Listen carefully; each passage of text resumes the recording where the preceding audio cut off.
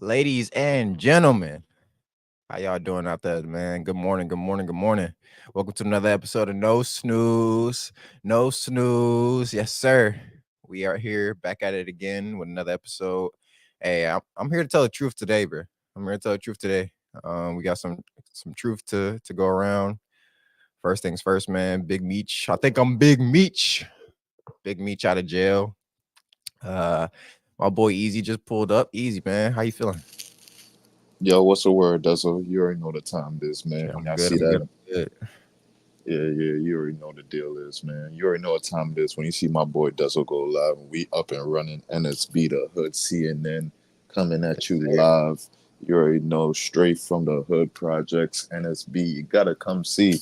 Hey, it's your boy Never Who. I'm just here to plant my hood flag in the ground, somewhere they can never be. Yes, sir. Yes, sir. Yes, sir. Um, we uh we got once again, man. We got a lot of things to talk about. Big Meech. We got a couple RPs to hand out as well.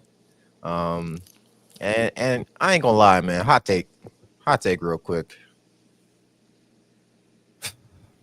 You know, getting shot in the foot is the best thing that ever happened to Meg Stallion, man. I ain't gonna lie to you. What? But we'll get into that. We'll get into Dezo, that. Dezo, Dezo. We'll No. get into that. Oh, God. We'll get into that. No. Hey, you know what? Hey, it's Kelly here, former crack addict, recovery coach, and Life Beyond Sobriety. That is my private online community for people in addiction recovery who want to set big goals now that they're sober and make those goals happen. We learn strategies in weekly live coaching sessions to make those things come true. Go to lifebeyondsobriety.com and check it out 2 weeks for free. Yo, man. Shout out Kelly. Shout out Kelly. W Shout out Kelly. Kelly. Um, we got a lot of things to get into, man. We should have two more people pulling up, but people, Hey, people y'all are already know skin. the deal is. Y'all Saying already know the deal is, man. Yo, we the Hood CNN. We not gonna be on time sometime, but we gonna be here. Just give niggas some time. Give niggas some people with our time. skin tone be late, man. You know what I'm saying? It's just what it is. You know what I'm saying? It's just what it Don't is. don't put that on the skin tone. Dezo, don't do that, bro. Yeah, I just saw the milk be late too, yeah, continuously. for sure. Um, Shoot, man. Let's get into some weather, man. I'm the weatherman for today. If y'all didn't know, I go by Dezo the Weatherman. That's also my side gig. So Making the we gonna cloud get shake and tell you what's about to happen. Let them know, Dezo. we gonna get into we gonna get into the weather, man. Bandits Matter just pulled up. He'll hit y'all with the financials in just a second. Hold on, context. Let me hit him with the weather real quick. Um, if you live in Atlanta, man, it's gonna be a high of 69, low of 39 today. And it's gonna be a decent weekend for sure, with a high of mid 70s for Saturday and Sunday, low of mid 40s for the both of those days as well. If you live in Chicago, man, it's gonna be high 69, low of 41 today, and then over the weekend it's gonna be once again high of mid 70s. Got some mid 70s weather going on, and then a low of mid 40s for Chicago as well. Uh, if you're living in LA, high 78, low 55 for today. It's still what 7 a.m. there. So Yeah, that's pretty tough. I ain't gonna lie to you. That West Coast time zone is something crazy. Um, but yeah, over the weekend though, Saturday, Sunday, Sunday is gonna be high 82 for them, low of 57. So the Lord's Day, y'all gonna go to church, come out, and hop straight to the pool. You know what I'm saying? Go straight to the pool. Uh, and then if you live in Vegas, just Just low, walk low, outside naked. Just walk outside naked, ladies. just walk outside, man. You know what I'm saying? It's never cold in Vegas. this nigga said walk outside naked. What the fuck? I said, ladies, walk outside naked. It's all good. Girls ain't gonna do nothing. Walk outside. You know what I'm saying? It's gonna be all right. Phoenix too. If you live in Phoenix, it's never cold in Phoenix. Hey, if they ask you any questions, just crack an egg on the sidewalk and just wait for it to cook. That's a Once fact. it finish cooking, you gonna be like, so you want me to walk in that bullshit like that? Come on, son. An egg just cooked. An egg just cooked naked. Let me rock. New York, y'all got some rain coming on tomorrow. I'm joking. I'm joking. It's not any rain coming. It's just gonna be a nice day, nice sunny day. High 69, low 47. It's fake And brick then out here though. It pick and choose. Like what the fuck? Like you want to be nice and then they want to be fake brick. Like I don't know what's going on. I don't know what to wear. I'm gonna keep it band with you. Like I've been wearing I just been wearing hoodies. So I said, fuck it. I don't know what to do. So Yeah, I'm not gonna lie to you, Dezo. Like, yeah, I'm not gonna lie. Texas talking all facts, bro. Like, yo, like you see, like that high 69 and shit like that. That's very deceiving right there. That's a deceiving number right there. Like, you think it's nice. That's a winter 69. That's a dead winter 69. Oh yeah, that windshield off the winter 69. Word. That windshield off the ocean probably getting to y'all. Yeah, that's that bullshit right there. That's that bullshit. Yeah. That's what we call that New York bullshit right there. Yeah, that windshield.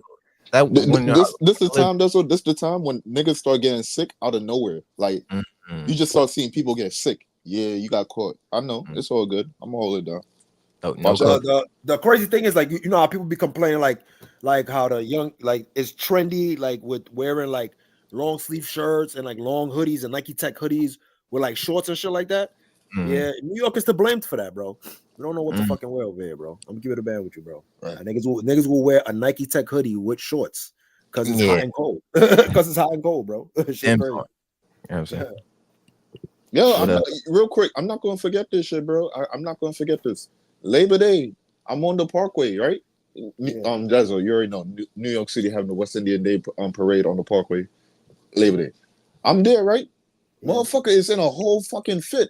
When I say a whole fucking fit, a whole fall fit, my nigga. So this man got on a hoodie, a fucking shirt under that shit, because he got like one of them baggy hoodies so you could see the shirt. He got the fucking beanie on, he got jeans on, and he got them fucking Balenciaga boot fucking shoes. I'm ain't no fucking way. I'm dying right now. And I got on a tee. I got my flag on my head. I got my hat. It was mad hot outside. It was mad hot outside. I'm fucking dying out here. Nigga, the spliff almost took me out. How the fuck are you surviving, my nigga? I heard one of his mans come up and go, yo, you even change up, niggas. Like, yo, why the fuck am I change up? This is how I dress, bro. Nah, dog. Nah, bro. We laced. Labor Day on that Parkway, son. You asking for you really like risking your life, son, because it can get really you can catch a heart attack or asthma attack and just like that and die on the Parkway, son. What? Yo, Dezo, you should have saw me. There was one point in time I had to sit down. I had to sit down for a second, like, oh shit. Equilibrium is all about it. Oh shit. The Parkway turned upside down for me. I'm like, hold on, let me sit it down. Let me park this down right here. Park it right here. Park it right here. So let me hit them with the financials real quick. So gold has gone up. Gold has gone up. Gold has gone up about $21. Last week, is at $2,715. Is up $64 from the last time that we spoke. Silver, it stayed relatively the same. It's at, let me double check real quick. Yeah, it's at $31.20. Copper stayed relatively the same. As well as it's at $460, and platinum. Actually, hold on. I think platinum went up. Let me just double check real quick. I just had it. I don't know why the fuck that shit. Yeah, it went up. It went up $11. Is at $1,000. $1,009. It went up $11 from last time. And silver, my bad. Silver was at 32.76. The top performers in the stock exchange top gainers is Oklo Inc., TDS, which is a telephone company, Peloton, bikes. Everybody knows the bikes. Yeah. Right.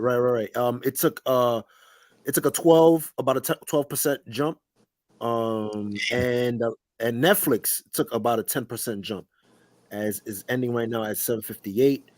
Some of the losers: CVS, American Express, Western Alliance, and Stephen Hawkins Inc. What the fuck? Oh wow! You need to. All right, hey, now to do some research because I ain't know Stephen Hawkins had an ink. I'll find out what that shit is. What? I need to find out what fucking Hawkins Inc. is. I need to figure it out. That's insane. Hey, I I'll ain't get gonna back lie. to I that. ain't I'll get back to surprised. that. I'm not surprised Netflix took a jump though. Why you say that? They social media marketing team has been going crazy. Oh, what? It's been going stupid. They got so many good posts on Instagram. Oh, okay. It's just ridiculous. That's fine. They've been doing somebody over there needs a raise. You know what I'm saying? You see, I was gonna go to the Peloton way. I'm kind of, I would say not surprised, but kind of shocked that Peloton made a comeback. You know what I'm saying? So I guess that time of the season, niggas not trying to go to the gym. Peloton Like,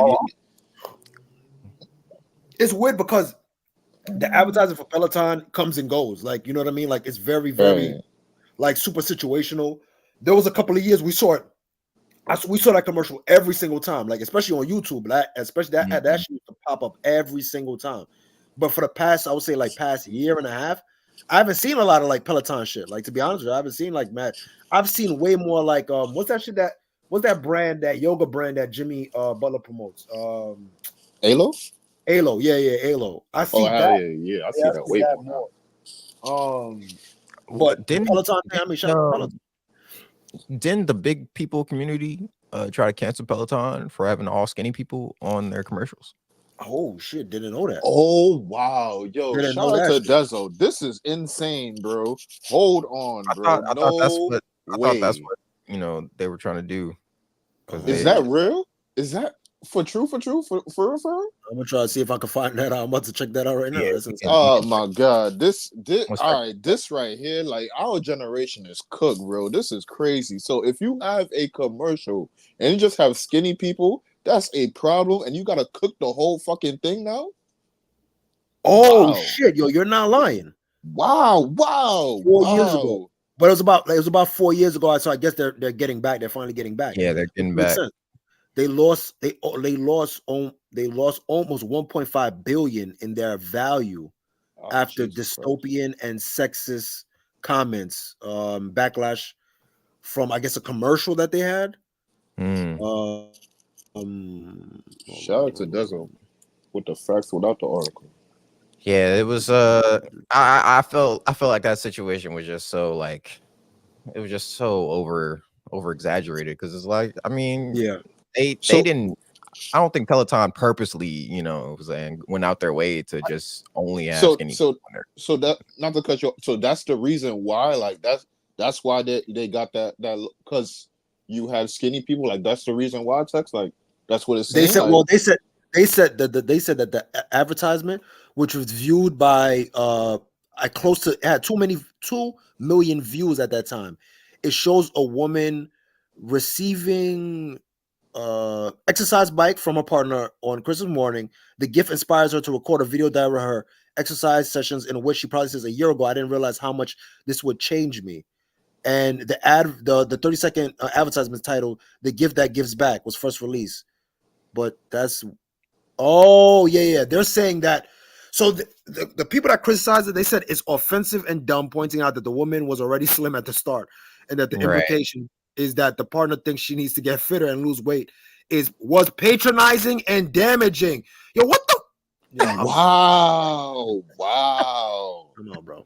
Wow, this is crazy. And they lost on that. And they lost big time. You heard the number 1.5 bill. Listen to this. Listen to what happened. The same day that it happened.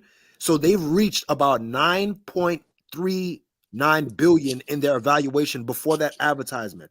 They said on that day, their shares fell 9%. And then on the next day, by lunchtime on Wednesday, their shares fell another 6%. So that was 50 in 2 days. 15% their shares 15%. Dropped. So we're out of here. We're fucking out of here. We're out of here. That's for real. Jesus Christ. What? Nigga, that's heart attack movements right there, bro. You see your stock dropping 15% in less than a week? What Right. just happened? Yo, Oh my I'm not gonna god. hold you. If I'm an investor, I might panic too. Like, yo, we out, we out, we out. Nigga, oh my god, I'm heart out, attack, nigga. bro. My heart Parlay is not hitting, boy. You know bro, what? bro. When you know My you got the heart, 3 out of 4, you just gotta get up out of there. You gotta you know, take you're the just 3 out looking of at that 4, one more bro. green, like, yo, please green it, please green. Bro, my heart is in my ass. Pause. I'm out. I'm dead.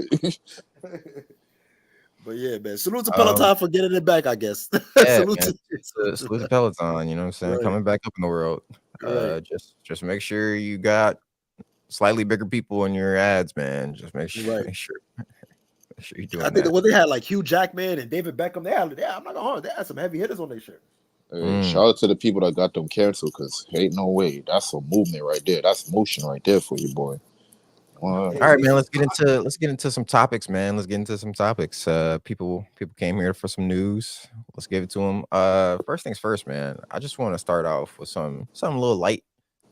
You know, kind of segues right into the the people advertising. Okay. TikTok. I just want to get into TikTok real quick. TikTok says that according to a leaked internal document, TikTok's algorithm promotes beautiful people and actively reduces visibility of less attractive users. I smell a lawsuit. According to an internal document.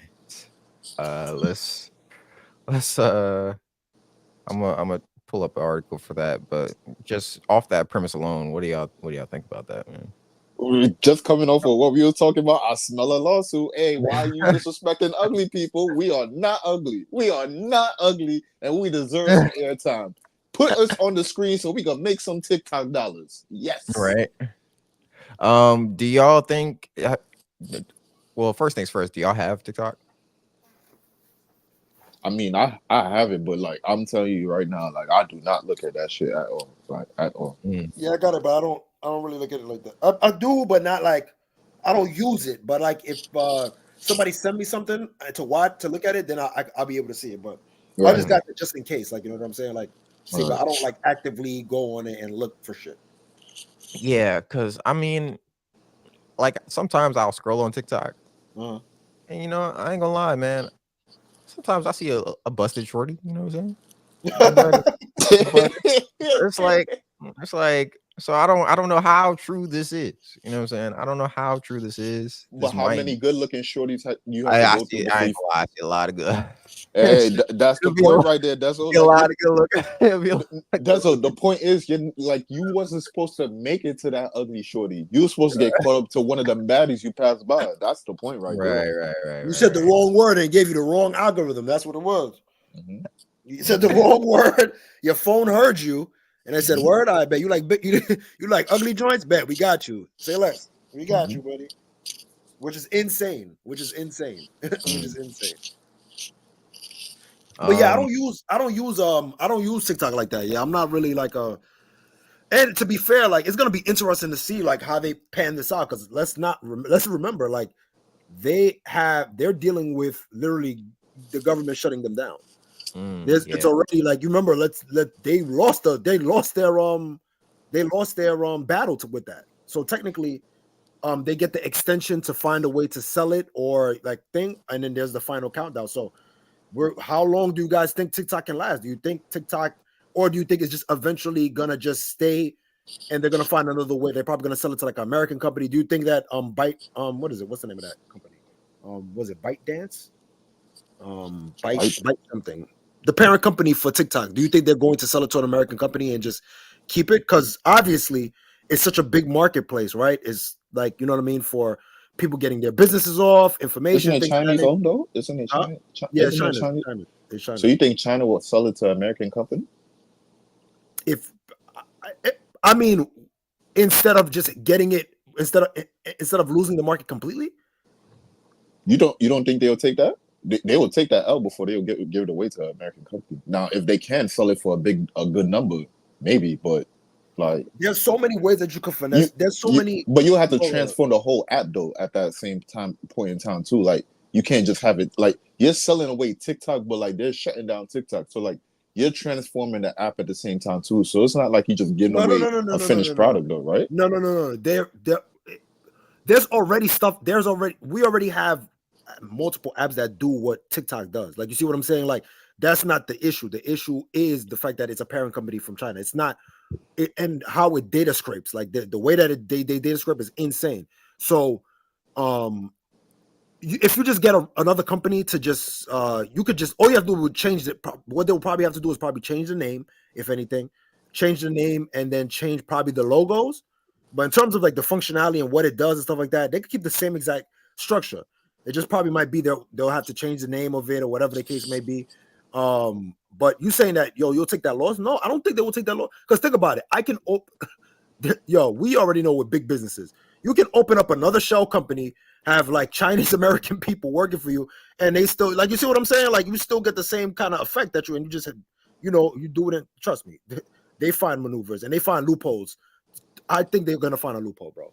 You know what I'm really interested about? What I'm really curious about? How does their algorithm decipher who is ugly and who is good looking? Like, why? How your algorithm on that type of level? I just pulled it up. So it says, when TikTok's main video feed saw a high volume of non-attractive subjects filling everyone's screens, the app redefined its algorithm to amplify users the company viewed as beautiful, according to an internal report viewed by Kentucky investigators. In fact, the fuck? Kentucky? Shout out Kentucky, man. Kentucky people got tight. They got tight. They said investigators. So it's like, oh shit, what the y'all fuck? calling us? Fuck that shit. We on y'all. Yo, Texas, we making some shit out here. Why the fuck we not getting promoted? What is going on? Easy text. It is a ugly mother. Is some ugly people in Kentucky that were fed up with the fact that they weren't getting the views that these beautiful people on TikTok were getting. Yo, Kentucky women's OnlyFans was not hitting, boy. It's not hitting. I've been advertising myself on TikTok. Why is it not working? So the article goes on to say, in fact, TikTok's documents showed it went so far as to tweak its algorithm to reduce the visibility of people it deemed not very attractive, and took active steps to promote a narrow beauty norm, even though it could negatively impact their young users. So yeah, man, it's tough. I don't know who they deemed attractive or unattractive, but I think we can figure it out, man. I can figure it out. I don't trust AI to listen. First I trust myself. I trust myself. We can figure it out. My thing is how you made an algorithm figure it out. And then if you're telling me somebody went in and programmed that algorithm, what are they deeming as good? So what's going on in here? What's going on in this room right here? That little bit of information right there sounds like a lot going on in that room. Can everybody just give a debrief of what they do for the job real quick? Because it's something. What's going on? Because these motherfuckers get paid big bucks. If you don't know, the people behind TikTok, they getting paid money too. They reaping some of that benefits. Tell me your job description real quick, please. No, that shit is insane. I wouldn't trust somebody from fucking Silicon Valley to let me know what's going on. And like, no. I'm cool. Like, you gotta think about it. A lot of these people that set up these algorithms, they have like they are the ones that are porn addicts. And then, you know what I'm saying? Like, they're into some freaky ass shit. So I'm not gonna hold you, son. So I'm not gonna trust someone that is deprived of like the woman's touch to let me know what's going on or who's not. But that's the motherfucker that's about to tell you who look good and who not. Like, that's why I'm like, no. You're desperate. No. Listen, you're desperate and horny all the time. Well, I can't take his opinion serious. No way. It's like, for example, like, I know y'all, everybody probably, y'all let me know, chat, if y'all got it. If y'all got a friend that attacks, let me not say attack, that tries to talk to every female, like, it don't matter, like a shark. Yeah, there's those type of people. Everybody got that one friend that it don't matter. Like, he will run down on anything. That's not me, bro. that is not me, bro. I can't. And that's what TikTok is trying to do. TikTok is that one friend that's just running down on everybody and showing, yo, I'm holla. No, I'm cool. You know who that is, though? You know who that is? The man that's missing up the hour. Your boy Oh, Ox. Ox, yeah, that's for sure. Yes, That's for sir. sure. Ox. Yeah. Yes, Oh sir. yeah, I forgot. Speaking of I which, know you. I know you watching somewhere, Ox. I know you somewhere in the cut. That's you, bro, this brother. nigga That's Ox you. wanted a demon shorty to take it. So I'm out of here, bro. I'm out of here, son. No. He lost me with that. What Ox don't tell you about that story when Fat Joe was mean mugging him? He was out there looking for some cutty. That's what's going on. That's why he was on Dean right there. I told him go to the Chick-fil-A. He on 5th and Dean. What he doing right there, bro? What he doing right there, bro? Go to the Chick-fil-A, dog. Chick-fil-A. How you start beef with Fat Joe? Like Fat Joe's a Yo, Dezo, I told you, you're a big motherfucker, and you wearing the wrong jersey. Fuck Fat Joe. Yo, dog. Respectfully. Oh. Fuck Fat Joe, nigga. What the fuck you did for Big? Yeah. Fucking ruined Big Pun's legacy. Fuck out of here, Fat Joe. What the fuck is you talking about, bro? Nigga, and on top of that too, yo, hold on. This is why I can't respect Fat Joe, because you was the one, quote unquote, talking about, oh, the industry this and the industry that and the industry this and the industry that. You know, you gotta go through. You went fucking Noriega. Yo, you gotta do this and do that. And I wasn't with that. All of a sudden, we see you with all the shits now. This nigga said, I'm Jopra. What are you talking? I'm Jopra. I'm Fat Jopra. Yo, move. Yo. At this point, son, we don't even know if you're Puerto Rican, son. Watch out, son. Watch out, bro. We don't even fucking know if you're Puerto Rican, son. How fucking Noriega make a fucking reggaeton song before you? Make that make sense. Make that make sense. And why is fucking Big Pun, son, not rapping with you? Why is Big... I still need to understand why Chris Rivers is not rapping. Why am I seeing no videos or no songs with Chris Rivers and he can fucking rap just like his pops? Unbelievable. 25 minutes and 12 seconds. Let me write that down, you know. My fault, bro. Nah, son, what the fuck? Out on Fat Joe. We got another crash out. This time it's on Fat Joe. I was expecting. I don't know how it would have got in here, but like an Eminem crash out. But like, hey, Fat Joe had to catch one. I guess. I've been chilling on Eminem. Hey, that's what the nigga get for grilling Ox. So that's what the nigga get. Hey, that's what you get right there, my nigga. You see? Yo, Fat Joe, eat a Frank, nigga. Take the whole stand. Pause. Let's keep it moving, man. Listen. We got some big news, man. I think I'm Big Meech. Larry Hoover. Yeah, I was gonna say somebody finish it for me. You know what I'm saying? But if I slap the fuck out that fat nigga, I'll be wrong though. Yeah, fuck that nigga, bro. Eat a fucking dick, nigga. Eat a fucking dick, Fat Joe. You in that fucking bum ass sneaker store you got. Nobody want to fuck with that shit, you fat. But text in that in that nigga defense though, like bro mom was like really getting involved, putting her 2 cents. You know how mamas be sometimes, man. Remember the one video I played where the mom was tripping because little bro wanted to go find who his pops was. Yeah, facts. That's true. Hey, why y'all ain't send Leaf the link? Oh, I didn't even. That's all. That's why you ain't see the comment. That's one by the comment. That's a moonwalk on that. Yo, look at no way, son. No. Ox is diabolical. No. Ox is diabolical. Ox is crazy, right? What? I'm saying, man, y'all doing my nigga Leaf dirty, and you know he gonna blame me for that, and I wasn't even here. And he gonna black on me. He gonna black on me. Then he gonna blame us. He gonna blame me through us. This nigga Leaf gonna pull up talking about Bobby. After how much I support your channel, you couldn't even send me the link, nigga. I wasn't even here. Every time I come here. What's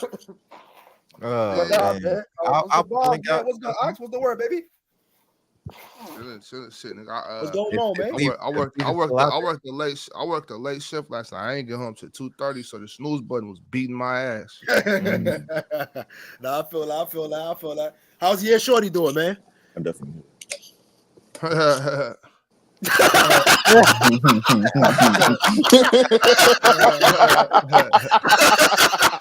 Yo, we have some big Meeches. Some big Meeches. On the real text now, like on the real though, she just, you know, she for lack of better terms, she took a vacation.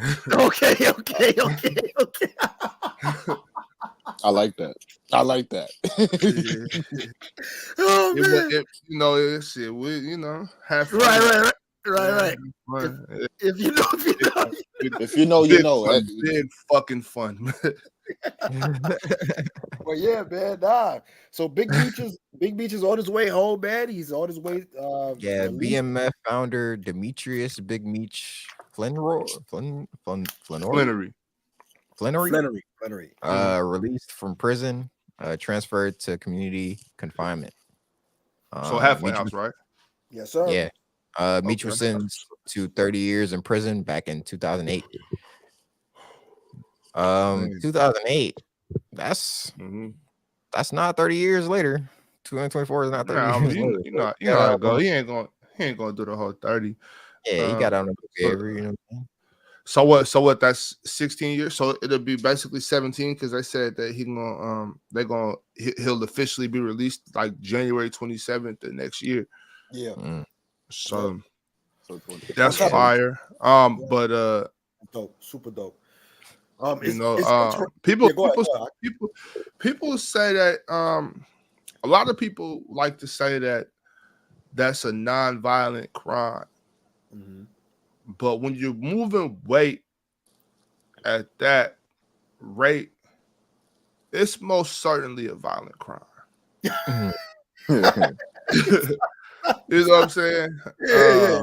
These transactions are not all like, yo. They're not all clean. You know what I'm saying? They're not all clean. But with that being said, not though, necessarily. He definitely. Well, I mean, but it's not so much that easy, but you know what comes with it. And it might not be by way of you per se, but you are in a form facilitating that. With that being said, what is it, 16 years? When I'm doing my math right, 16, 17 years is a very long time. He definitely paid his dues to society or whoever he owes the time to. He don't owe me no time. But he went and sat it down and happy they let that brother come on, man. You know? Yeah, for sure.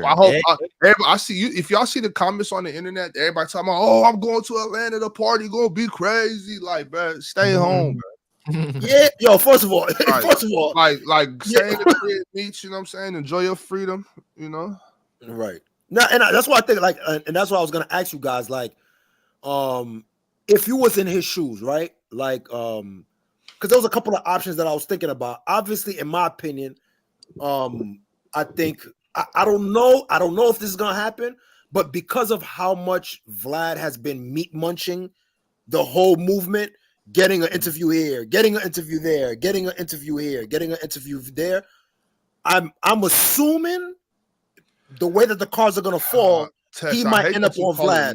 I hate that you call it meat munching. But he is though. He's meat munching a nigga, bro. He's bro, like niggas be like y'all be doing Vlad so dirty. Like, nah, fuck no, yo, Ox. This nigga like today, I'm not. So I didn't know Vlad was about to catch him. I just can't stand for that. Niggas be talking, oh, Vlad's the police. Vlad is asking questions. If dumb niggas answer the question, that's dumb niggas' fault. Like and then on top of that, you call it meat munching. Like, bro, this nigga trying to get his views up like everybody else. Like he doing interviews just like everybody else. Matter of fact, niggas owe Vlad because Vlad showed a lot of these new interview niggas how to do this shit. Hell no. A lot of these new interview niggas wouldn't even know the capabilities of their interviews if it wasn't for Vlad. Nigga, Vlad, nigga. Bullshit. Niggas call him a culture vulture. Niggas call Vlad a culture vulture. Vlad, you know what? Niggas call Vlad a culture vulture. Ox, please, bro. Niggas call Vlad a culture vulture, and the truth of the matter is, Vlad kicked this interview culture off. These niggas is culture vultures on Vlad shit. Vlad started this shit. Vlad, what? This the motherfucking thanks he get? Niggas calling him a meat muncher for doing interviews, getting the information that y'all want, that y'all watch. Shit. Y'all niggas ought to be shaming yourself. This is nasty. What up, Leaf Diggy? What's good, bro? This is nasty. Leaf, you hear this? Oh my God. That is insane. Y'all niggas, I hate this nigga, son. I hate this nigga. What the fuck are you talking about, Ice? What are you fucking talking about? I'm here to say the things that y'all are scared to say. You saying some bullshit. You said, hold on, Leaf, real quick. You saying some bullshit. What are you talking about? This nigga has been capitalizing and fucking slicing and dicing. Okay, cool. You like the business model? Cool. But taking advantage. Taking advantage of who? Of who? Taking advantage of trying to document things that he's not even really fabricated in. That's what interviewers do. How many interviews Oprah and Barbara Walters did and shit that they was involved in? Them bitches ain't involved in shit. They just doing their job. Journalists. He's not even a journalist, bro. That nigga was a DJ. What the fuck are we doing here, bro? So he can't switch up his game. I hate the hate that y'all have for Vlad. Vlad didn't do nothing to nobody. Oh my God. Vlad didn't believe half of the shit you say about come on, man. Ain't no way you believe that. Vlad ain't do nothing to nobody. The niggas, you know what? You know what? He was out here serving the streets hot fire. Hot fire. And you ungrateful niggas want to talk shit about him, and he asking the questions that y'all want the answers to. Hey, Bobby, hold on, bro. Go ahead. I got work in about 20 minutes, and just when I think, nah, I ain't late. I'm already in the parking lot, my nigga. Like, chill out, but just when I think you can't say no more crazy out of pocket shit, bro, like you literally prove me wrong, bro. Every fucking time. Every time. What is it about what is it about Vlad that got you looking at him like this savior of culture or some shit like that, bro? Like it's not Vlad that got me looking at it. It's just you ungrateful niggas that got me looking at it like this. Vlad ain't do nothing wrong. He just asked questions. If you watch it, it's a lot of niggas that come on Vlad and they got some street smarts about themselves. They thorough niggas and they be like, come on, Vlad. Like, I'm not answering that. You know what I'm saying? True. Like, listen to Yayo. Listen to Yayo's interviews, and then listen to these goofballs interviews. Yeah, and then I listen to between OGs and thorough niggas. And then I listen to 50 react, bro, to all the interviews that this nigga did on the shit. He right on the plane and saying, "Yo, all that shit Yayo said on whatchamacallit, I did not tell him to say that. Did not tell him to say that. He didn't tell him to say it. He just." Yayo speaking for himself. He didn't say nothing like, oh, Yayo talking dumb shit or that's not true or this is fabricated. All he's saying is that Yayo, because Yayo be gassing up 50. And 50 saying, nigga, I didn't send Yayo over there to do that. I'm just a thorough nigga and my niggas fuck with me. So when they Bobby, let me ask you something. If you go if the FBI come to you and say, yo, listen, we are going to grant you the immunity and all of that. All you got to do is testify against Easy and say everything that he done or with everything. Just give us all the information, bro. As soon as you take the stand, and they granting you immunity. They gonna shake your hand and grant you the immunity. The second that you do it. You willing to do that, bro? Like, are you asking me on national YouTube television if I snitch on Easy? That's basically what I'm asking you, bro. Because everything. Next question, Leaf. Next question. Because it's, no. Here's the thing. I'm going somewhere with this. I'm going somewhere with this. See, the thing is, that's how you answer a Vlad question. That is how you answer a Vlad question. You're absolutely right. But here's the thing. here's the thing. That's Why not would Vlad's fault. They know that, Dezo. They know Why that, would Dezo. That's but not no. Vlad's fault. Here's the thing. I would take advantage of these dumb niggas too. But these young niggas trying to go viral, and That's the fucking problem right there. That's and they go go. That's Vlad's fault. You gonna blame him on Vlad? They young and naive to what it means to go viral. Vlad doesn't need to run up views. Ox, he's already a staple. Why do you need to go run up views? Text. All these Exactly. You don't come online saying crazy. No. Hold on, real quick. Go ahead, easy. Because Tex want to have it both ways, and Tex want to have the cake and eat it. Tex want everything to be just fairy tales and lollipops. I didn't say that. I didn't say that. Go ahead. No, because Tex know better. You know better to come up on a big platform and start talking crazy when you hear a crazy fucking question. You wouldn't do that in the hood. So why the fuck you come on this big platform with a light in your face? You get all happy and camera happy now. You're like, oh, I'm about to get some clout, so let me start talking crazy. You don't got to answer the question, my nigga. Just when they bring you in that room, they ask you a question. You like, fuck that. I ain't answering shit. Do what you gotta do. Do that same shit in the interview. Easy. My thing is, because that's what you got to tell Vlad. Tell Vlad the same thing you tell them detectives, nigga. Do your job, nigga. My thing is, why would a question from DJ Vlad not be answered, bro? If he ain't trying to get no serious information out of a nigga anyway.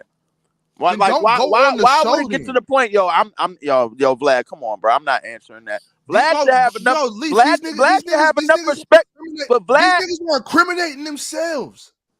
But Vlad should have enough respect for these niggas off the rip to not ask that question in the first place. Why? No, he shouldn't. That's what his job is.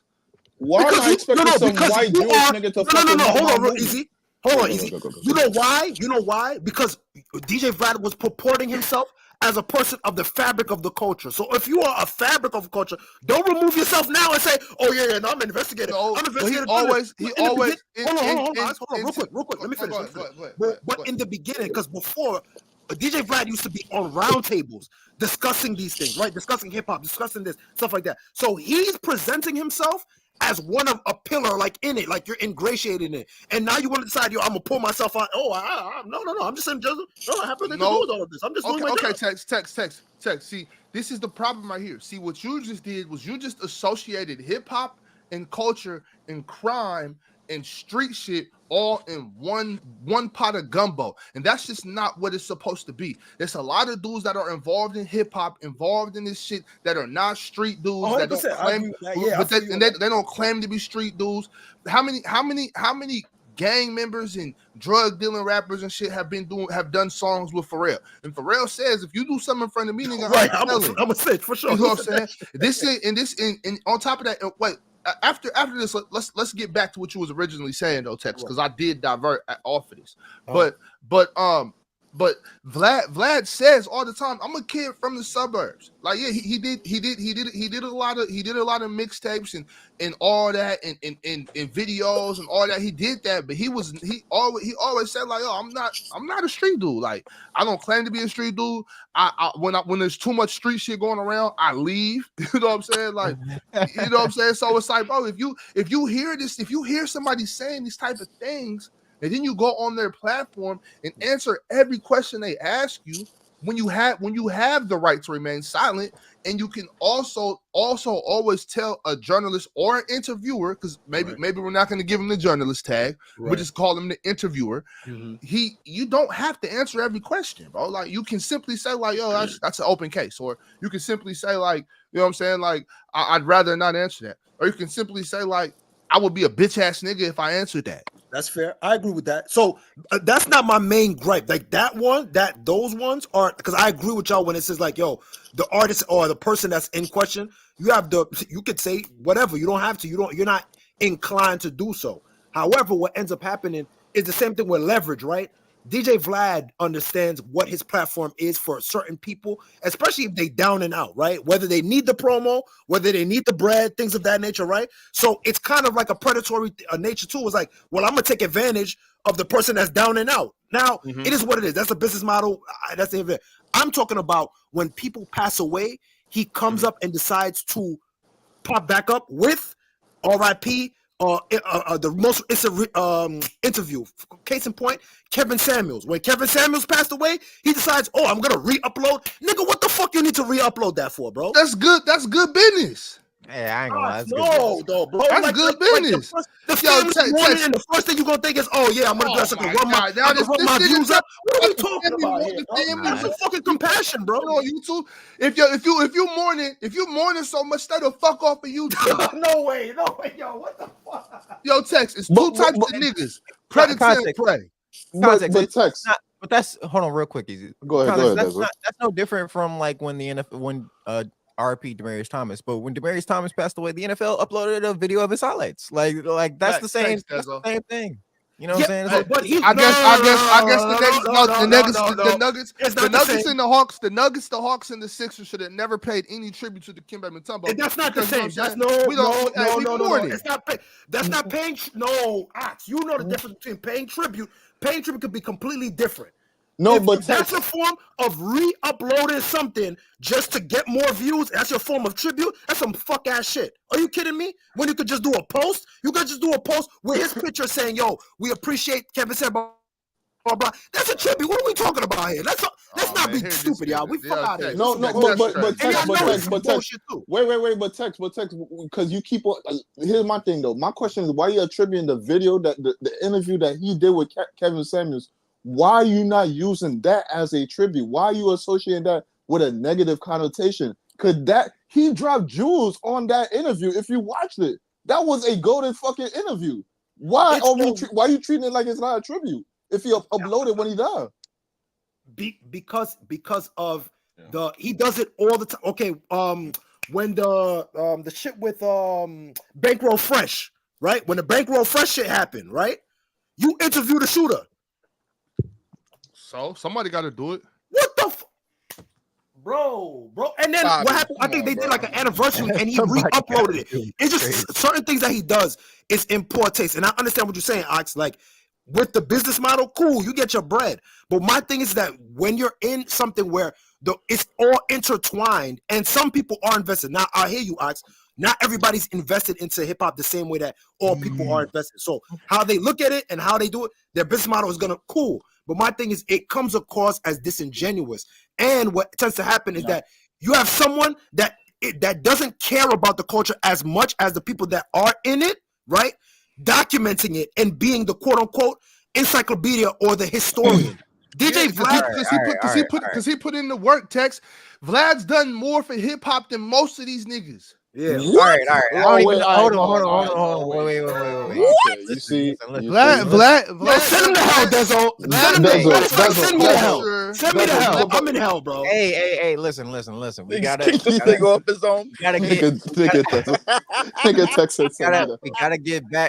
get back to Big Meech, man. This is about Big Meech. I don't even know how we got bro. Yeah, we come in the halfway house, Leaf. Big Meech is out of jail. Leaf, man, we never got your thoughts, man. Talk to us about how you feel about Big Meech. Right. I'm just now finding out about it. Realistically, do y'all shit? I wasn't paying attention, man. I'm like, damn, Big Meech is out of jail. I'm like, damn, that's it was good. Served 16 years, man. Served 16 years. You know, hey, so what's now? He going home? What the fuck? What he doing now? They said he's in the halfway house till January 27th, I think. Is it just me, or is it a coincidence that he got out as his show is popping off? Is that just me? You know what I'm saying, or is that that ain't no coincidence? I mean, that ain't no that ain't no coincidence. It's a correlation, bro. I don't know if y'all niggas is paying attention, but the Menendez brothers is trending like a mug right now, bro. I don't know why. I think that's been 30 years since they case, and they got two shows on. They got two shows on whatchamacallit on Netflix right now. And a lot of the retrials, I seen some shit on Telemundo when I was in a break room yesterday. They shit is coming up again or whatever. That I guess they recase, or I guess Kim Kardashian is pushing to get them out of jail. She's pushing for a retrial. Kardashian, Spanish. Dude, this the thing. I was gonna say, Leaf. Telemundo's crazy. The difference with that is like you know how it was a badass Spanish chick sitting next. But you know how sometimes that they'll just all of a sudden do a documentary. See that shit with because my thing is with them now. I don't know all the ins and outs, but you don't blow your mother away with a fucking shotgun because of some shit your pops did to you. You know what I'm saying? So like to me, and obviously, this is America. You know what I'm saying? You got your right to your trial and all that shit. I'm 100% down for that. 100%. But man, fuck them little niggas, man. Yeah, that shit is crazy, man. That shit that's kind of crazy. See, like this shit with Meech though, I don't think it's like he was getting out because all of this shit going on. I just think like they knew already, like 50 and everybody that's doing this shit already kind of knew like he was coming home soon. Yes, yeah, I'm with you. So they was putting this shit together, getting it ready for that. You know what I mean? For sure. But I will say this. So I'll ask you this, right? Is it time for, with that being said, and 50 knowing, kind of the timeline, and as they're fast forwarding into Meech's adult life, right? Because now it's less of like his like teenagers and like his young. Now he's getting older. Do you think is eventually we gonna end up seeing a Big Meech on the screen, taking over and like continuing the rest of the thing? You know what I'm saying? Like, do you think he'll just let his son kind of just ride out the rest and just end it out? I ain't gonna lie, his son looks more like him as an adult than he does right now. You know what I'm saying? Like, you know what I think, bro? I'm glad you asked that. I think it's gonna be a cameo of him at some point in the show, probably towards maybe like the last season of some shit. Like they gonna bring him on or something and everything, and tell him that he home and give like the foregone conclusion and everything and all that. They probably end it with his cameo. I think so too, Leaf. Because I don't also like you got just him, just him being solid like he is. You don't want to come home and steal your sunshine. You know what I'm saying? Right. Like, that's a fact. Me? So I'm just trying to put myself in his shoes. Like I probably would let my son just rock out, do his thing. He you put in the work. You went to acting school. You the actor. Right. You know what I'm saying? You do your thing. Like, and he's been doing his thing. He's been doing his stuff. thing. I ain't gonna lie, like that. I can't stand the way that nigga talk and shit. Like, you don't like Michigan niggas, bro? Like, what the hell? What up, yo? Salute to Ship God, man. Salute to my man from yo, Tex. This nigga I don't got so many niggas how they talk, bro. Like, yo, I don't got no problem with Detroit niggas or anybody. I fuck with my Midwest niggas 100%. But it's just like his acting he just be, I don't know, like. I feel like it's no way that nigga voice is really that deep. Like, nigga, just talk regular, nigga. You know what I'm saying? This nigga out here. But you know what though? That's it, y'all. But look, hey, Tex, you and Leaf specifically, because you niggas ain't pull up on me, so y'all didn't really get to see this. Yeah. But it's not that I hate the way niggas talk. I do hate the way you New York niggas let trash just blow all over your fucking basketball court. We was watching that shit. I put it out to Easy. I'm like, yo, Easy, you don't see this shit?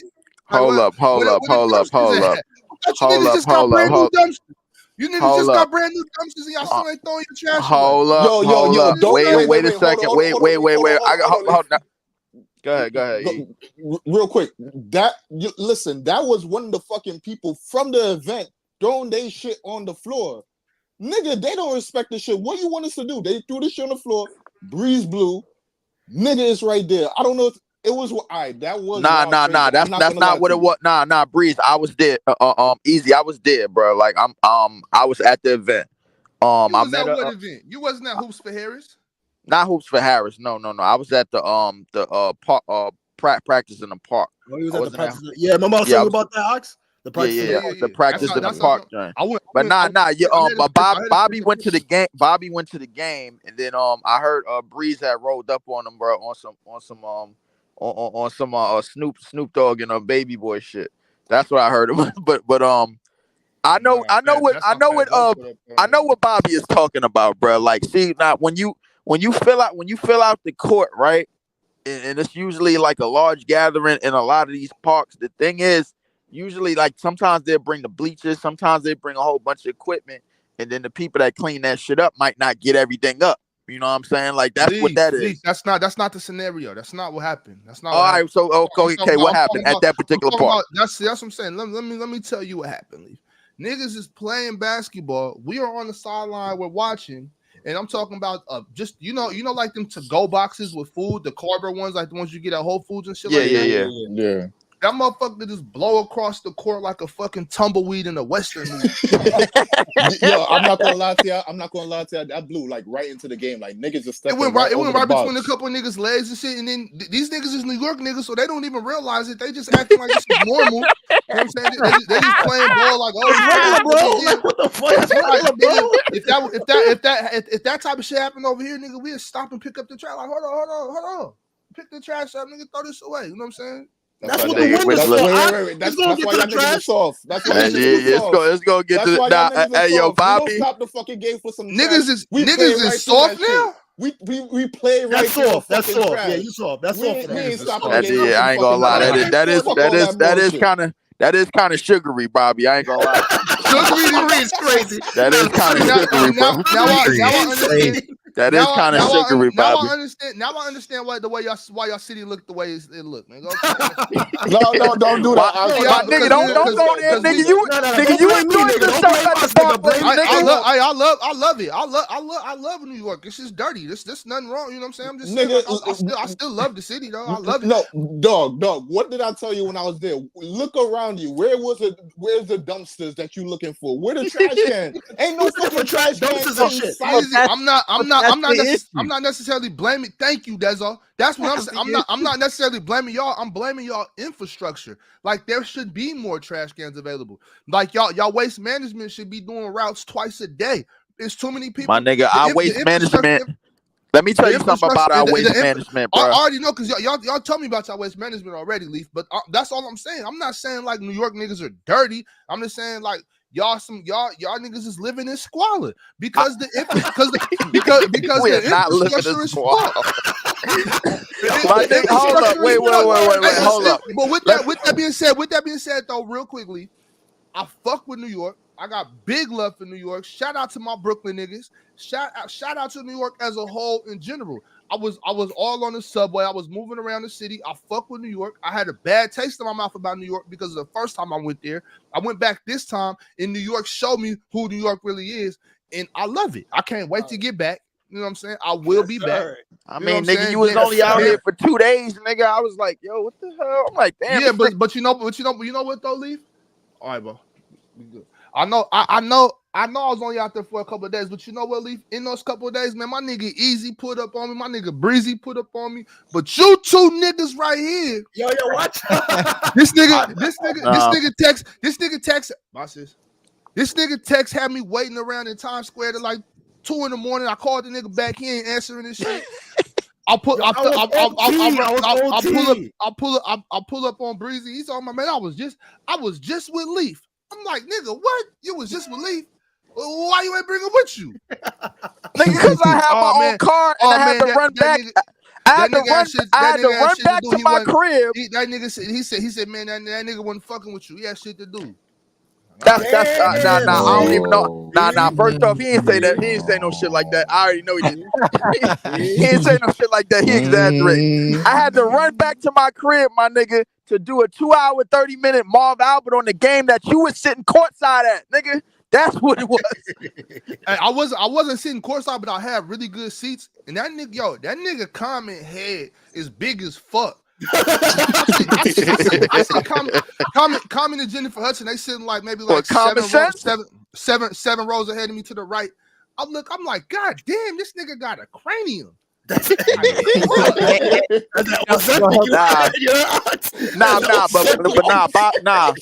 Nah, Bobby. I heard about your event on Saturday, bro. I couldn't come to that. I had work on Saturday. I had 11 to 9. But Sunday, niggas got packed up anyway. Leaf, you ain't I heard niggas got packed up. With that being said, though, Leaf, it's not like so. You know, I was supposed to be a sub. You know what I'm saying? Like I'm not really ready to be. You know what I'm saying? Like that. So I think you told me. I still, you know, I was moving better than I thought I was going to be moving. But that nigga Dale just sold us. That nigga Dale, the nigga Dale. He said that nigga Dale spit, bro. But look, though, I'm trying to tell you, like, if that nigga Dale was there, I can guarantee you that we get close to the championship, if not win it, bro. Like, that's how serious that shit was. Hey, listen, I'm about to roll out, but listen, I could tell you, easy text. I could tell y'all niggas right now. After last night, my mind is made up, man. That nigga Ace Bailey need to be on our team, bro. Fuck that. I'm not sugarcoating this shit. I'm not double backing, bro. Like I don't give a shit what Cooper Flag do, bro. Go look at what Ace Bailey did last night. I seen it yesterday. Bro, Oh, I got a posted, slide, bro.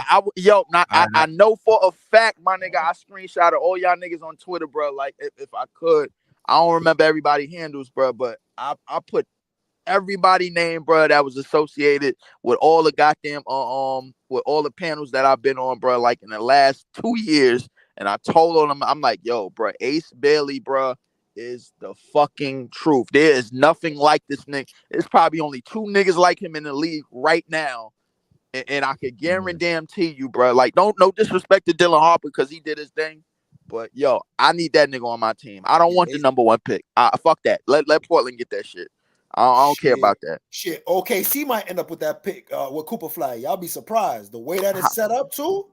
Wait. How you figure that? Because the Clippers, they got if I'm not mistaken, they got the Clippers draft pick, right? They got Houston's draft pick. So I think Houston's gonna be competitive. I'm not worried about Houston, but the Clippers pick. I think the Clippers. I see the Clippers being. I see the Clippers. Nah, Clippers ain't tanking. Nah. The Clippers gonna be like 10th. Garbage regardless. Nah. Yeah, they gonna be garbage. Nah. But the Clippers not that hot garbage though. Nah, not that hot garbage. They gonna be like 10th. They gonna be like 10th in the West. That's playing right there. I don't know. You feel me? Oh, yeah, that's playing, bro. They gonna be like 10th in the West, bro. Like, think about it too. You gotta think about it. OKC has multiple like options to pay. They can trade up. That's what I'm trying to say. They can package the deal and say. I mean, I don't like it, bro. But that trading up and getting the first pick, my nigga. Why you a playoff team, bro? It's man. That's that. Come on, bro. Like that shit ain't happening. What are you packaging to give to the other team for them to give the number 1 pick? Because that team have the number 1 pick. They are a trash team. What are the Clippers offering you to give up the number 1 pick in a stacked draft? Not all. You have to also remember. You got to look at what was happening beforehand. You're assuming that it's year by year. Yo, let me rock. I'm gonna holler at y'all later. Yeah, safety, brother. You have to think about the picks that were traded years prior. You get what I'm saying? And if a team doesn't do well and they're not top 10. It doesn't act. Some trades don't activate if they're top 10 protect because they're top 10 protected. While the other hand, we don't know like what team is going to falter. Let's say for example, right, for the Clippers, right? If James Harden gets injured, what does that team turn into? Oh shit, that's a shit show right there. But I even with that shit show right now, there, you got Kevin Porter running the 1, Norman Powell running. What are we doing? James, what are we doing here? James Harden is liable to get injured. You know what I'm saying? He's and you got to carry the load. You already see Kawhi's out indefinitely. Son, Kawhi, I'm gonna keep it a band with you, bro. You're good.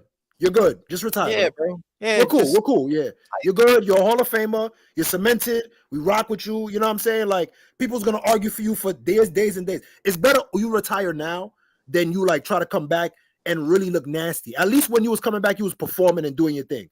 Like you don't want to be that 17 points a game. Yeah, you don't want to be. And the thing is, Kawhi, as a man, like you don't got a chance of winning this year. Like there's no chance of you winning nothing. So just chill out, bro. Just relax. What does being a man have to do with anything? Like man to man. Like man to man. Just shit on his whole shit. Like yo, man to man. You not winning nothing, to this nigga's soul, son. This nigga said like he's not winning nothing. I'll say this though. Let me say this though. I'm not gonna say Kawhi gonna come back and be shit. Every time he got hurt and he came back, he performed. There wasn't a time when he came back from injury, even through all the bullshit he done went through. Like, remember the nigga had fucked up knees and he went through an ACL tear. What the fuck? Like that expedited the process to a crazy level right there. So like we could have been having a more better years of Kawhi, but like an ACL tear with already fucked up knees already at that point. Like, come on now. Right. So every time he came back, he performed.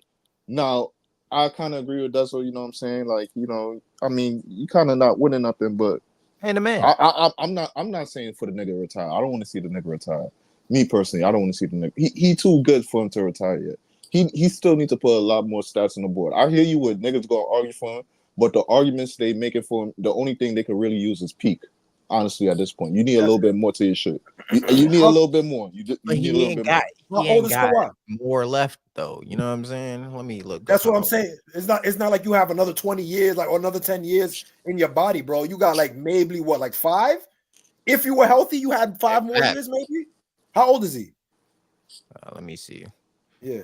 If he give you at least 2 or 3 more years of his elite season, and then like he Kawhi. get by and he's just good after that, that doesn't help his case. Like, all right, even though he doesn't have much longevity as other players, but he still performed at an elite level, even getting hurt and going through all that bullshit. Every time he came back, he's still elite or performing at this high level. You got to give him that.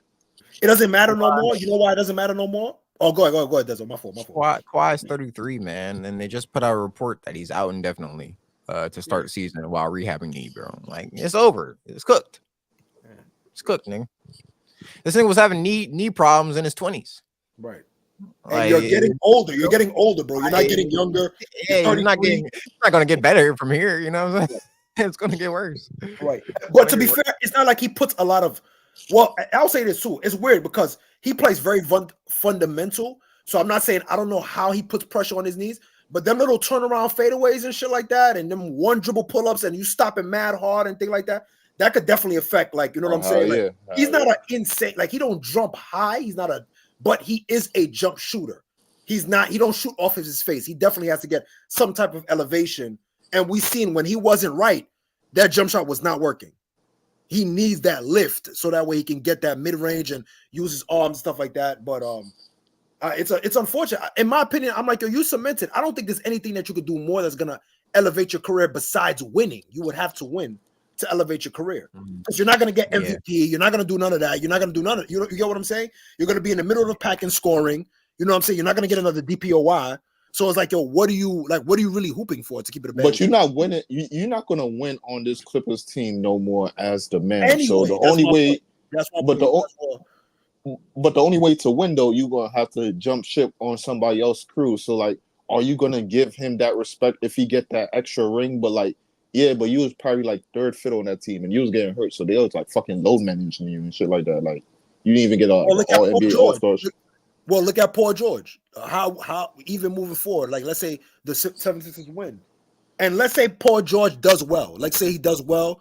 Let's say he doesn't win Finals MVP, but he makes it like, oh shit, like Paul George performed as well as the Finals MVP. Whoever gets it, whether it be Maxey, whatever the case may be.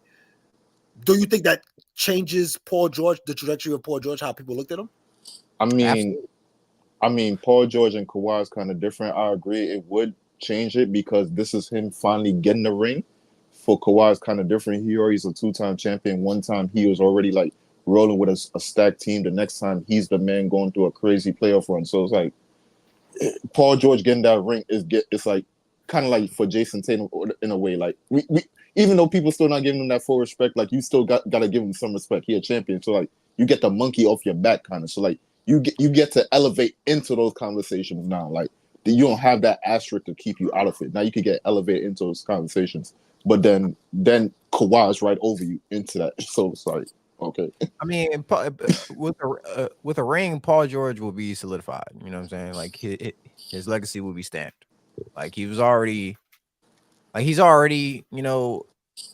known as like one of the best 3-and-D type wings ever. But with a ring, that will be undeniable. You know what I'm saying? You can't really argue.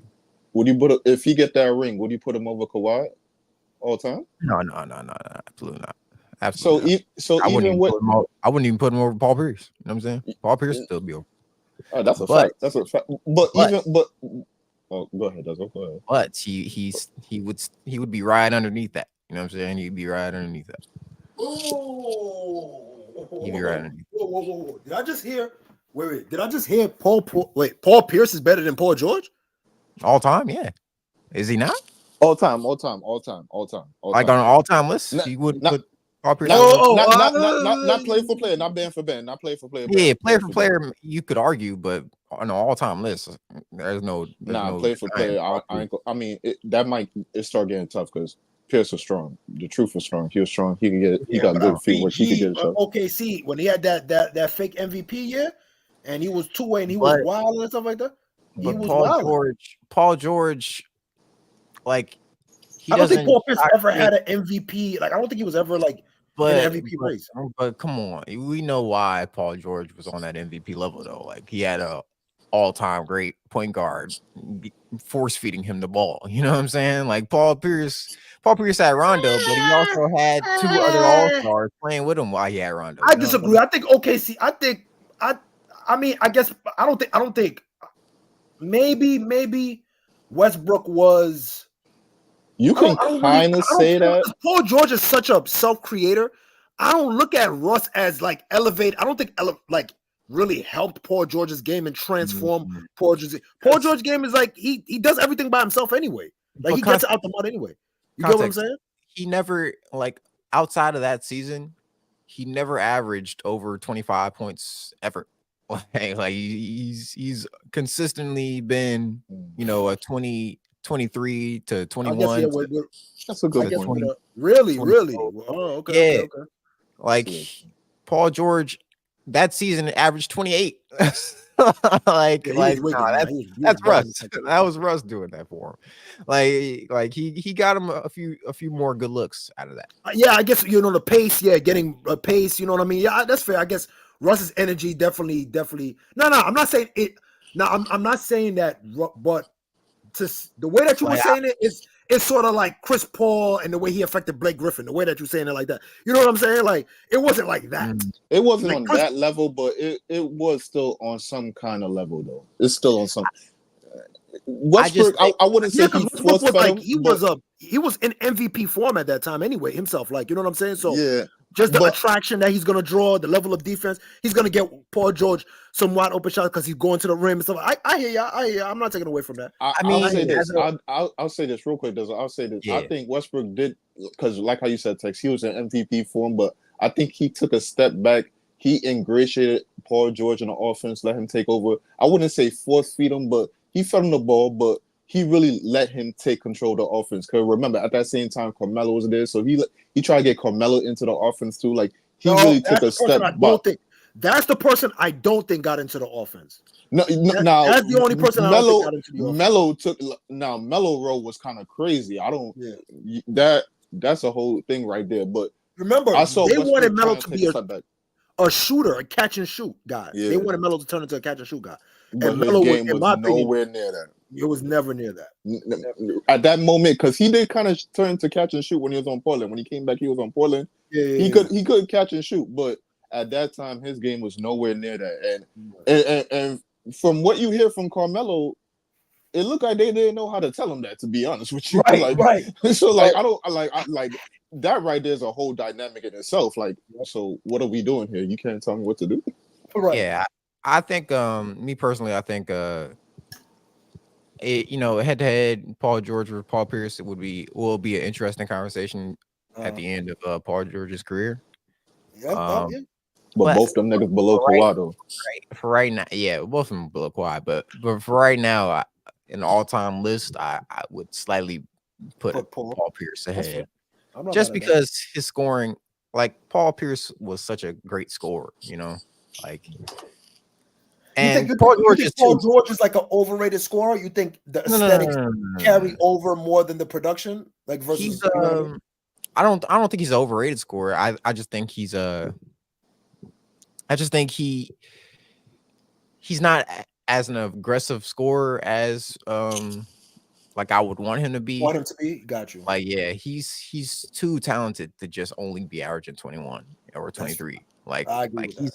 He's too talented for that.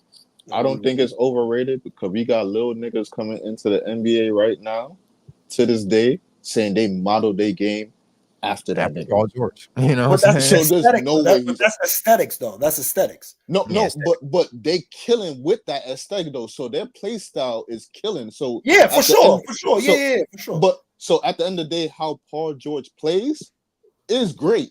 It does what it needs to do. We just mad at the guy and what So There we go. it's I all agree with that. upstairs. It's all upstairs now. It's At all that point upstairs. now, I agree with that. and plus with injury too. Cause remember, we can't put aside he had that crazy injury, so we don't That know was insane. what kind of toll that took on his body. And then Sure, remember his sure. career. He been going through injury, so like we may want him to be aggressive, but he just Leg ain't got that snap in the Paul tank. George was something Oh different. my man. god! Oh my god! That boy Oh was my something god! That was a different. Oh my god! Now, different. I'm not gonna front. He bodied Chris Anderson. That was Birdman. I'm not Birdman gonna was front. That was the time when at that time I was like, yeah, poor George. Like I was more scared of Paul George than Kevin Durant. Oh wow! Oh wow! And don't get me wrong, Oh, Kevin wow. Durant was Kevin Durant. Don't get me wrong.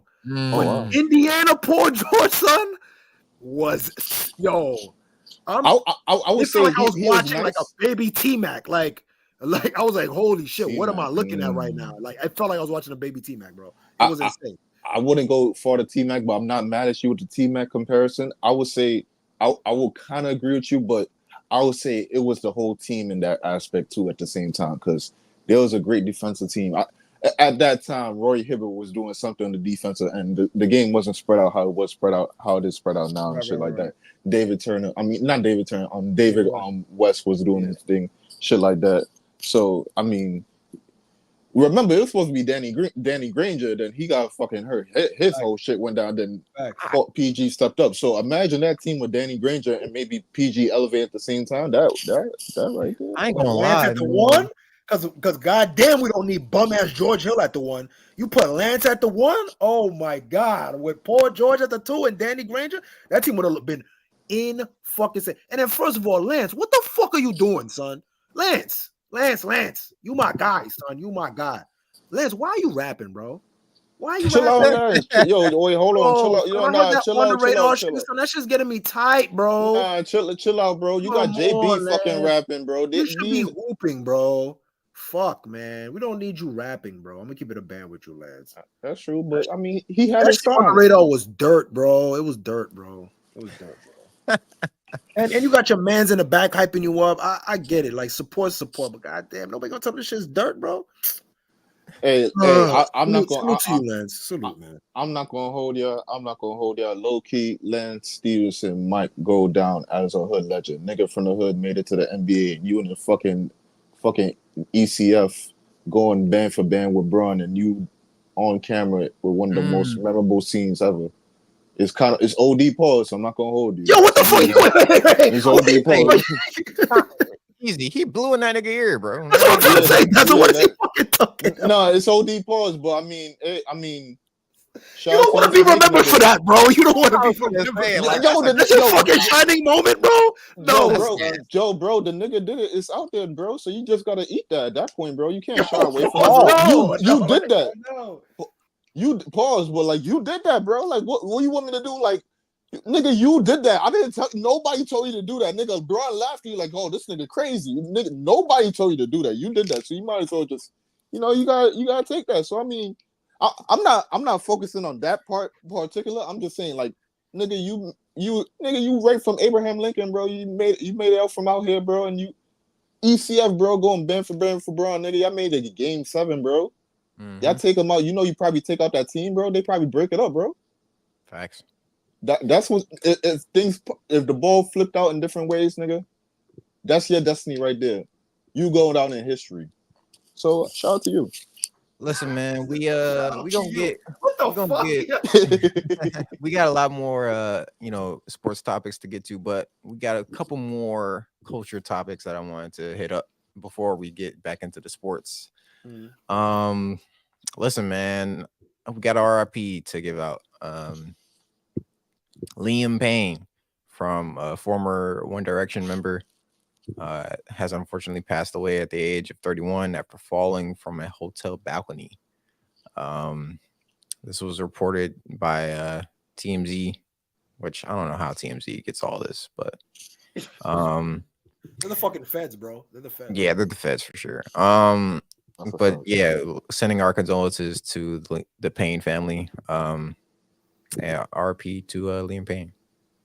Yeah, I actually they had an event in Soho where I forgot who was doing it, and actually So that's the first time I didn't know about like One Direction. I wasn't really paying attention at that time when it was like really, really lit. So I wasn't really paying attention. But I remember seeing him when they were doing the event in Seoul and shit like that. Pretty cool guy.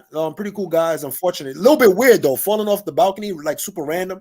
They don't explain like what was the precursor to that, to him falling. It's just very, very strange that all of a sudden he's out of here. At a very young age too. 31 is very young too. Yeah, very, very young. I don't think it was one of those things where he wanted to get up out of here. You know what I mean? I don't think he wanted to get up out of here. Right. They showed pictures of his hotel room, and there were drugs in the hotel room. Of course there is. So that's boy. It's probably a telltale sign that, you know. So for the next week, I will be doing I'm going to do some research, and I'm going to go watch all Liam Payne's interviews. And I'm going to definitely see what's going on. Because, all of a sudden there's drugs. Now he's falling out of the balcony. Of course he is.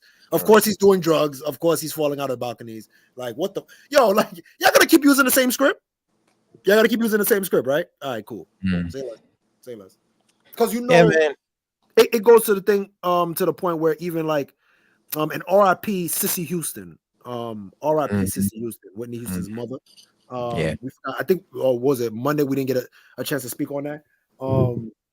It's just unfortunate. Like, we're watching like all of the great faces that was associated with Black entertainment and things like that, and what we deemed as positive in our experience through music and media and entertainment. Like, we're seeing it like just all crumble, to be honest with you. You know what I mean? To have like your daughter passed away. Like the whole lineage is gone. Your mom is gone. Whitney Houston's gone, and your daughter is gone. Like, you know what I'm saying? Like, that's just insane to me. Like, you can't make it up. You can't make that shit up. Yeah, that is sad, bro. Right? You know what I mean? John Amos, you know what I'm saying? Like, what's his name? The guy that played Darth Vader. Like, you know what I'm saying? Just like certain staples and certain things that was ingratiated is like, yo, damn, like they really go on and stuff like that. It's insane. Insane. That is so sad with the Houston family though. Like, your whole lineage is gone, yo. Like, oh my God. Shout out to Bobby Brown for keeping it strong, bro. Cause I'm not gonna lie to you, like, going through stuff like that takes a toll on you, bro. Like, you you really gotta find purpose. We lost Bobby Brown mad times, nigga. He had to climb himself out of the sunken place, bro. We lost him mad times, bro. No, that's a fact, but like, just to still like, bro, like, going through things like that, like, some people wouldn't want to stay on this earth. You know what I'm saying? Like, they just were like, I just lost everything, bro. What am I doing here? Like, that's my whole life right there. That's everything I was putting my life into right there. Like, even through the ups and downs, like, man, shout out to the people. Yeah, man. R.I.P. Liam Payne, man. R.I.P. man. I remember when I was younger hearing my first One Direction song. I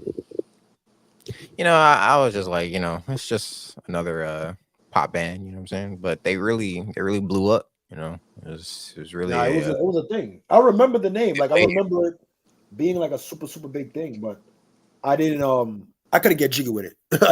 I'm cool. I mean, of course, but you remember the song name, does it? You Don't Know You're Beautiful. Oh, that's their song? Yeah. Oh shit! Word. Okay. I thought that was Why did I think that was an Ed Sheeran song? Huh? That shows you how much out of the loop I am. I'm not gonna. Sorry, white people. Sorry. Oh my God. I'm sure. No disrespect. I'm sure something's gonna come out about Liam, because like, his girlfriend was with him, and really? they're not even saying nothing about the girlfriend. Like, what was her part to play in this? But hey, I'm sure something's. That's what I said. I'm gonna do my research. I'm gonna go watch some interviews. I'm gonna see what led up to this, because something definitely led up to this for sure. Yeah, there's no way you just accidentally, because like hotels. A lot of hotels keep their windows like shut and you can't open them. But it depends though. Like overseas, some overseas, they especially depending on what type of person you are and you ask for suites and stuff like that. Certain ones they'll allow restricted, because like for certain people, they'll allow you. You could smoke in there. Like most hotels won't let you smoke. But if you're like a celebrity and shit like that, they'll give you the highest floor with the balcony, so that way you can quote unquote smoke outside. Right. Yeah, that's true. That's true. I remember for Snoop Dogg, before they would have to, before and they didn't let Snoop Dogg smoke, and then after a while they just started like creating like suites and like stuff like that. Oh, just go upstairs, blah blah blah, and smoke. Niggas made a Snoop Dogg room. This is crazy. You see this motion? Hey, listen, like I said at the top of the show, we gonna get right to the shits, man. Getting shot in the foot is the best thing that ever happened to Meg Stallion. I ain't gonna lie. What the fuck? Oh, yep. boy. I said it, man. Oh, I said it. Yo, free Tory, bro. Free Tory, bro. I said it too, man. Listen, Meg Thee Stallion is coming out with a documentary called In Her Words. Oh my God. It's releasing on October 31st. Nobody cares. Listen. Nobody cares, bro. Go ahead, go my fault. Let me chill. This is what I'm saying, though. This shooting happened. What is it? 4 or 5 years ago now? Right. And she's still benefiting off of this. Wait, hold on. So the documentary is about that situation? That's what this shit is about? Yes, Ain't bro. no fucking way. I hate I hate this. Ain't no fucking way. You know, I was giving her the benefit of the motherfucking doubt. Like, yo, this is just like a life experience. Like, my life chronicles up till now. Are you telling me this bullshit is about that bullshit? Yep. Yeah, she yes, goes into details about, you know, the backlash that she received after the shooting. She goes into details about the years-long legal battle and the mass antagonization of the rapper by people who refuse to believe her. I'm about to crash. Bruh, I ain't gonna lie, Megan. Listen, we don't care, bro.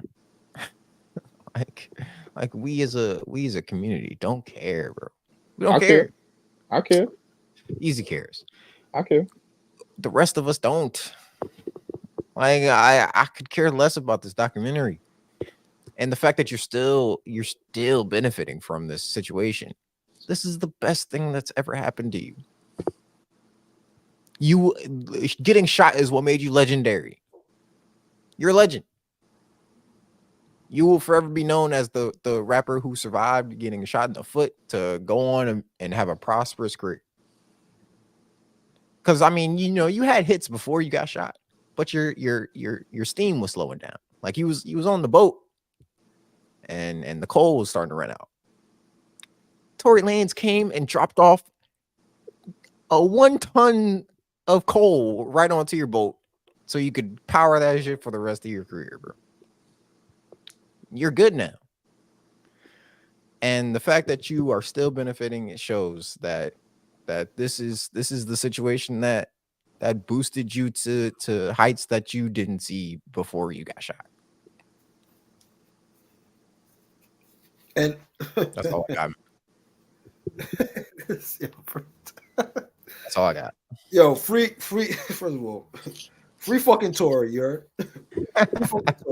because this is some bullshit. Like, yo, respectfully, yo, Megan, nobody gives a fuck. Nobody. Like, respectfully, nobody gives a fuck. Like, you had your chance to talk about it.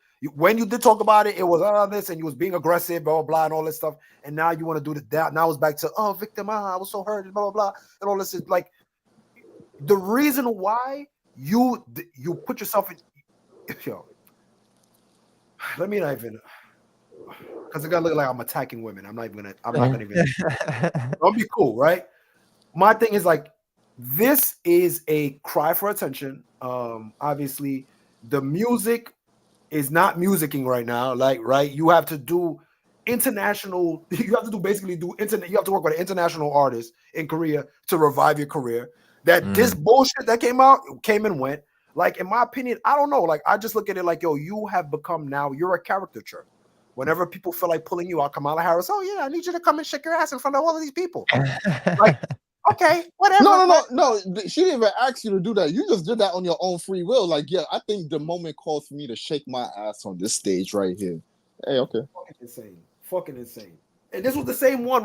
Let's remember her previous campaigns. Oh, I'm a hot girl, but I'm smart too.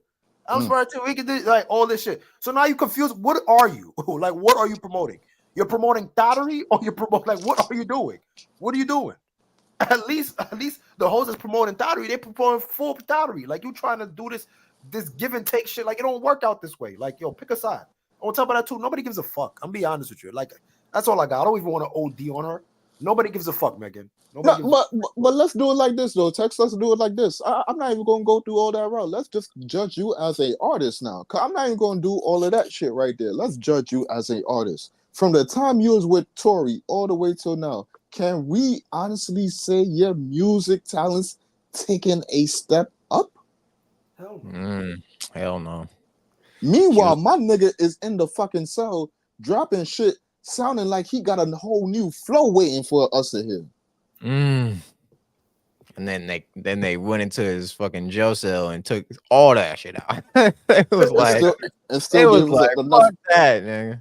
And still gave us enough heat for him to be running up numbers. He used them numbers to help niggas in the cells. So even with the numbers you're running up, what are you really doing with your funds? Because the nigga is making moves from behind the cell. Right.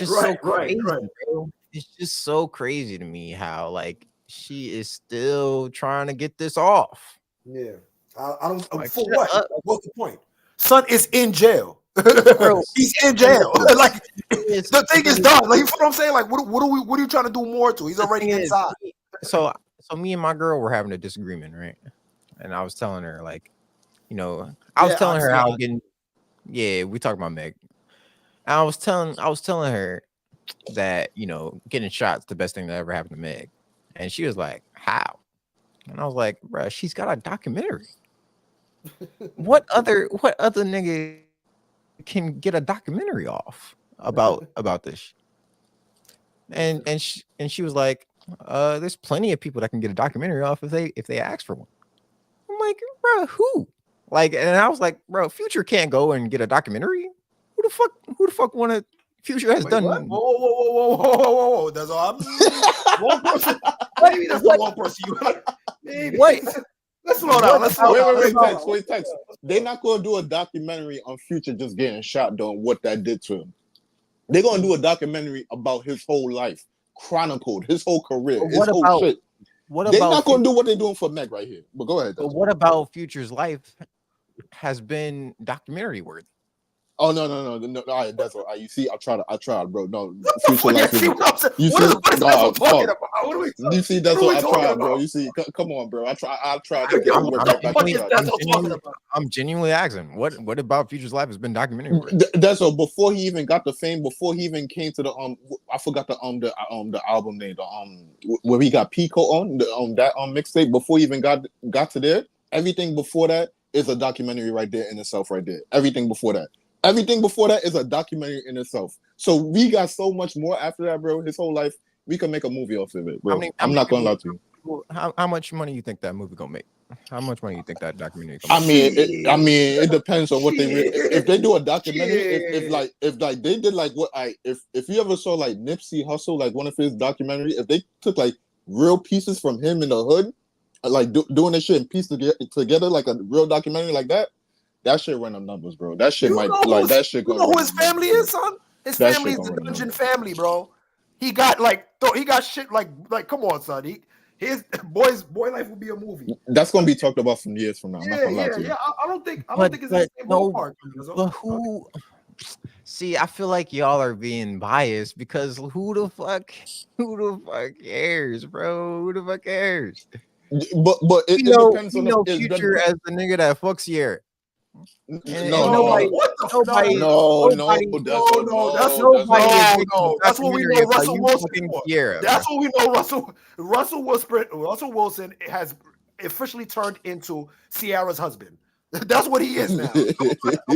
No, he's not. Don't do that to Miss Man. You put some respect. Russell Wilson is a Super Bowl champion, bro. He's not Russell. What? Man, fuck that nigga, bro. Fuck Russell Wilson. It's really peaceful. That's really peaceful. Wilson was legendary before he got with Sierra. Hey, this nigga said Russell Wilson was legendary. Holy fuck. He wasn't, bro. Send me He the hell, wasn't? bro. Legendary? For He what? was a legend, bruh. No, he wasn't. No, he wasn't. No, he I wasn't. wouldn't say a legend, but he was really good at the time. He was Russell a top 10 Oh yeah, quarterback at the time. guessing. It was the Legion of Boom. Then it was Marshawn Lynch, beast mode. Then Russell Wilson wasn't even more Then important. he had a great game manager. He had a great game. Yo, listen, look Pete at Carroll had more clout than Russell Wilson at that time. What are we doing here? What are we doing here? Pack that dumb shit up. What is Dezo talking about? Russell Wilson has officially become Seattle's husband. all I'm saying though, but Dezo, that's Right. not what's just what Future known for. It's just not Sierra though. Like Wildin'. there's a lot more going Dezo on. wildin'. Check this out though, right? I guarantee you, if like Meg's one of the only people that can get a documentary off like this. You know what I'm saying? That's all I'm saying. Like That's true. But think about it though, Dezo, right? You signed to Rock Nation. Not you're part of the algorithm. Like you can anybody can put a snap in a finger and create that thing. Megan before this situation. Okay, so let me ask you this question, right? Hold on, just real quick. Pharrell Williams just dropped that piece by piece documentary about his life with Lego, right? Mm-hmm. Nobody gonna watch that shit. With Lego. Nobody's gonna watch that shit. He's doing it like with Lego, like he's telling the story. I don't even know what I'm talking about. That's what I'm saying, bro. Nobody cares. But this Meg the Stallion shit is. And see now my girl trying to argue with me off camera. Nah, bring your ass. Respectfully though, I didn't know about the mixed and shit either though. So it's not like I'm not all the way tapped in. So wait. Pharrell shit. So let me, because I didn't know about the Pharrell shit. I didn't know about the Pharrell either though. So for the Pharrell, actually, yes. Let us know about the Pharrell shit. Like what? Like is it through, or is it doing it through Lego? Like is Lego the sponsor and they're just telling the story, or they're doing it through like actual Lego pieces and shit like that? Lego bricks tell the life story of singer, songwriter, and record producer Pharrell Williams from his childhood in Virginia to his success in the music and fashion industry. This movie is already out. It's already out. It released in theaters on October 11th. It is currently October 18th, and y'all didn't even know about it. That's nigga Dezo, you the one that's supposed to tell us and let us know, nigga. I told you all about it. I was reporting on it. I'm reporting on it. Yeah. Shit, I'm doing the thing is, y'all forgot about it. That shit is Dezo. That shit is not in AMC or Regals. I'll tell you that right the fuck now. That shit is not in AMC or Regals. You're trolling. Yeah. Them shits is like in third Showtime, right there, bro. Showtimes, AMC, piece by piece, bro. Piece by piece by Pharrell Williams. It is. Oh yeah. I'm not gonna watch a Lego version of Pharrell. No, Lego fucking. I'm a grown ass man, bro. I'm a grown ass man. Something for that one, bro. Ain't no way, bro. You think people gonna pull up to the movie theater to watch a Lego documentary of Pharrell, bro? Pharrell. That's no, bro. Yeah, he trying to make me feel bad and shit. What the fuck? I'm not going, dog. Nah, come on, son. No, bro. A Lego documentary. Yo, what? You hear that, bro? That's fucking stupid as Yo, that's almost as bad as the Joker musical, bro. Oh my god. That was bad. Come on, bro. No, that's horrible, bro. Easy. The point being is that Pharrell has a documentary out about his life. Okay. And nobody gave a fuck. You know what I'm saying? That's all I'm saying. Nobody gave a fuck. You trust your marketing to Lego? That's what the fuck gonna happen, man. They don't know how to market a documentary, bro. They do kid shit, bro. You fucked yourself up with that one, bro. Don't blame that on the society. Blame that on how you decide to dispense your product. Why would Pharrell approve of this? Hell no. What are you thinking? Pharrell's the one that came up with the idea. Came up with it. He's on something. We're gonna have to do a deep dive for Pharrell. We're gonna have to do a deep dive on this nigga. It's got Kendrick Lamar in it. It's got Snoop Dogg. It's got Tyler the Creator. It's got Daft Punk. Like it's got a lot of people in it. But nobody gave a fuck. I know, because it's the Lego version of them. I guarantee you this Meg Thee Stallion documentary makes more moves. It has more motion than that. I guarantee it. because we know that controversy sells. That I agree for sure. But that's my point exactly. Meg Thee Stallion is living off of this controversy. Yeah. Nobody gives a fuck about what Future did back in 2001. I disagree. Watch your mouth. Watch your mouth. You've been throwing too many shots at Future. I get your point, but I disagree with the Future point. But I get your point. I highly disagree with the Future point. But I get your point. But I mean, like, so if you listen to her, this situation, and I'm gonna guess this documentary cover all the things that she talked about, but this situation kind of fucked up her career, because from that point on, you can say her career didn't have the same trajectory that it had before this situation. So and then but she talked. No, but hold on, that's what? That's a hold on. You know I'm not trying to do this right now, but I have to be fair. I'm being fair right now. She talked about this, and bro? She, whatever you want to call it, she had the streets. She had the streets. You cannot lie. You cannot lie about that. She had the streets. She still got the streets. No, she don't. No, she the fuck don't.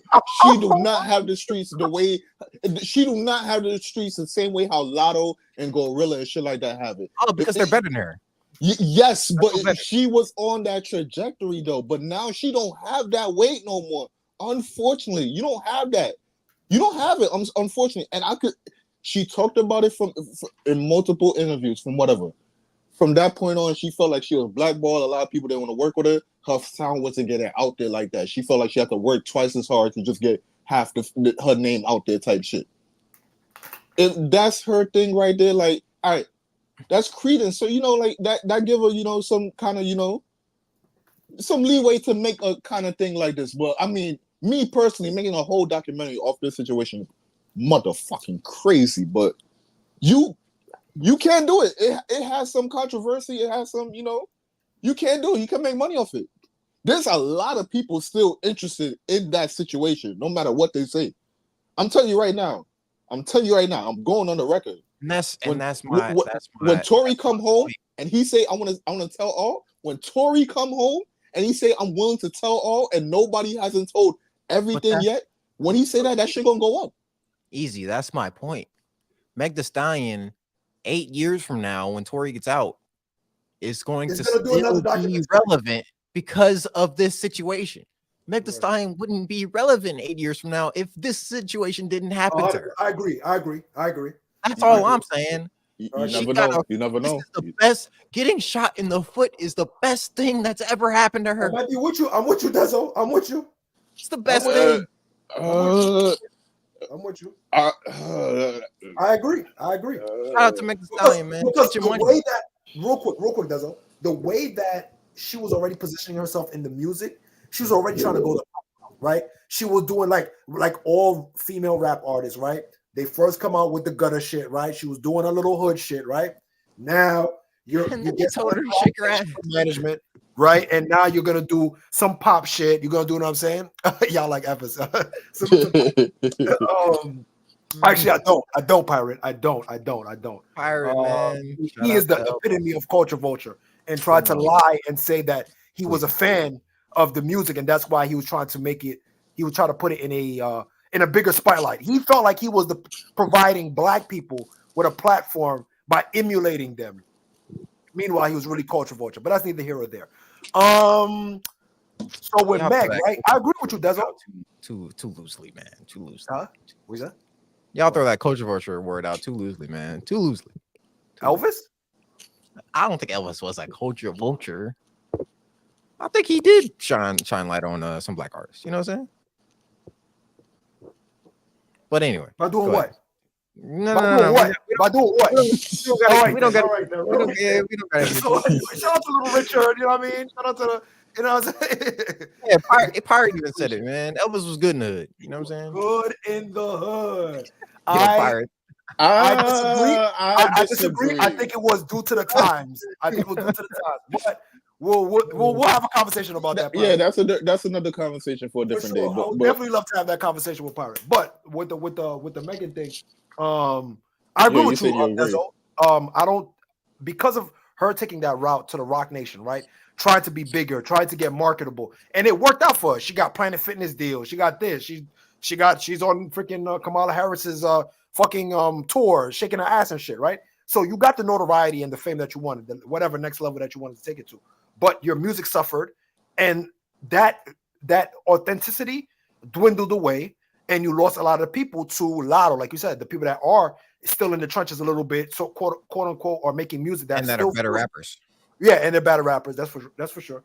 Lotto, Gorilla, all that stuff. So, like you said, Dezo, she realized, oh shit, I gotta keep my name up there, so I need to find something to do. Controversy sells. Fuck it. Throw him under the bus again. He's already in jail. What is he gonna do to me? That's what she's looking at it. It's nasty work though. Very nasty. That's funny, man. Disgusting work though. A real creative, you know what I'm saying? Like, can't really get their music out, while someone that's not as creative is like, you know what I mean, getting the light and getting the limelight, but meanwhile they're struggling to put out music. Like, you know what I mean? Like, they need a whole team. They need to get inspired. Meanwhile, this guy's he's in jail getting inspired, just putting out heat. It's insane. Yeah. Listen, man, you know, I don't got no ill will towards Meech Thee Stallion, you know what I'm saying? Me either. Not at all. I just wanted to come up here and give that hot take real quick. You know what I'm saying? I'm gonna clip that up. Let me just real quick. I just gotta get this real quick. I don't have no ill will, but that one decision you decide to make, I just can't get behind that at all. At all. Like I said, you was gonna be with it. You was cool, but niggas called you an alcoholic, and you just didn't like that shit, right? So I'm guessing alcohol, like niggas call you an alcoholic, that's your trigger right there. Like, all bets out the window. Like, you're willing to kill motherfuckers because you damn near try to end a black man's life with that shit right there. So that's where I'm going with it right there. So that's what I'm gonna keep it right there. And respectfully, hey Meg, nobody gives a fuck. Respectfully. Hey man, shout out to Meg. Get your money. Free Tory, all that. Let's move on, man. Right. I'm done talking about it. I'm done. that shit got me tight. That shit got me tight. Listen, man. Tyler the Creator just dropped a trailer for his new album that's coming out, man, on October 28th. You know, got some spooky Halloween vibes going for Tyler the Creator. His title of his album is going to be called Chromacopia. So I guess it's gonna be a little darker vibes, you know, because it's towards Halloween time. You think he goes into you think he kind of goes more into his rap bag and it's not all this crooning that he's been doing for a little bit? Maybe. I'm not sure. You never know with Tyler, man. Tyler's liable to do whatever. Right. Let me show y'all. Opera shit on some. Try to do an R. Kelly. Remember when R. Kelly really tried to do hip hop opera? That was insane. Yo, he's an insane man, son. Let me show y'all the cover. This is the cover for. Oh wow. Yeah, wow. He's. What I don't know is this? I don't know what he's got planned with this kind of cover. What? It looks spooky though. Looks like we're gonna get some. I'm interested now. I'm interested. Crazy. I'm interested now. That cover make you interested? Yeah. Yeah. I mean, you see, damn son, you see. You Shout out to on my the dog Tux. Now, what I mean by interested is now I gotta hear what you gotta say, because you didn't pick that cover for no reason. You didn't pick that cover for no reason. Is there any way we could get any information, any backstory to this? Because showing a nigga on the face of a cover like that, all right, to me, that is not interesting. Who is this nigga? Why are you showing me this nigga? Who the fuck is this? Am I supposed to fucking know? I can't hear the album. You can't tell that's Tyler the Creator? That's Tyler. Bro, no, that's a fucking monkey. Why the fuck you looking like a monkey right now? What the fuck going on, my nigga? Why are you looking like this, my nigga? What? No, shit like this turn me all the fuck off, bro. No fucking way, bro. No. Why are you looking like this, my nigga? Can I like? I Well, don't you want to gotta hear the fucking no. tune in. You I gotta don't tune know. into the music to find No, out. I knew you Right, were right. gonna no. That's so That's no. That's how you No, promo. That's how you no. promo. I That's don't how you want this promo. promo. Then I don't want this fucking That's how promo. you promo. Give me a song first before you throw the It's album cover out, provocative, bro. easy. It gets the people going. This got me out the fucking club immediately, bro. I wasted my money. I I don't I'm think out the club, nigga. Tyler don't make club music anyway, man. He'll be all right. He'll be all right. I'm not gonna lie to you, and I'm gonna be completely 1,000% honest. I have never listened to any Tyler the Creator in my life. You know why? You want to know why? All of them fucking album covers, nigga. All of them fucking album covers didn't make sense to me, nigga. I heard the word about it. He a different type of rapper, but when I see an album cover that I can't make sense of, yeah, I'm a fall back for a second. I'm a fall back. Somebody got to play a song around me, but no way am I going on my way. Tyler's a great artist. To you. Man. You should listen to him. I'll take your word for it. But he's definitely different. He's from that. He's definitely from that Pharrell tree of creativity. Yeah. You know what I'm saying? Like he is very like obscure. He would make, Tyler is definitely the type of person that would make a Lego documentary about himself. Yeah, for sure. He'll make part two. Piece by piece too. Right. No, but he's very creative. He's doing a Lego movie will probably make more sense. He probably make more money. He probably go more bigger. I think Tyler would actually. He probably know how to market that shit more better than Pharrell would do. I agree with that. That's fire. What the fuck, man? You see, don't blame us, Duzzo. Blame Pharrell, man. Yo, all because they got money doesn't mean they always make the right decision. They be fucking up too still. Even at that high level, they still be fucking up. That's why we need to get the money, because look how we thinking, and they all the way up there, they still fucking up. We could do a better job than these niggas up top. That's fair. I always do say this. And I don't think it's for everybody, but I feel like depending on what field you're in, what industry you're in, the higher you go with money, the more out of touch you become. And you are, because you have been a victim of your own fame and your own success. Like for some people, they don't know how to get back to, like, you know what I mean? Starting from scratch and like, okay, let me rebuild this up and this like that. You know what I mean? It's kind of like, well, I tried this and it worked, so I might as well repeat it. You know what I'm saying? So like, that's what you see with a lot of people that end up in a certain tier. They either have to go a completely different route, like Beyonce going into country music. You see what I'm saying?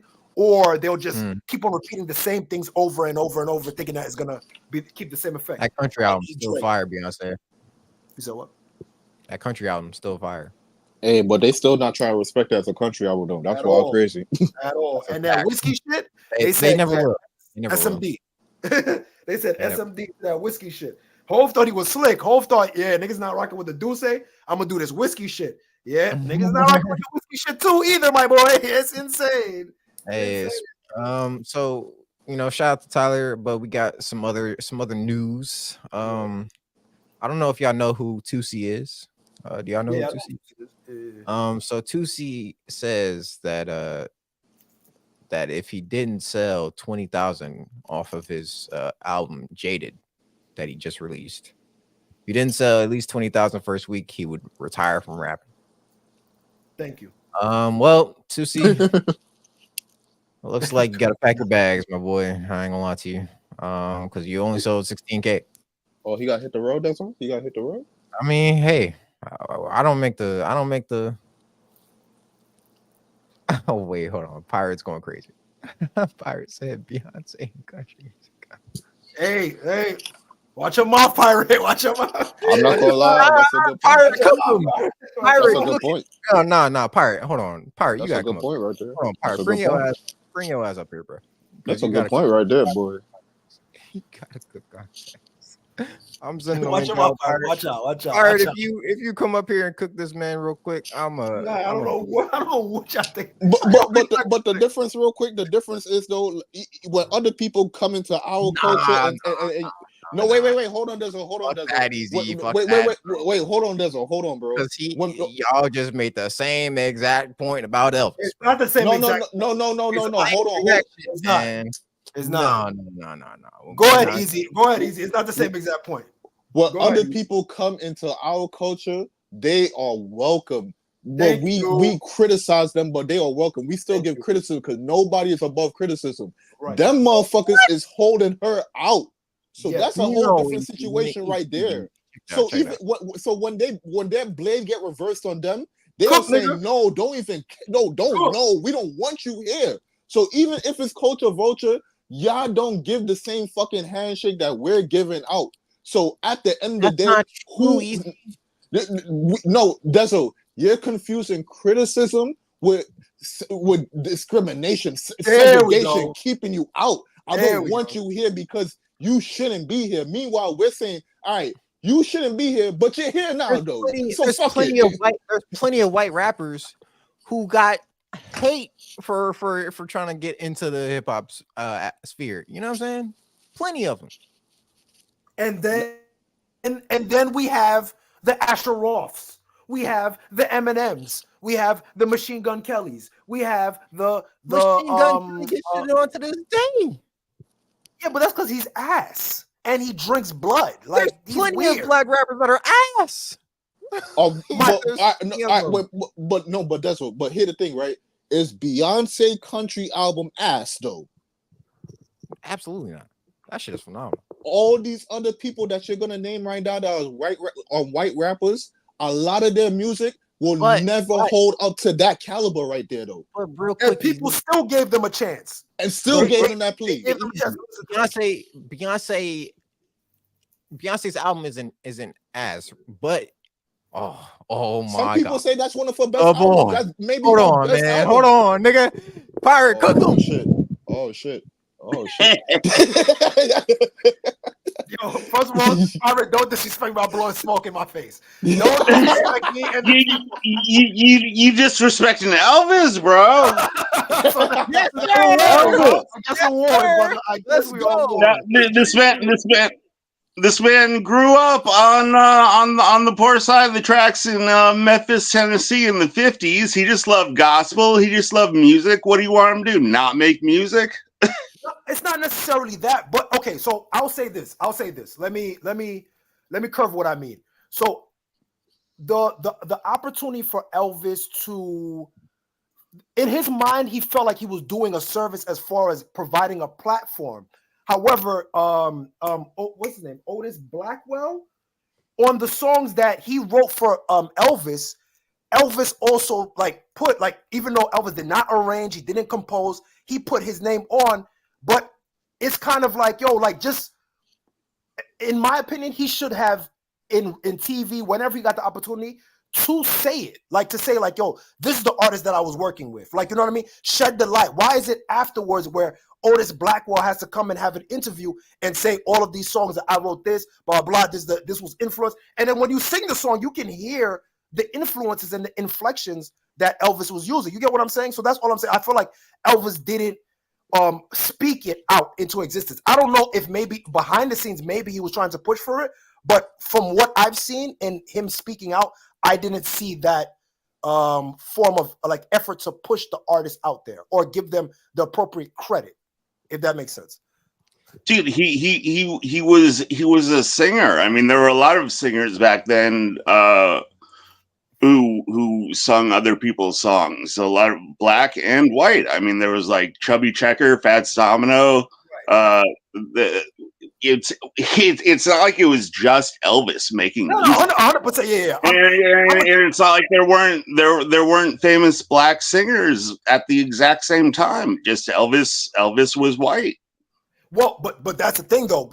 So let me not, and I'll do this. I'm not targeting.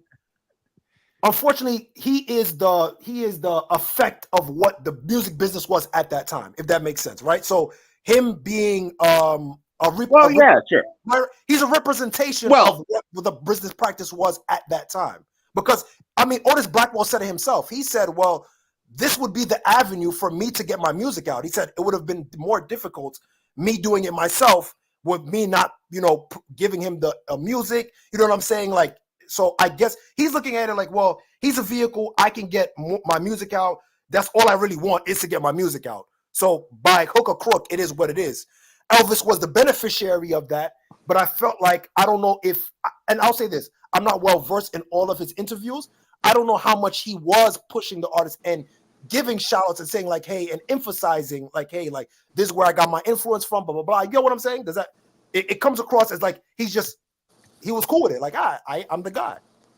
Yeah, but I mean, it kind of sounds like you're saying, like, do you want him like after every performance to? No, not necessarily that. It was more so like from the interviews that I've seen from him, I've never seen him accredit anybody.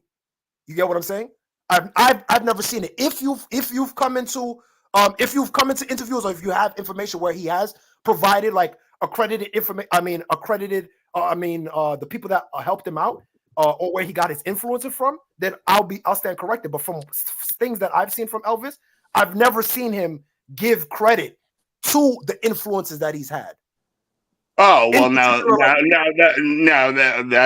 that's totally wrong. I've seen plenty of interviews. Like his life is well documented. You know, he grew up. He was going to black churches ever since he was like 2-3 years old.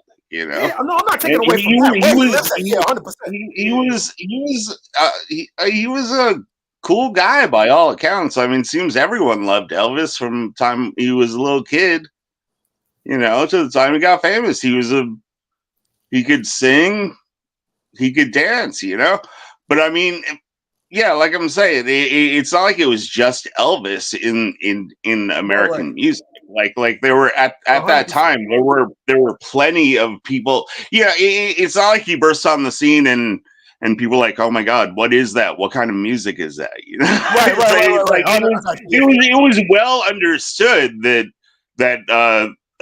the type of music that he was making, was very popular in the black cultures, and that it wasn't, it's just like Eminem, right? When Eminem popped up, people weren't just like, oh, what is this rap thing? You know, right, 100%. But here's the thing, though. Here's the thing with Eminem. Eminem, it's documented, and he gives credence and he gives exaltation to a lot of his influences, right? Well, that's what I'm saying. I mean, yeah, Elvis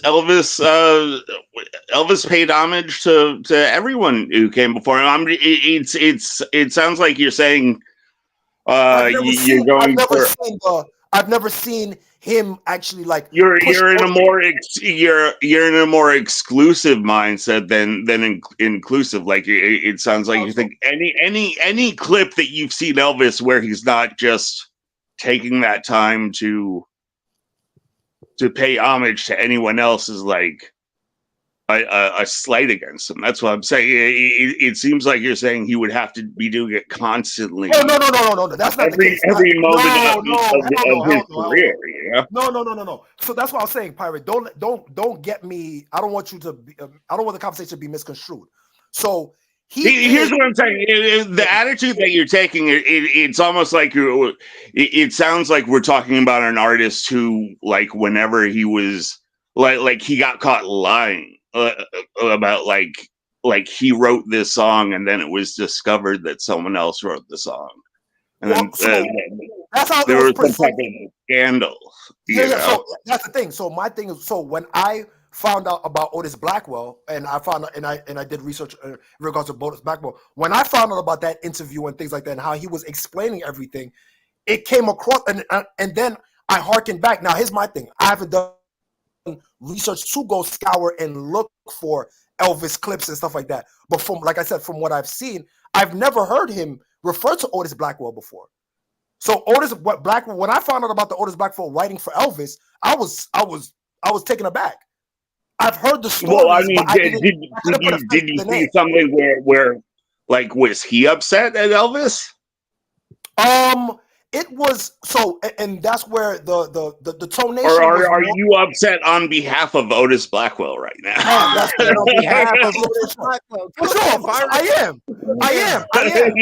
Because I'm guessing Otis Blackwell is like he liked the gig, or otherwise he wouldn't be doing it. No, that's what I'm saying though, Pirate. It's circumstantial because of what the music business was at that time. So he's just going he's going with the flow. I'm upset at that. I'm upset with, you know what I'm saying? Like that was the case. And I felt like with Elvis's star power, I don't know. And that's why I said I don't know how much he did do and go for bat for the people that All right, was. well, let me pull out somewhat of a parallel. Pretty much the same time in music, you had Chuck Berry. You had Chuck Berry, right? A black guy who was playing rock and roll, and he was playing. Chuck Berry. Many of his hits were not his own songs. Right. He played songs that were written by white guys.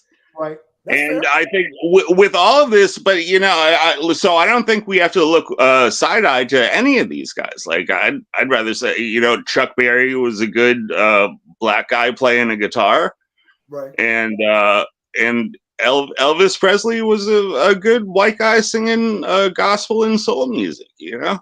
No, I know. I guess it's not. I guess it comes across as directed towards him. I think it's just the lore surrounding him doesn't give. Yeah, you get what I'm saying? It doesn't give enough the proper due to the people that was around and the influences around it. You know what I mean? It doesn't tell the full story because it's so wrapped up with his lore. If that makes sense.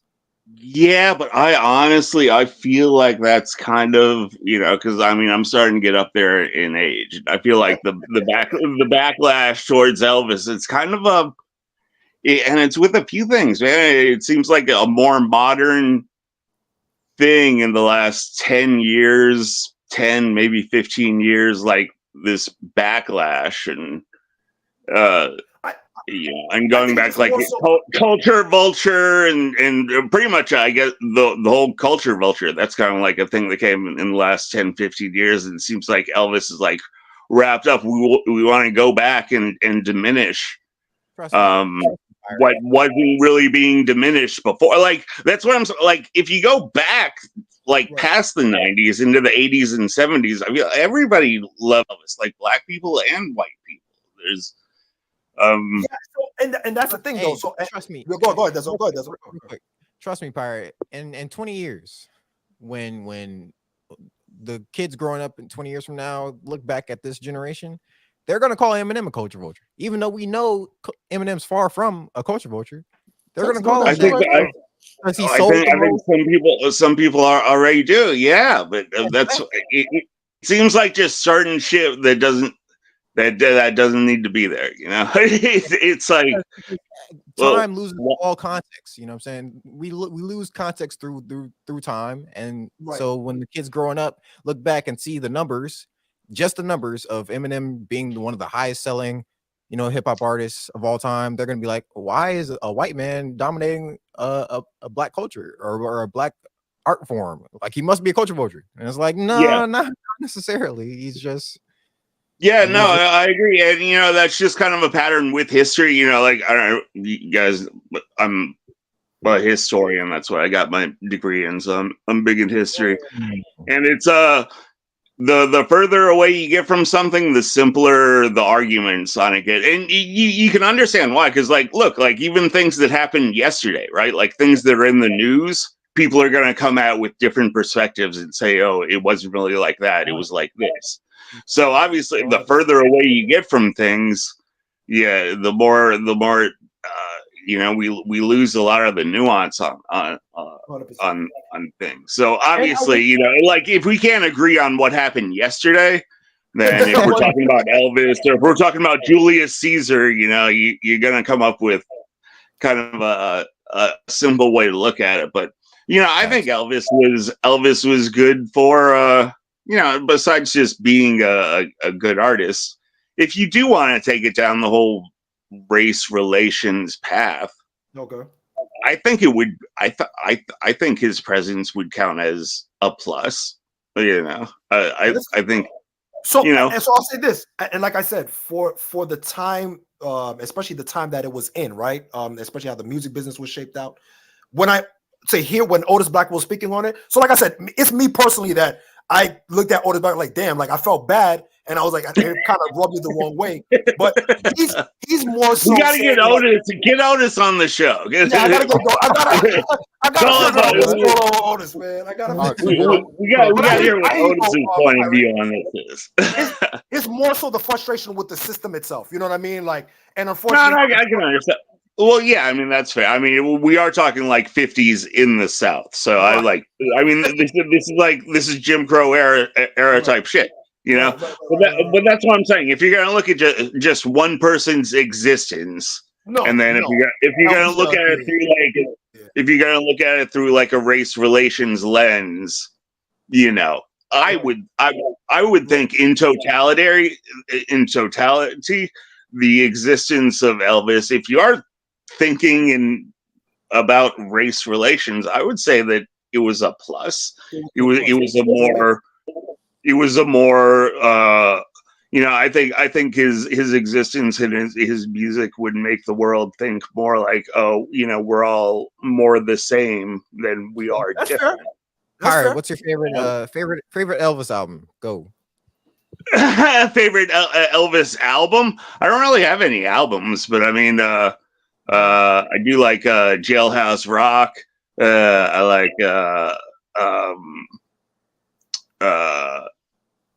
I actually kind of like his Vegas years.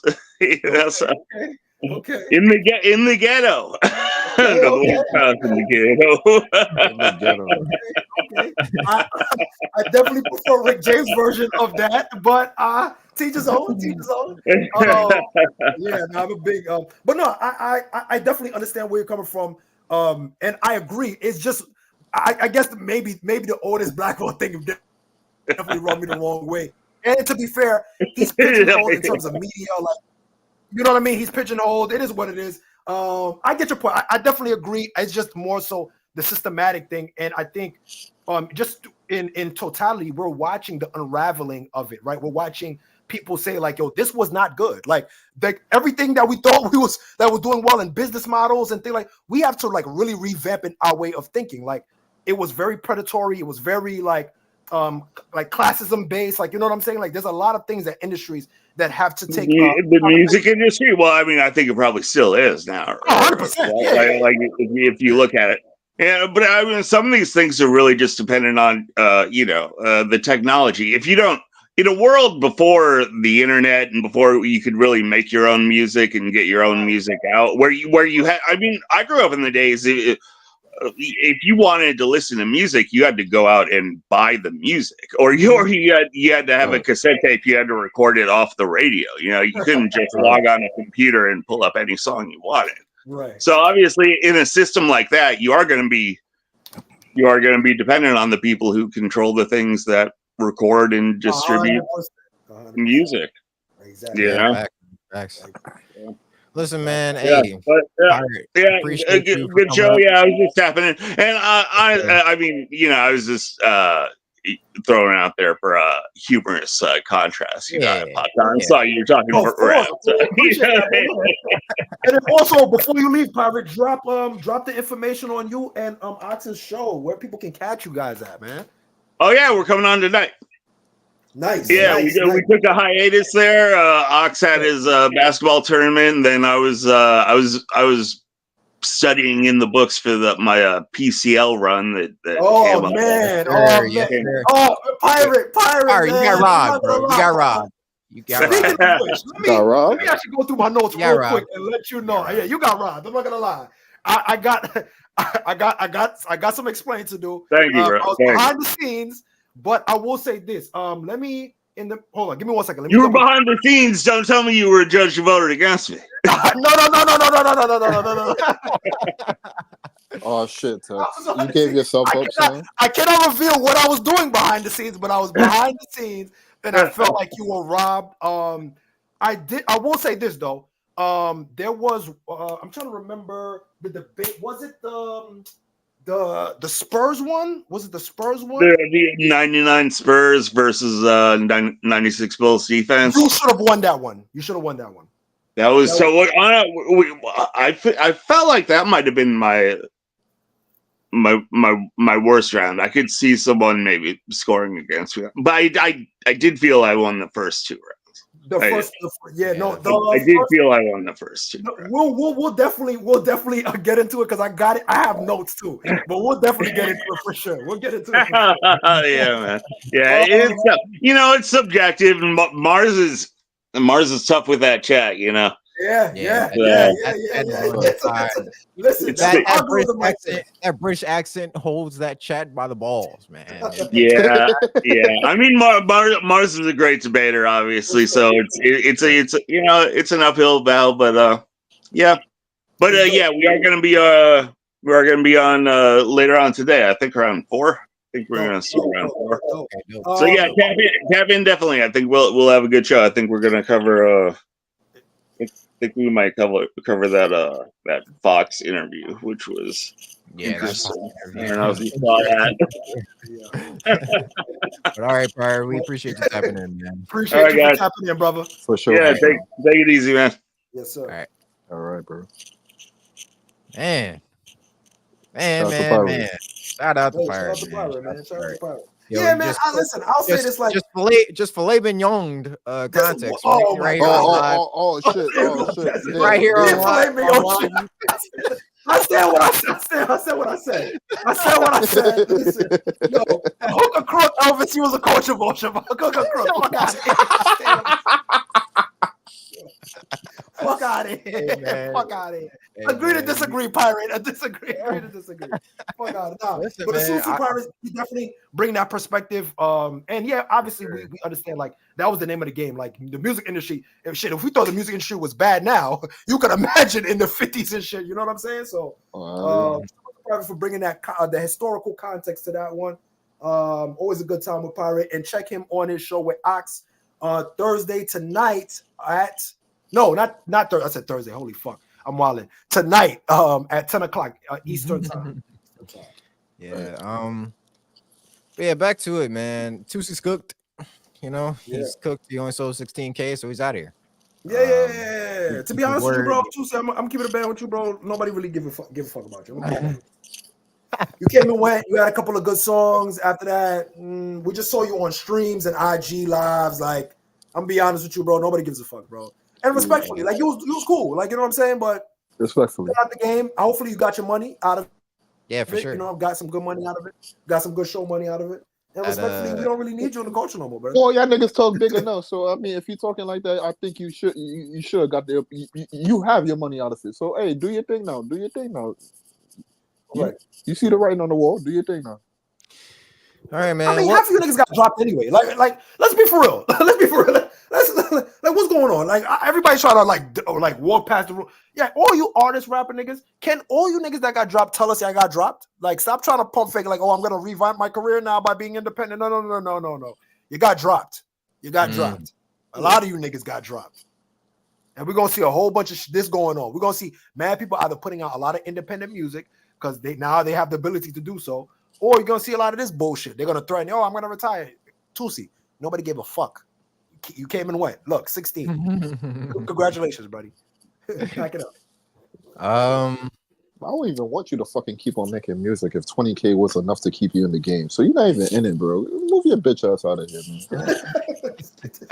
Shout out to my nigga Lloyd Banks, nigga. Right. All or nothing 3 coming up, nigga. Watch out. Right. Oh, speaking of which, shit, I didn't even unpack the full album yet, but Soul Burger is out. Soul Burger by Ab-Soul is out. The first single that came out, he got with what's her name? Formerly known as Problem. I think his name is Jason Martin. Soul Problem. The full album doesn't drop until November 8th. Is it a single that dropped? Oh, the single. My bad. The single dropped. Yeah. I said the album. So I'm wild. The single dropped. So I'm hyped for the album. Holy fuck! I said the album dropped. I'm a bozo. Disregard me. The album, the thing came out. The single came out, and I was listening to the single. I'm not gonna front. I was so hyped. I thought the album came out. But the single was tough. It's definitely. Absolutely very LA-ish. Got the LA vibes, and I'm curious to see because I remember Ab-Soul was saying, he was tired of being the humble rapper and being that, I'm a rapper nigga. He said, "Yo, I'm gonna show you how I really give it up for the dough. Like, I'm gonna show you, like, y'all want to see a commercial version of me? Here it is." So I think this might be the quote unquote commercial version. Still, I think it's just gonna be more polished, like more intentional. Like, all right, I know this is like visuals. The visuals are gonna be intentional. The marketing is gonna be intentional. I saw him on Funk Flex. He was rapping and shit. Came up. So yeah, I'm very interested to see, especially with the whole J. Cole thing, if Ab-Soul feels like, hey, this might be my time. We could take J. Cole out and put me in this mix. So that's interesting because Ab-Soul will box. That's one thing he will do. He will box, and he won't delete anything afterwards. So let's see if Ab-Soul can move up in the rankings, man. I'm curious. That is a fact, man. All right, y'all ready to get into some sports, man? Y'all ready to get into some before we get into sports, actually, before we do that, I don't know if you guys have been paying attention. It's something I just want to bring up to your attention. So YouTube, and salute to YouTube. You know what I mean? So shout out to YouTube. You know we're on YouTube right now. Salute to y'all. There have been talks where the execs are saying they're going to completely revamp the YouTube TV system. Thus, by giving creators the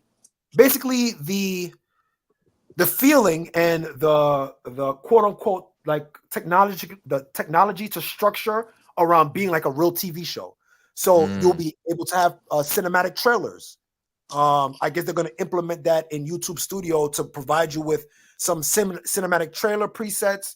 You can break things up into seasons now. So you can break if you have a series, let's say you're doing a series like Ox has Champagne Room and he has season 1, season 2, he can break it up into season 1, season 2, season 3. Right. And then that would end up being probably into like some premium packages, like you'll pay for this and pay for that.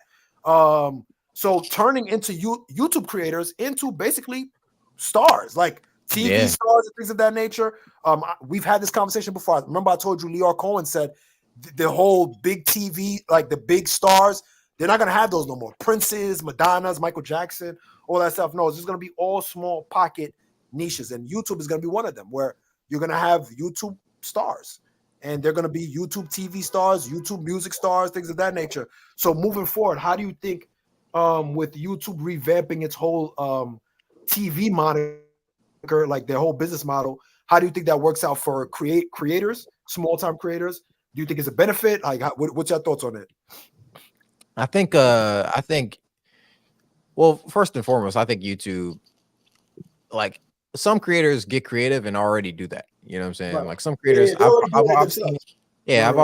I've seen people put cinematic trailers together for their YouTube series that they do, or break it up into seasons. You know, so it's good to know that model, like YouTube, like looks at their creators doing that, and it's like, all right, that's something that we can give to everyone. You know what I'm saying? So it's good to know that, you know, YouTube actually pays attention to their creators. And so I don't know where he's going. Can you pay the creators? Pay the creators. I think, well, yeah, YouTube has like I think at first they were, you know, really good about paying people, but you know, as of recently they've kind of been slacking on that's on true. getting their creators the money that they deserve. A lot of creators resort to making Patreons to in order to actually make money off of what they do. Right. And I think you know, people who make money off of YouTube make it by having like original content. I think the people who struggle to make money off YouTube are the people who like do reaction videos. Right. Copyrighted shit, you know what I'm saying? So it's like unless they have like a fan base themselves already from before, and then they're able to kind of like exactly. Because I know that like there's a lot of YouTube creators that aren't struggling for money, you know. But for the YouTubers that are just starting out, you know, and have to make those Patreons, like this is something that I think would be great, because now they can market themselves even more than before, you know what I'm saying, by making their videos like more consumable. More consumable. Like long forming, like providing like more interactive, like where keeps them engaged. You know what I'm Yeah. saying? And I'm just curious to see like, would that also like, are they going to end up restructuring YouTube Studio? Like, you know what I'm saying? Like to provide more like, I guess more tools in the toolbox to make your show or whatever you're trying to do more, I guess, a little bit larger, I guess, better production, things like that. Obviously, also the people that it goes to, like, what about people like Gil's Arena and stuff like that? Like, how does that affect them? You know what I mean? Like now, like those podcasts that already have like funded by Underdog and funded by large corporations that have sponsorships. Now with YouTube going this route with the YouTube, does that affect them? You know what I mean? Like, does it play a part in that? Like, you know what I mean? So I'm just curious how it's going to shake out from the small creators to the large creators. I think it's going to play a big role, especially because remember, YouTube TV has network deals too. They have TNT, they have USA. You know what I'm saying? So it's going to be interesting how they kind of balance it out. And YouTube is making money hand over foot. Yeesh. Yeah, for sure. I had a YouTube TV subscription. I didn't really watch nothing but NBA, so I was just like, fuck it. I don't really need this no more. I'm gonna just get NBA League Pass and watch it. Right, and just use that. Yeah. So, and how much was it like worth the YouTube TV? Like watching YouTube TV was like 70 okay, a month, which it's way better than cable. Cable was like 300. Yeah, like, facts. You can ripped off with this cable shit. Facts. Can't cap you. Yeah. But so I thought it was worth it. But we'll see. Yeah, we'll see for sure. Easy, you planning on making any series? You know what I'm saying? Planning on making any TV shows? Oh no. They gotta come to me at the right price. I know they're not gonna come to a nigga with the right price. I don't know. They got some people right above me. I gotta keep it. I gotta be respectful. You know what I'm saying? But at the same time, I know what the fuck I'm capable of. So I'm gonna ask for bigger than what I'm worth. But there's some people above me, so they gotta get to them niggas. They're not gonna come to me at the right price. But respectfully though, I mean, I've been seeing other corporations really do that shit though. So I'm not gonna lie to you. If YouTube finally get into this pocket though, a lot of more money about to stream in, boy. A lot more niggas about to make a lot more dough, son. Depending on who they put on as their YouTube TV people, because it's not because I like from like what I saw, right? Like you don't necessarily have to make a show that's dedicated for like the YouTube TV. Like how you said, Tex. Like you could take a series that somebody did, and they could use all that content that they did right there, and they could make a fucking like I'll say like a channel on the fucking YouTube TV of that content right there for you to watch right there. So like they could, for example, take somebody that played like a series of Fortnite. They use like every different character, and like they could make that a channel right there. Oh yeah, that's fair. Yeah, that's true. They, when they use all those different skins and stuff like that, and they say I'm playing at such and such. Yeah, that's and fair. every like episode that you watching is like a different fucking character and shit like that. They could do that shit right there. I done saw that shit happen already. So like they could do that. Yeah, so it's not necessarily content that's got to be made for YouTube TV. So like for example, for Gil's Arena, they could just take prior episodes and rerun them shits for the time being. I mean, Gil's Arena is like it's a live day by day thing. Like they're gonna always do an episode, so like you're always gonna have content. But I'm saying like you can still take reruns off that shit. So like all I'm saying, if they get into that market field now, if they finally get into that market field now, a lot more money, boy, a lot more money. Do you also think it's to try to compete with short form? Like short form, obviously YouTube already has short form content as well. But like, do you think that this was in like this thought process? Obviously, seeing a lot of on top of like Hollywood like doing so many reruns of stuff, like you know what I mean, like the issues with the writers, like just problems throughout Hollywood in general, that a lot of media companies are realizing like they don't have like people are not enamored with certain names anymore. They're not, you know what I mean? Like it doesn't really, it has to be like really good content at this point. You know what I'm saying? So I think they're looking at it from the aspect of, well, if the people decide what they want to watch, we might as well give them the access to create what they want to watch. You know what I mean? I think? You know what I think it is, Sex? I think they brought it to YouTube people because they realizing even if with YouTube TV and all that shit, we getting at a cheaper price, but still we not seeing the return that we need to. We need to include the YouTube shit into the shit to boost up that department right there, because that department not making too much money right there, unfortunately. Even though it's a great idea, because like how Deso said, $70 beating $300 any day of the week, five times on Sunday. You know what I'm saying? So, but I mean, even then, niggas still not taking that shit. Like how Deso said, I only bought it for NBA. I realized I ain't really care about it, so I went to League Pass. If you have it, you could have a. So let's just say you have 100,000 situations like that. You losing out, bro. You losing out. So we need these motherfuckers over here that got their fan base. Bring them over here, boost up this shit. Now they might get interested in ESPN or ABC or some shit like that. Now they might need to buy the subscription. No, that's a fact. That's a fact. You're not lying. Salute to Irvin K, man. Long time no see, Pimpin'. What's the word, man? How you doing, salute, brother. But no, I agree with that. And I think like I said, throughout all industries, I think we're seeing a reshaping of the industry. I think with obviously all of these things is happening throughout media, the entertainment industry, food industry. I think we're just seeing a revamp in everything. Like how moving forward, we're the same practices that they were doing up till now. We're going to be seeing completely different practices, from how they handle our food, how they grow our food, how they handle our water, how they, you know what I'm saying, produce our water for us, to how we absorb information. The internet itself is going to get revamped. There's a lot of bills in regards to censorship, like, you know what I'm saying? So we're not like, 5 years, 10 years from now, we're going to be looking at a completely different ballgame. And I think what we're seeing is the infrastructures being set up for the new wave. Meanwhile, the old infrastructure is crumbling down, whether it be on purpose or just naturally, it just doesn't work anymore. I'm not the leader, bro. I'm not the leader. You're the fucking leader, dog. Just dropping game, bro. Just dropping game. But my salute to Irvin. Appreciate that, man. Appreciate us, bro. Yeah, man. But yeah, go ahead. Go ahead, Dezo. Well, yeah, let's hop into sports, man. It's a couple of sports topics that I wanted to get into real quick before we wrap up. We got 30 minutes left in the show. So real quick, I just wanted to touch on Angel Reese. Angel Reese said some wild stuff. I want to touch on Angel Reese too.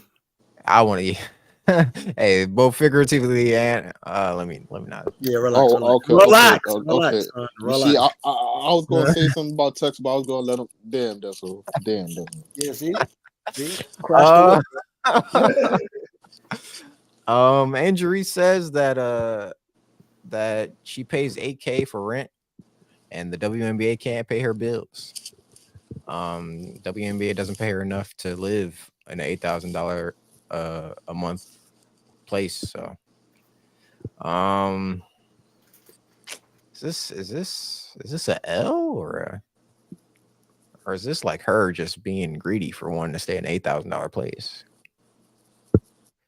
Like, I guess she is famous enough to want to live in an $8,000 place. I wouldn't say it's greedy of her wanting to live in an $8,000 place.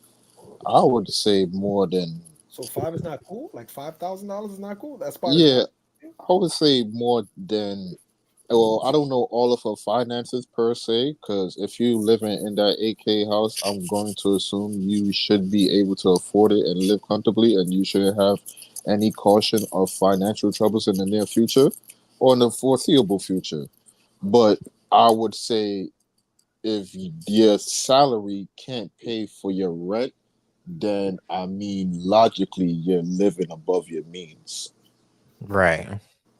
Yeah, that's what I'm saying. Like, if your job can't pay, like, my thing is when I'm looking for a place, they always tell me look for a spot where you make at least 2 times the monthly rent. Right. So if you're not making, if you're barely 5 times, in New York is 5 times. Yeah, I was about to say, like, you probably gotta go 4 or 5 times. I ain't gonna lie. Damn. You need wiggle room right there, boy. You need some wiggle room. Some spots is 8. Sometimes some spots is 8. That's all. Like 8 times the rent. Damn. Yeah. That's ridiculous.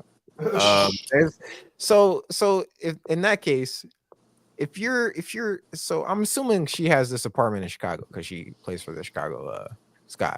Right. Assuming. If you're in Chicago and you're looking for a place, why not choose a place where you're comfortable in what you're making so that you can actually like enjoy the rest of your money. But I'm enjoying my money in this 8K crib. I'm just saying my salary don't pay for it. So in that case, you're not you can't be living comfortably then. No, but that's what I got a lot going on for it. Yeah, I got a lot going on for me. But that sponsorship money, like it's gonna come in slowly. You know what I'm saying?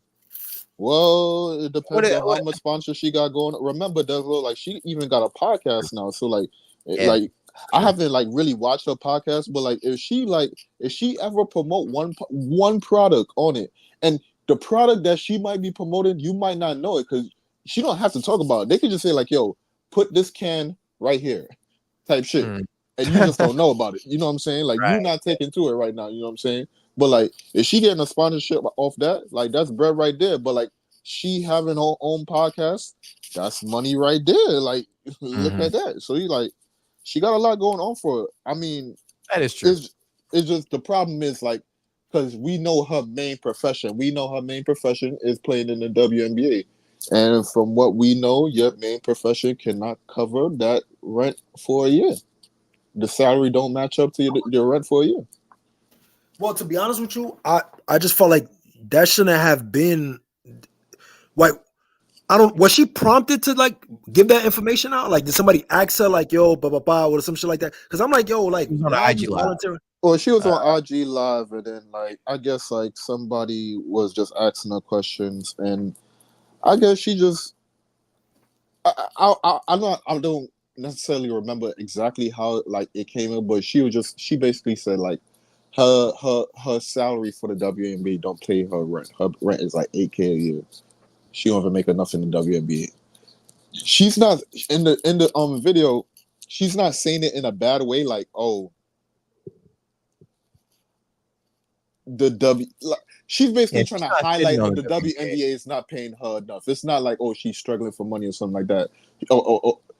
In a kind of a way, she kind of shouldn't. At the same time, too, she is kind of shitting because she basically saying the WNBA can't pay for this shit right here, but everything I'm doing, outside the WNBA, you're slapping the NBA in the face. I get what she's doing. She's doing, but my thing is like, so you're saying it from the aspect of you're not doing, but in my opinion, when you do it like that, to say the $8,000. That doesn't help people like feel if your point of it is to make people like pay attention to the wages not being enough for you to deal with your life, you can do it in a certain way without saying the $8,000. I think when you add a number to something, then people are going to be in your business. Well, I thought you was getting this. I thought you was getting that. And then now it turns into slander. Like, yo, why are you bringing up all that? And that's what it comes across. Like, yo, damn, like, yo, $8,000. Why you can't just get a $5,000? Why you got to be $8,000? Like, that's what it's going to turn into. And I feel like when you add the number to those things, you're inviting people to pocket watch and this and do that. Right, and this. exactly. And instead of attacking the issue, which is to talk about the wage disparity and like, yo, we need to get compensated a little bit more. Like, this is not good for us, because there's a lot of women in the WNBA where they have to go and play overseas. Luckily for Angel Reese, she don't got to go play overseas to get bread. There's women that as soon as they finish with the WNBA, they have to go. As soon as they're done with this, the thing, like let's say, for example, some women on the Liberty may have to go and play overseas. And I don't really like what Angel Reese has been doing recently, like. In terms of what? In terms of like, she's selling a lot of sex appeal right now. You know what I'm saying? She's been doing a lot of video shoots and photo shoots of. Does she look good, nigga? It does. But at the same time, it's like, what does this have to do with basketball? Like, well, that's no. We can't have it two ways. Why is she? Why do I gotta see Angel Reese's ass when I scroll through Twitter? You know that's what she like to do. Why not? What do you mean? Why not? Why not? Dazzle. They do this every time. No, Dazzle. From a pimp to a pimp. If she's showing her ass, she's comfortable showing her ass. Bruh. Why does what's wrong with that? You hate it, That's hate. Why does every black girl that becomes famous gotta be sex appeal based? Like, why is that the lane that all of our black women celebrities go to? Like, why is that the route? I don't think when Venus was, Venus and Serena, I don't think when they were selling sex appeal. But people thought Serena Williams was sexy though. Yeah, but that's what I'm trying to explain to you. So like okay, I guess what you're saying, like she's leaning into it. Yeah, because I need to make money because the WNBA is not paying me. That's the point, Dezo.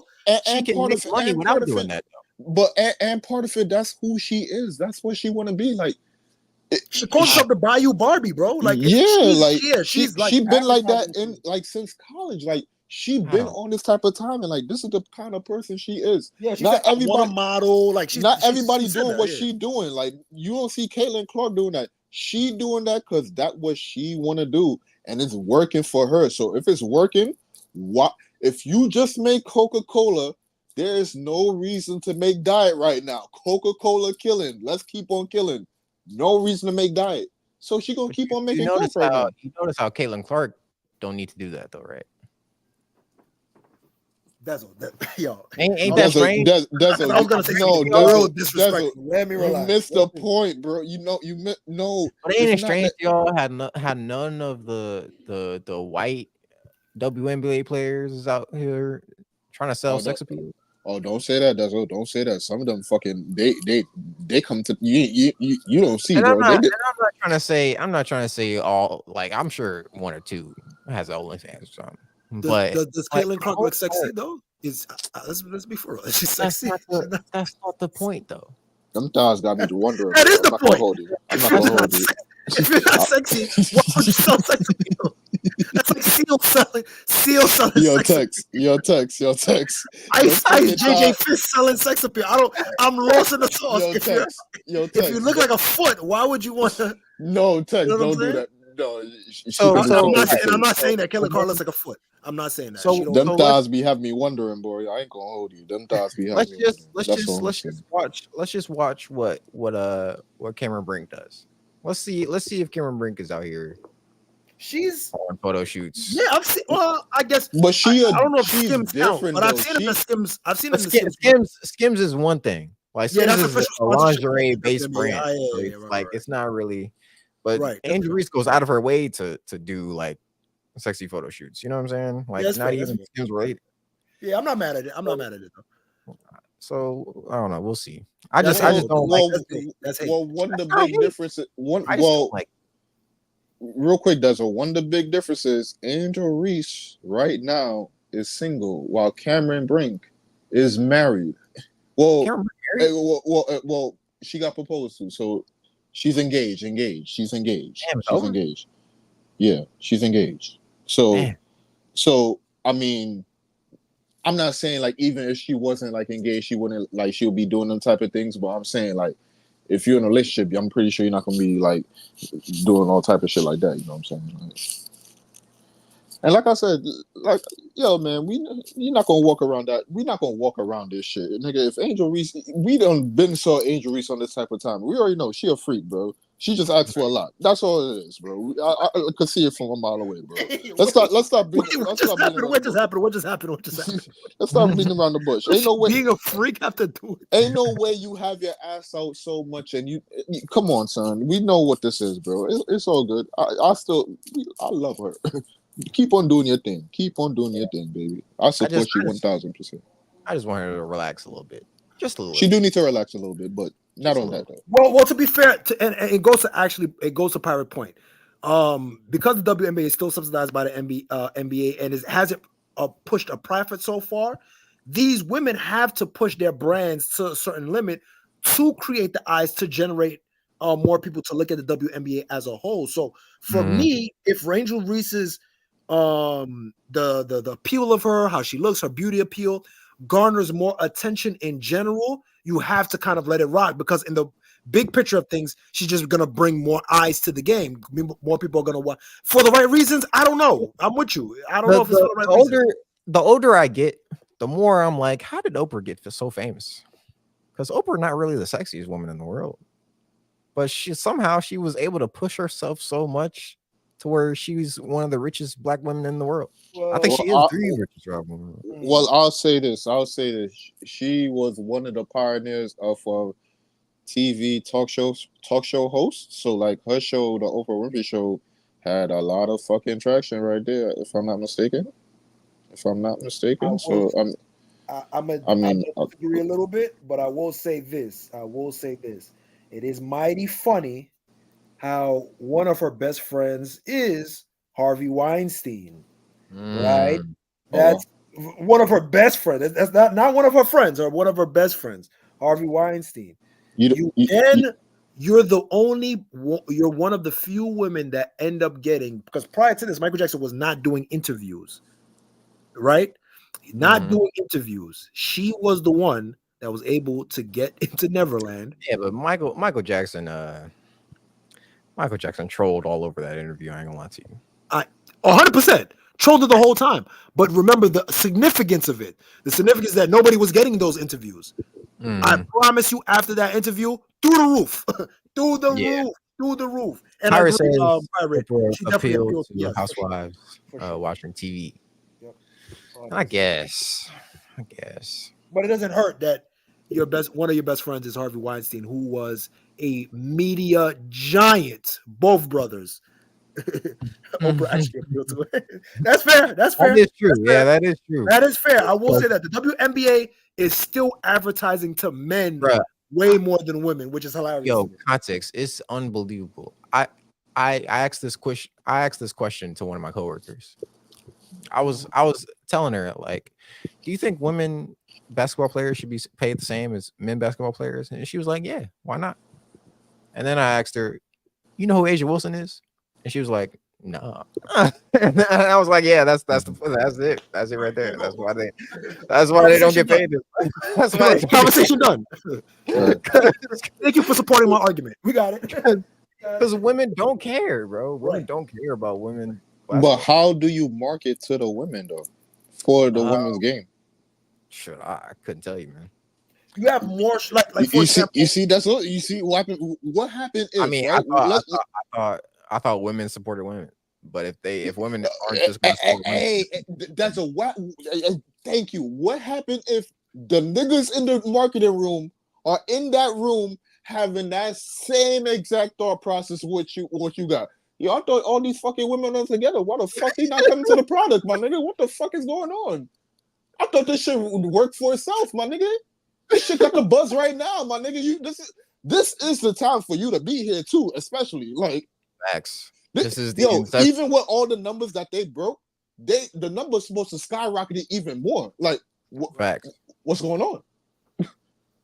What more do you need? Yeah, man. What more do you need?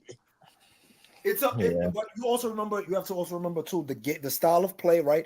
The style of play is getting better, right? It's way more. It's getting, because you have to also remember too, right? WNBA still values a lot of like big, like playing big and playing through the big and stuff like that. So it is a little bit of a slower paced game in terms of like when it comes to like the grinded out team. But then there's the teams that play high pace and stuff like that. Like Caitlin Clark's team plays high pace and it was able to bring more excitement, things like that. And now them increasing the pace is going to work. But also too, like the talent, there is talent in WM. Don't get me wrong, right? There is talent, right? But I think we're getting more variety of talent. There, you know what I'm saying? If that makes sense. I think we're getting more like Jacqueline Jones, Breanna Stewart. Like we're getting different archetypes now where like we can see like, oh, like there's like they have their own style now. Like, okay, I can see your style playing it. It was very far and few between because they play so fundamental that you had someone that can express their style on the court and play a certain way that is exciting. That's the thing about it. Like you got to have your own stuff. If everybody's playing fundamental, like it's cool, it's good, but it's like after a while, it's not marketable. It's not exciting. But now you have people that can put their own little sauce into it. They got their own little, you know what I'm saying? Like now you're seeing the little nuances. And I'll say this too. Caitlin Clark, you have about 3 more years. 3 more years? Yeah, 3 more years. Until the real show gets here. Juju Watkins is on the way. And then we'll see how the WNBA really gets involved. Yeah, Bird and Magic. By that time, she's gonna be the best player in the league. Who? Caitlin Cup? Watch your mouth. By that time, She might. But anyway, man, let's move on, man. Sabrina Ionescu. Hey, I saw one comment that said Sabrina Ionescu had so much balls they gotta change her pronouns. Oh shit! oh wow, So much balls to take that shot. That was a ballsy shot. That was a woo. Yo, that was a crazy shot. I mean, game tied though, right? Game was tied though. Yeah. So I mean, you're not like all right. So like, I love the shot. That was a ballsy shot, but that wasn't Trae Young in the finals. You down by fucking 2, and you take a 3 with the last shot. Was it the Horford when he hit the shot on Horford? When he hit the shot, I think it was on fucking either JB or JT, one of them, at top of the key. No. The first one, the first shot to get them tied was the one on JB or JT. That was the first one. The second one was on the one to win it was on Horford. Okay, you know what? You're right. You know, but yeah. So it's not that you don't have anything to lose. You take it to overtime, and you got the momentum because you just stormed your way back on these motherfuckers. Right. Mm-hmm. That I 10 out of 10 shot, but it's not Trae Young. I'm putting my fucking nuts on the table, nigga, and I'm gonna show you who the fuck I am in this bitch. Fuck all the bullshit. That's fair. You think? Well, obviously, I think it was more leverage. It was definitely more because you're pulling them from behind. 100%. I could agree with that. But I think I agree with that. That was a tough shot, man. That's you know what I'm saying? Like, yo, to take that shot, and you have arguably you got Breonna Stewart, like you got people on the court, and for her to feel like, yo, I gotta take this shot. Hey, I'm not mad at it. I like the corners, man. I like the corners. Corners is crazy. Yeah. That shot led to the Liberty taking a 2-1 lead in the series. Yes, sir. They need one more win in order to win the NBA or the WNBA championship, I should say. Y'all think they're gonna get it done? Man. Come on. Oh yeah. I'm crashing out. Are you kidding me? And they're about to do it. Oh my god. And they're gonna do the parade in Atlantic Ave? Yeah. You see that was my question though. Like, so like, where this parade about to happen? And like, are we having a parade? And then like, what if we have this parade? Like, y'all talking like y'all already won it, man. Oh no, we won it. No, that's what. Let's calm down a little bit. Yeah, respect to the Minnesota Lynx. I'm not gonna lie. I will respect the competition, but like, yo, bro, there is no way you're supposed to lose it now. In my opinion, at this point now, the game's been close. No. At this point now, I felt like y'all niggas should have just like this shit should have been over already. It should have been a fucking sweep. Because game 1, y'all gave that up. Even through all that bullshit, y'all was still right there. So like, and then after this, they beating y'all ass and y'all storming back on the motherfuckers. This shit should have been over. This shit should be over right now. So if you upchuck this motherfucker, I'm throwing bricks at the Barclay. What we doing, bro? No fucking way. Yeah, right. I'm with you. That's Steph Curry Warriors 3-1 choke. That's what that is right there. Yeah, for sure. That's what that is. I'm with you. I got them winning Dezo easily. Like I'm already picking out. Like I'm trying to get the off-white jacket, that off-white Liberty jacket, so I can wear it to the parade. Okay, bad. Yeah, for sure. Stu, go. Don't fucking fail me. Yeah, lock in, Stewie. Lock in. Yeah, they were looking like the Bills of the WNBA for a second. Their 7th straight finals. Yep. And never going in, but yeah, I think this is the time. This is the time, man. Yeah, it better be, man. I'm super hype. Speaking of the Bills, actually. Speaking of the Bills, how do you guys feel about Amari Cooper going to the Bills? And is Cleveland cooked from being one of the most talented teams to now we don't know what's going on? And Deshaun Watson, man, I feel bad for him, bro. I'm not even going to hold you. I feel so bad for him. Real quick, Dezo, real quick. I'm gonna be quick. I don't want you to talk. Amari Cooper trade that helps them a lot, but they still gonna need a little bit more. There's some things that they still need to fix up because like Yeah, I saw that game with the Ravens. Y'all have a lot. Amari Cooper doesn't fix all those problems that y'all got right there. So fuck all that bullshit. Y'all need to fix y'all running game, all type of shit like that. But the Cleveland Browns, we need to do a fucking case study on the fall off from Deshaun Watson. This is the most amazing thing I ever saw in football, bro. Amazing thing, bro. Like, I told you already. I've done made a fucking parlay and Aaron Rodgers the first fucking possession, the first series, nigga. He Achilles pop, nigga. I'm thinking 4,000 Achilles pop. Blew my fucking mind. This shit right here needs to be studied. The fall off of Deshaun Watson. That needs to be a documentary. This man was a top 5 quarterback. This nigga look like he needs to be out the league in a hurry right now, boy. Yeah. Oh my God.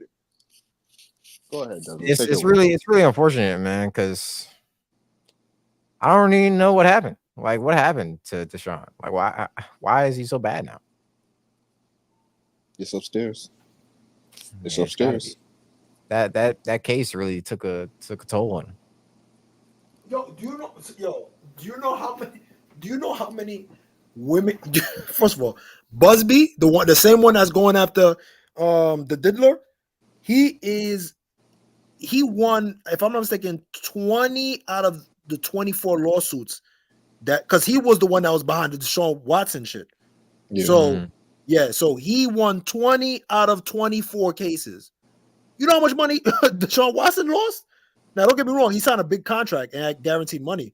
But yeah, I can imagine you lost a lot of money, bro. Well, he paid them out though. He paid them out. So like some of them, like the money they was asking for, he paid them out. He settled. He settled. So you know, so you have to like go through all that bullshit. Go through this crazy. Yeah. So like, you know what I mean? Like you could have. That's a lot. But at the same time too, like all right, let's be all the way fair now. Let's be all the way real now. Because we could say whatever we think about Deshaun Watson. We could see when people are taking advantage of a situation, when we could recognize that situation. You cannot tell me he abused all these motherfuckers right there and they all was doing this shit against their consent. No way, bro. You know why? I know some fucking women that do that type of shit. Ain't no way. They are opportunistic. That's why they are in the field that they are in.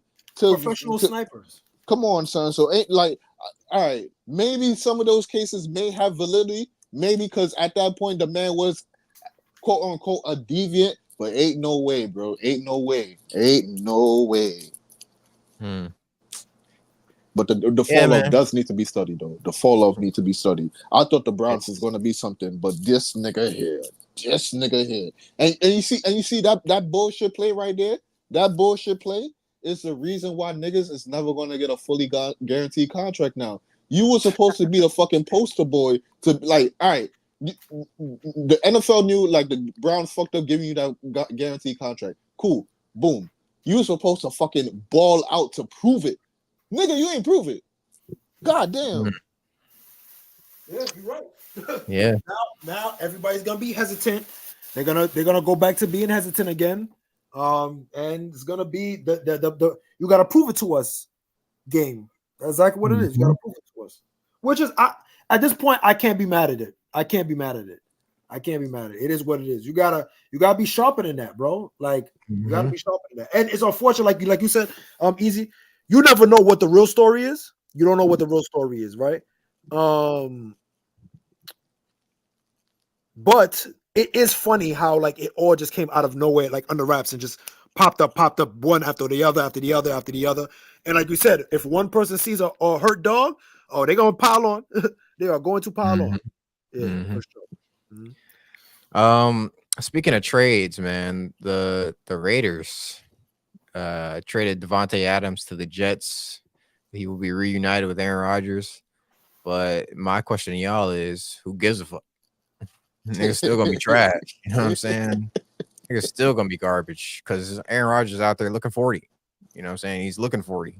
Deslo got that instilled hate for Aaron Rodgers for all the shit he did to the Bears. So he just got that instilled hate for him. You know what I'm saying? Fuck Aaron Rodgers. Watch him off. Bro, Aaron Rodgers is looking like he could barely walk out there with the Caleb Jets. just realized that he's actually a good quarterback again. So relax. Exactly. Relax. Now you mad hype. Caleb It just took him 4 remembered. Oh my it took him god, 4 weeks. It took him 4 weeks. It took him 4 weeks, and now he's gonna run this shit. You know what I'm saying? He's gonna run this shit. Hey, listen, I can't be mad. He was hooping on Sunday. He was hooping for sure. Yeah, But I will say this. I disagree. I think chemistry counts. All those throws, those back shoulder throws that Garrett Wilson was missing with him. And don't get me wrong, I think Garrett Wilson is an amazing receiver. I think he's eventually going to be a number one. I don't think his body type, I think he's a little bit too small right now to be a consistent number one. I think he's a good enough number one, but I think having Devontae there, I think is going to help him tremendously. Now you can really move Garrett Wilson around, put him in the slot, the same way they was moving Julio around, put him in the slot. You could and have him destroy slot receivers because he's still big and strong, but there's some of those back shoulder throws and some of those chemistry things that Garrett Wilson doesn't have the years of chemistry and to know, like, okay, I'm going to turn and look for this. If you just listen to Devontae talk about route running and positioning and stuff like that, yo, it's insane. It's insane. And I don't think that Garrett Wilson has that same experience and intellect right now due to the film and learning film and stuff like that. And I think Aaron Rodgers needs that. That's why you see Alan Lazard plays more than Mike Williams. To be fair, Mike Williams, damn, you might get cut. I'm not even gonna hold you because you definitely lost the game. But I think it's gonna improve. I think the AFC is still in the open. AFC East is still in the open, and I think the Jets could definitely make a push towards it for sure. Like I think Aaron Rodgers can still. The offensive line is atrocious. I don't think the offensive line is really that great. I don't think they was giving him a lot of time. I think if you've seen Aaron Rodgers had to throw the ball very quickly, get the ball out of his hand, dumping the ball off with screens and things of that nature and flats, not allowing plays to certainly develop. He has to throw 5-yard post and outs to Garrett Wilson and really kind of dick and dunk. He can't really like let it fly because he doesn't trust his O-line. And he was getting sacked. He's 40. I'm not trying to get sacked, bro. So I hear you. I still think the talent is there. I just think we're going to see a completely different Aaron Rodgers.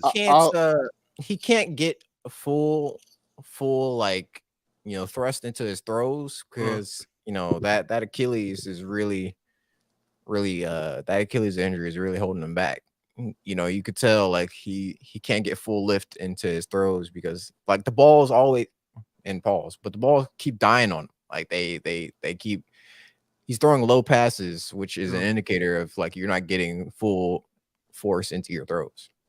Well, also to be fair, I don't think he's able to even plant as much as because he doesn't have the time. Exactly. He doesn't have the time to plant. So we can't, in my opinion, like I don't think we're even able to test out Aaron's like full potential in terms of like him because if you give him a better O-line, we would be able to see, okay, is that Achilles really good? Because like I think the Achilles good. He just made a Hail Mary. That shit was on the money. But it's easier to throw a Hail Mary because they're like you're just throwing it as hard as you can to the end zone.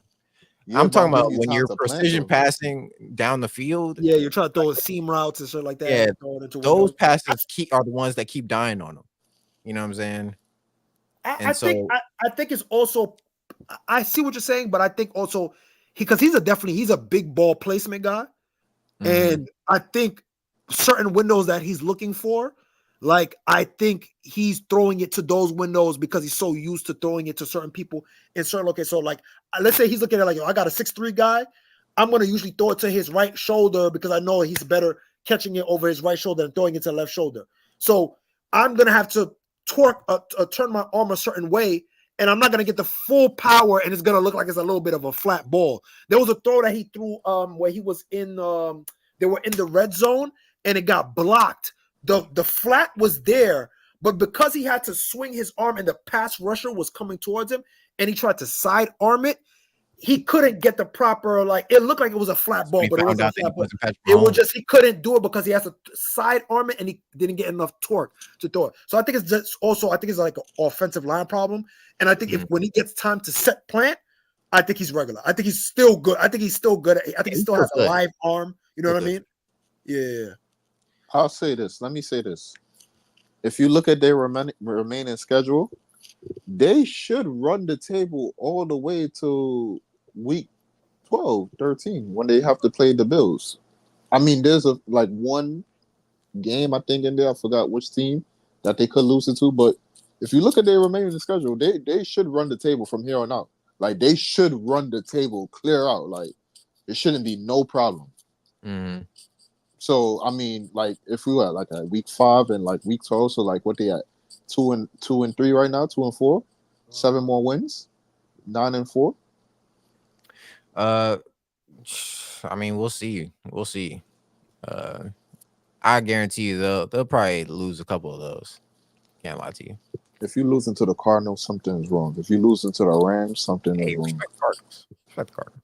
You're not supposed to lose to the Cardinals. Y'all just made a move to go all in for the Super Bowl. A Cardinals team is not the team you're supposed to be losing to. I don't give a fuck how good James Conner and Kyler Murray is. Yeah, Kyler Murray will go out there and he'll mess up your day. Kyler Murray is one of those players. He's like a John Morant. Like you think, like you know what I'm saying? Like he'll just mess your day up. Like, oh man, I was not prepared for him right now. But Tex, you, it's Super Bowl or bust now, bro. No excuses. These are not the games you're supposed to be giving up, bro. Hell no.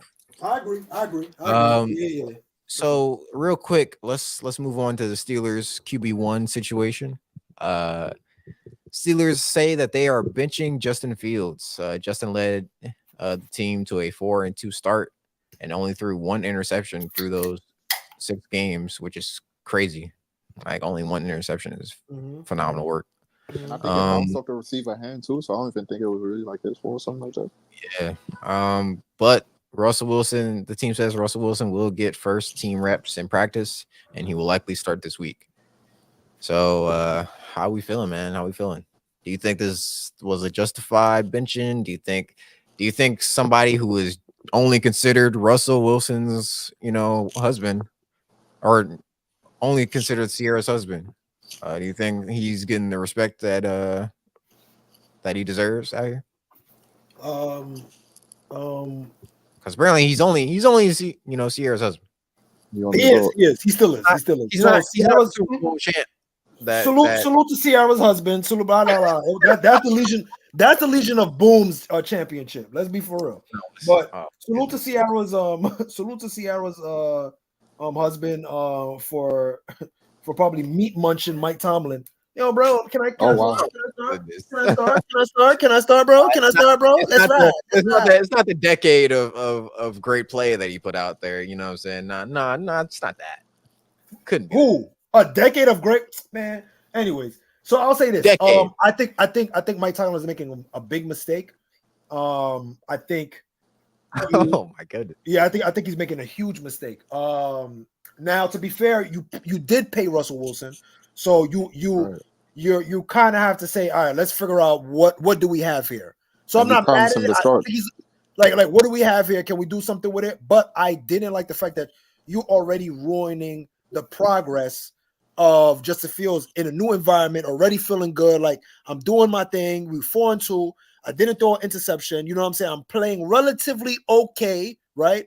But you wasn't even supposed to start though. You wasn't supposed to start though. Let's be real though. He was definitely supposed to be a project, and that's why I said, well, they paid Russell to technically be the starter for right now. But the thing about it is, my thing is like because Justin Fields was producing relatively okay, and you guys had a winning record, why not keep it going? You know what I'm saying? Like why not? You know what I'm saying? Why mess up the momentum and put him back into the thing? Like now. We don't know how he internalized that.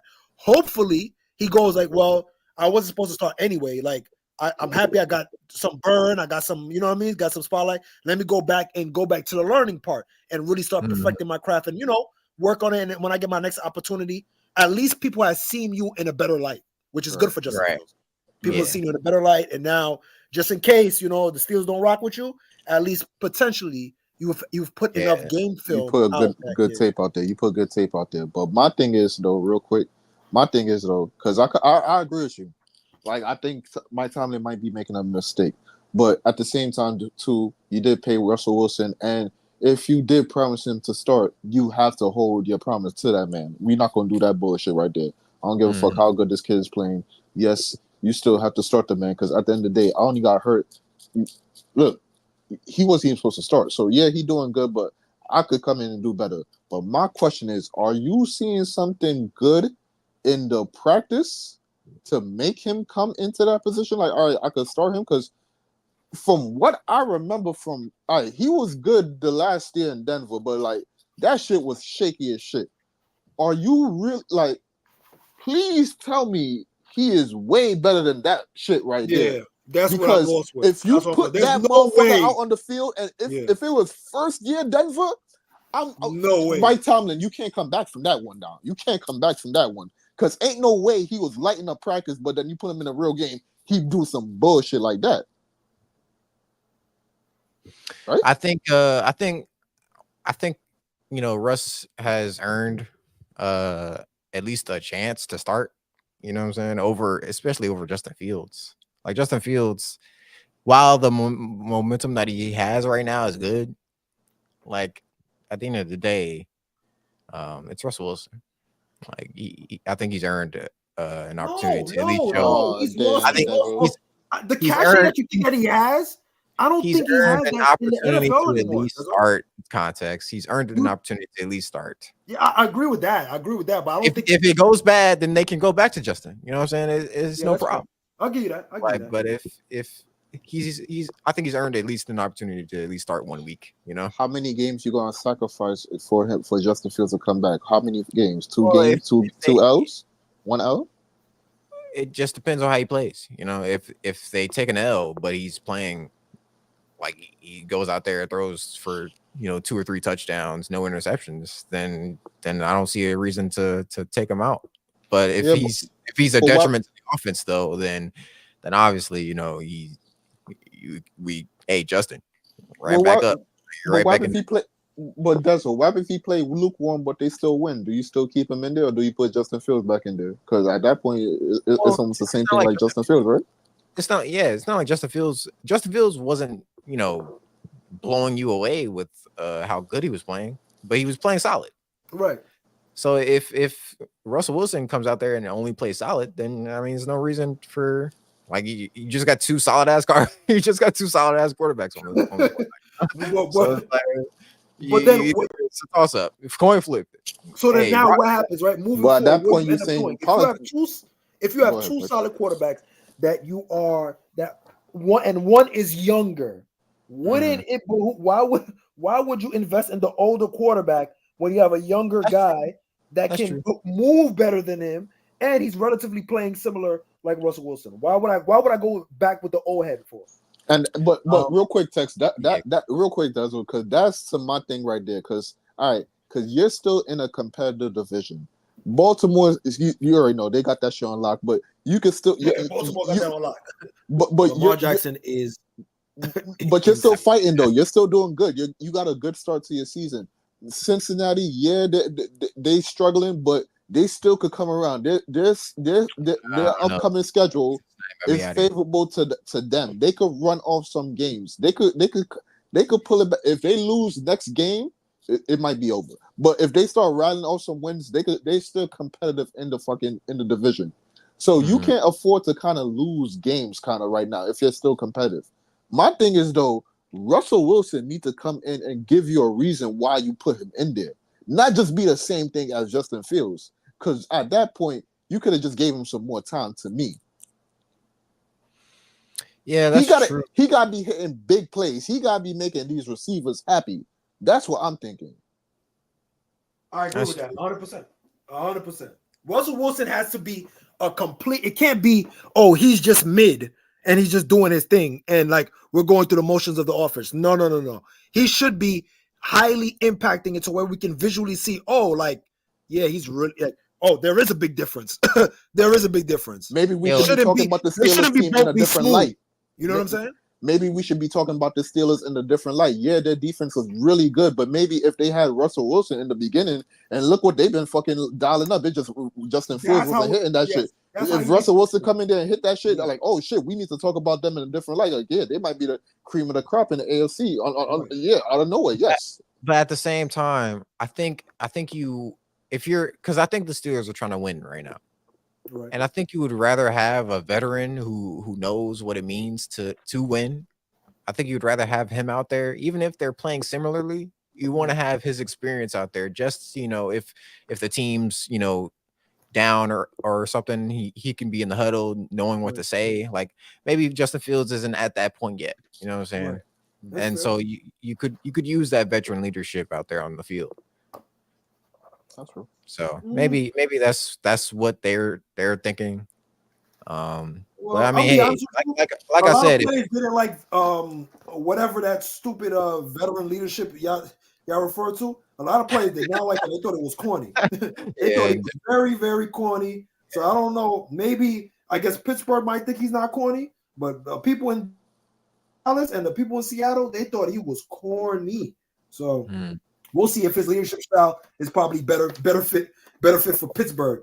But I don't think so, because the Pittsburgh I know is very, very matter of factovich, and I don't think Russell Wilson is of that same cloth. I could be wrong, but we'll see. Yo, it's man, I'm just looking at the standings, man, and Why are you so, why the yo, Russell Wilson, like Dezo being Russell Wilson's defender was not on my bingo card. Yo, I did not see that I like popping up, Russell yo. Wilson. I did not. I don't see know that. why y'all don't like Russell Wilson. I didn't say I didn't like. I didn't say I didn't like Russell Wilson. I think I think he probably is a little bit overhyped, but I think he's really good. But overrated. But Tuck's on a different level. Our overhyped is a different level. I'm probably say like 20-30% overrated. Tuck's is on 80% right now. I know that for a fact. 80-90% right now. I know that. Give me Eli Manning, bro. Give me Eli Manning, bro. Okay. Oh, you see 95%. Sure. Listen, I'm looking at the standings, man, and I just hate that my Chicago Bears have to be in the NFC North, bro. We got to deal with a 5-0 Minnesota, 4-1 Detroit, 4-2 Green Bay. God damn, like it's like Jesus. Why does every team in our division got to be good? I mean, I didn't see Minnesota coming the Vikings out of nowhere and just like running the table. Haven't lost. Yeah, that was wild crazy. I ain't gonna lie to you. Like I'm telling you, I did not see that coming. I thought they was like going to take a nosedive, but like, yo, like I mean, yeah, they do play each other this week, so that's what I mean, like they take that L, you should be good. But I mean, I expected coming into the season Green Bay and fucking the Detroit Lions to be like good teams. So I mean, you were still in an uphill battle regardless. That's all. Like there was no way around that bullet right there. Like I'm not gonna lie to you, a few different, like 3 different plays and Detroit is in the final in the Super Bowl. So like, I need Houston to beat Green Bay, and then I need Detroit to go out there and give Minnesota their first loss. No, that's all. You need Detroit to fucking. But you know, I don't want Minnesota to be 6-0 because then we can't catch them. Do you see Minnesota falling off? I don't know, bro. I don't know what Sam Darnold got going on. Who the fuck told Sam Darnold? He got the Fitzpatrick attack, bro. I'm telling you, he got the Fitzpatrick. Sam Darnold to be great this season. Insane. When I say he's throwing dots, like he is throwing dots. Don't get me wrong. Jordan Addison and Jeddah's he's a God. Justin Jefferson is a problem, but Jordan Addison as well. They have just Darnold has been putting the ball exactly where it needs to be. I've been impressed. The way that they said the arm talent, I'm like, oh yeah, I see what they talk about now. I see what they talk about with the arm talent. That's the magic of Jeddah's. Every quarterback he don't play with, so for some reason they can just get the ball right to him. That boy. No, because to be honest with you, Jeddah's always open. Somehow I don't know how he do it. Even with backups, they get the ball right to that nigga. I'm like, this okay. Hey, I love Tay, but when niggas bring up Jeddah's to me, I know when to hold it down, sit down in that seat and hold it the fuck down. Yeah. Or everybody keeps saying, "Oh, Jamar Chase." No. Nah, I can't give Jamar Chase. I mean, he's elite, but I can't give Jamar Chase. You have better luck giving me Tyreek Hill. Throwing Tyreek Hill like that. Listen, man. Yeah, I'm burning like that. Hell yeah, my fault. That's what. Go ahead. Listen, man. Like we I think we good on the NFL, right? Yeah, we good. Yeah, we cooked them motherfuckers. let's hit up some NBA topics real quick, and then we can get out of here. Real quick. Hey, y'all see the thumbnail? Lonzo Ball, my boy. My boy's back, man. Yes, sir. Yes, sir. Didn't play for 1,006 Welcome back, days, Zo. but he's back out there. 1,006 days. Yeah, bro, it's crazy. Oh, welcome back, Zo. And he looked like he never left. LeVar, it's time. Your time to shine, Pip. Your sons are back in the mix. Where you at, both LeVar? back in the mix. Yep, but yeah, he's out there looking like he never got hurt, man. He's out there looking smooth. Put up 10 points in his first game. And he looked like he didn't miss a beat. That 3-point shot is still there. Yep. The defense is still there. The ball handling, playmaking, it's all still there, man. So we'll the thing about it is that he never changed his game. He never changes. His game has always been exactly like this. Now, he scored more here and there and stuff like that, but his game is always like, let the ball come into me. It's just a natural, I'm going to get to the open spot. When I get my shots, I'm cool. I'm just going to make good plays all the time. He doesn't make bad plays. Like, it's insane. And I will say this, Minnesota. If you're smart, you're watching Lonzo Ball. You get Lonzo Ball as quick as I know. Huh? No way, bro. Yes. No way, bro. No, bro. No, bro. He needs to show more, bro. Yes. No, bro. You can't do that, bro. Yes. No, bro. No. Yo, listen, Lonzo, Jaden McDaniels, and Ant. 1,006 days, bro. No, bro. New knee, bro. He got a new knee, bro. Watch out. A dead nigga knee. A dead nigga knee, bro. A dead ass nigga knee, bro. No, bro. Where have you heard that from, bro? No, it's still got potential in it, bro. The knee, the guy died. The knee ain't died, bro. Still got potential, that nigga fucking break down fucking a week from now. Fuck that. Bro. Hell no, bro. No, I need way.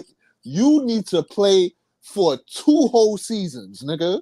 Oh, that's the tax. They can't wait that. No. That's Minnesota can't afford to wait that. Yeah, I can't wait that long. I can't wait that long. Minnesota don't need to look at him, bro. Don't listen to Tex Denzel. Don't get wrapped up in that, bro. No, bro. That's how you see how Tex works. Thank you. What are we doing here, bro? What are we doing here? What the fuck you mean? You see the vision? Why did that nigga knee break down? That ain't gonna It's not, bro. It's not, bro. He got a whole new knee. Oh my god, bro. No way, bro. Not you, I agree that they got to give it a little bit more time, but at trade deadline, you got to pull the trigger.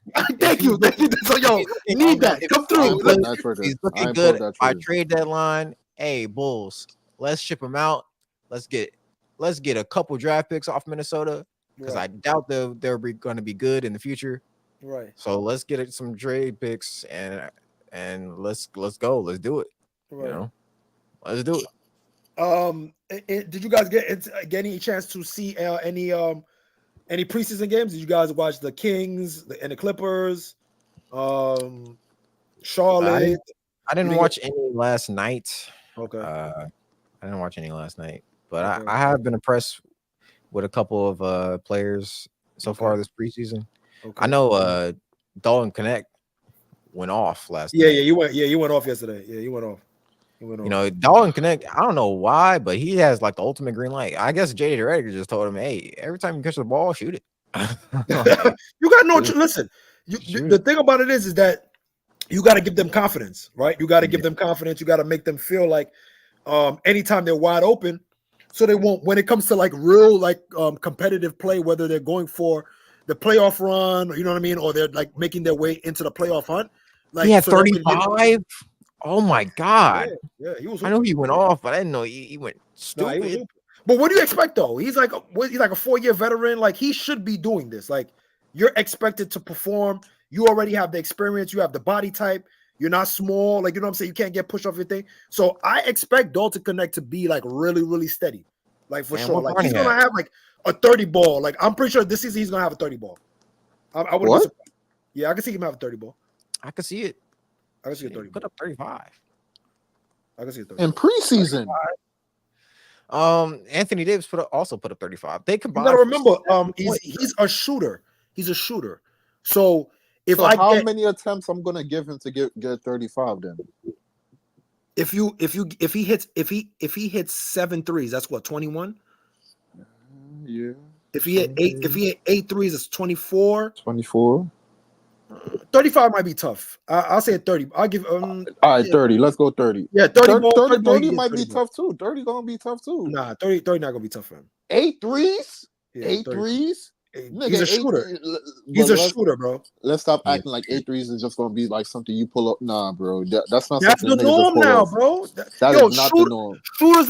Shooters that's not even real shooters are getting close to like 7 3-point shots a game. Like but Tex, what's the volume I'm giving this rookie right now to get hit 8 threes? Because ain't no way you tell him he going.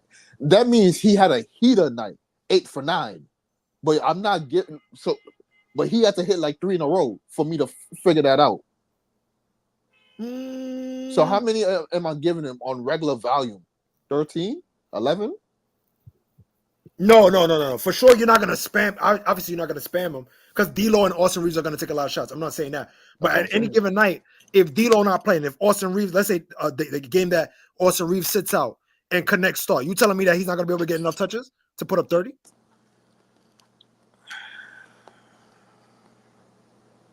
That's what I'm trying to say. He can shoot. It's not like he can shoot and put the ball on the floor.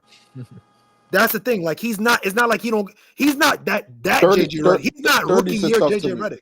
Rookie year JJ Redick, I would never say he's gonna put up 30. Rookie year JJ, he had no ball handling like that. It was not. But Dalton Connect is not rookie JJ Redick. He's better than rookie JJ Redick. But 30 is kind of tough to me. I'll give you 22, 24. 30 is kind of tough to me. You don't think you can get a career high of 30?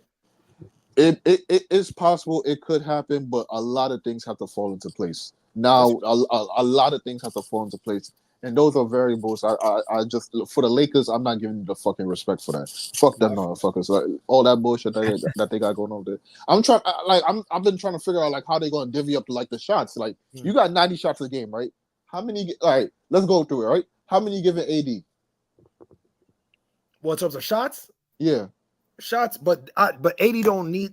That's the thing. You see. That's thank you, Tex. You see, the minute you fucking trip on that question is my exact fucking point. You don't fucking know, cause what the fuck is going on over there? No, it's not what. Yo, is he trying to check? No, what I'm saying is, I knew you was gonna do that because that is it, bro. That is it right there, bro. I don't fucking know. This shit is crazy. I don't know how to classify AD because he can get it off the board or whatever. I don't have to really call the play for him. But at the same time, we always look at him like, yo, run your fucking offense through him, right? So let me ask you a question. How many shots you think Luka is gonna take? No less than like 22. Luka, I know for sure. I could peg Luka for like 22 shots, 20 shots. The least I could probably say Luka might take the least like 15 shots if everybody's feeling and he just feel like passing and stuff like that. But I don't think he's not gonna be in the single digits for sure. I know that. But at most, like I got Luka pegged for like between probably like 18 to 20, shit, more than that, 22 to 25 shots a game. Thank you. That's my point right there. Yeah, but AD is different. AD is not. But we can get to even LeBron too, though, bro. We can even get to LeBron too. I know, but LeBron is even more. He's the one. He's even more than like AD because there'll be some games he'll be like, "Yo, I'm not really trying to score like that. I'm really just trying to get everybody involved." LeBron will take a thing off scoring if they think they're not going to win, and he's just going to try to get people involved. But bro, trying to get my shooters involved. But you see, like, all right. And I agree with that, right? I agree with that because he's going to get the shoot. He's going to take it game by game, case by case. But then at that point, let the trickle down effect. Now let's keep on going. D'Lo, Austin Rivers, I think Cameron's from the team. Like, where are these shots going? Everyone on your team is fluctuating. Like, I don't know how your team go. Meanwhile, even still till now, I could look at the Denver Nuggets and know how that shit gonna run. Beat us. Yeah, but you talking about no. You talking about effectiveness and like what they're looking for versus, if on one game in January, Austin Reeves is hurt, D'Lo's hurt, Connect come in the game. That's what we talking. We're talking about like a one-time season high. We're not talking about like throughout the thing how much touches because he's not guaranteed touches. Like he's not guaranteed 16 shots. We know for sure he's not established himself in the league. But what I am saying is that JJ is trying to involve him, and they're trying to they're not gonna let him be bashful. They're gonna say, "Yo, take the shots." They're not gonna say, "Yo, no, you got to think about this and you got to think I about agree that." with that. No, No.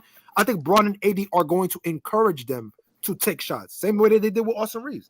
No, Austin Reeves did not miss no shots, but he was taking as much shots as he wanted to. No, I agree with that, but at the same time, also Reeves, when he started really like getting minutes, he had the handle. Like he worked with Phil Hand, he had a real good handle at that time. So like you could handle the rock. When you could really handle the rock at that level, you could bring the ball up. Like that changes a lot for you. Like they could run a lot of things for you. But I mean, I'm not disagreeing with that point. I agree with you. I'm just saying like when that situation happened, a lot gotta fall into place. Because even then, like when you start, if you get that minutes and the volume for that situation to happen. Now you have to hit the shots. Can you hit your shots? Because that situation might not happen again. Yeah, I think he's an old head. I think even the way that if you watch him, like, the way that he plays, he looks like he's one of those like old head, like, yo, I'm getting my shots. If I miss, I don't care. Like, you know what I'm saying? I don't think the pressure of him playing with LeBron, him in LA, I don't think that's going to affect him as much as it would a younger person.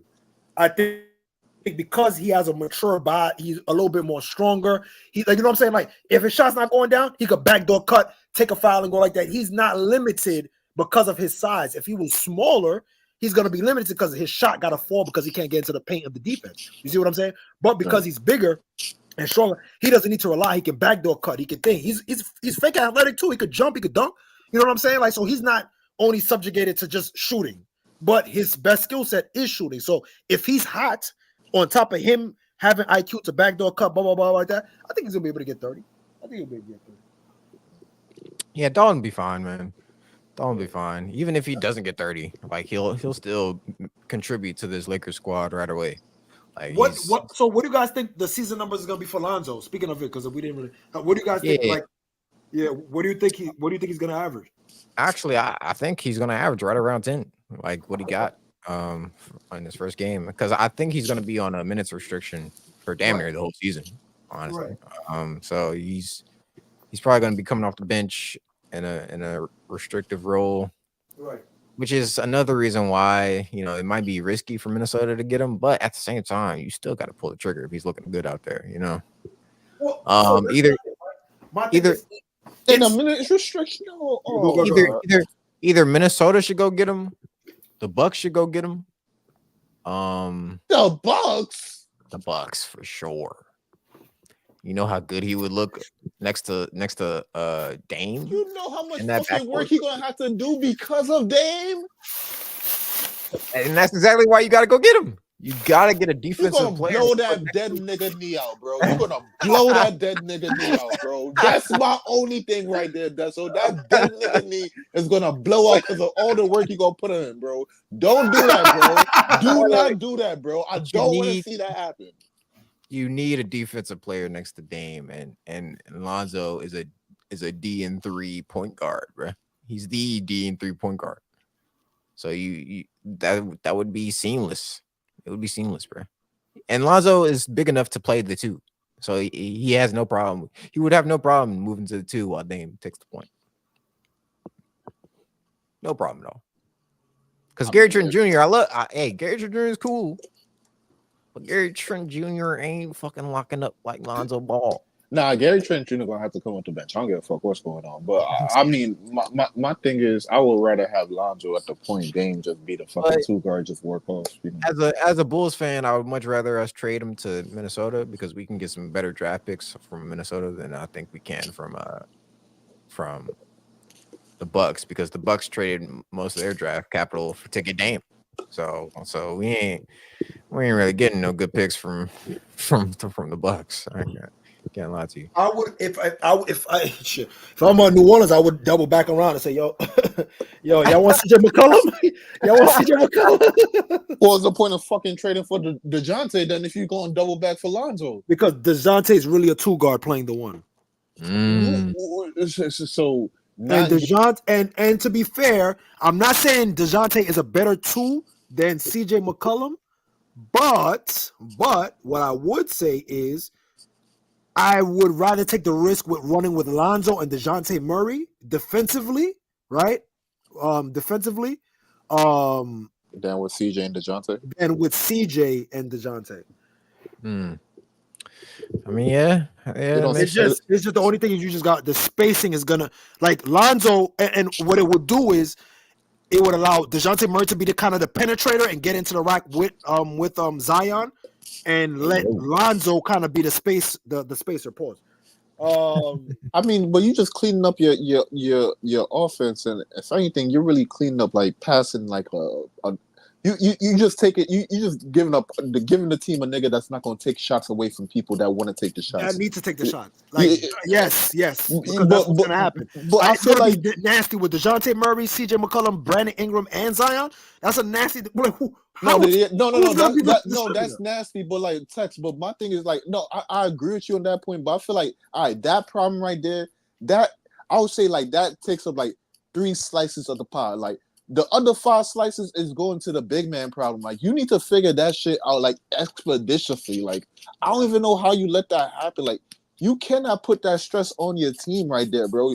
You are fake running the fucking Mike D'Antoni rocket shit when they put PJ at the 5, bro. Like that's how y'all trending right now. That is not gonna work, bro. That is not gonna work. That DeJounte Murray trade gonna look crazy just because of that problem right there. You gotta fix that shit up right now, bro. I agree with that. 100%. But I do agree with that. I mean, I do agree with that thing about the Lonzo thing. I do agree with that. But yeah, I mean, at that same point, I look at New Orleans like some fucking clown show because you just had the nigga on your roster. Money. No, don't get me wrong. Don't get me. Hear what I'm saying. I know it's like it's like you're going. It's not like you're going backwards. You're moving backwards, but at the same token, it's gonna help you out in the future. Trust me, it's gonna help you out in the future. Because this right here, this pairing right here, DeJounte Murray and CJ McCollum, I don't like it at all. It's nasty. It's really nasty. Yeah. I don't like that backcourt either. I don't like their whole starting 5, to be honest with you. That's a funky starting 5.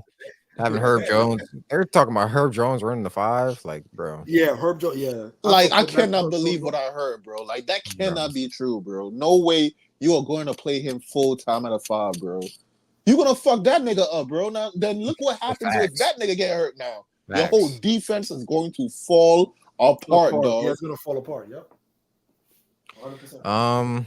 But yeah, man, I'm just happy to see Lonzo back. I'm happy that he's back out there. Right. Hopefully he can stay healthy. I'm pretty sure, I think he is. I definitely think he is. On top of that, too, Chicago has to.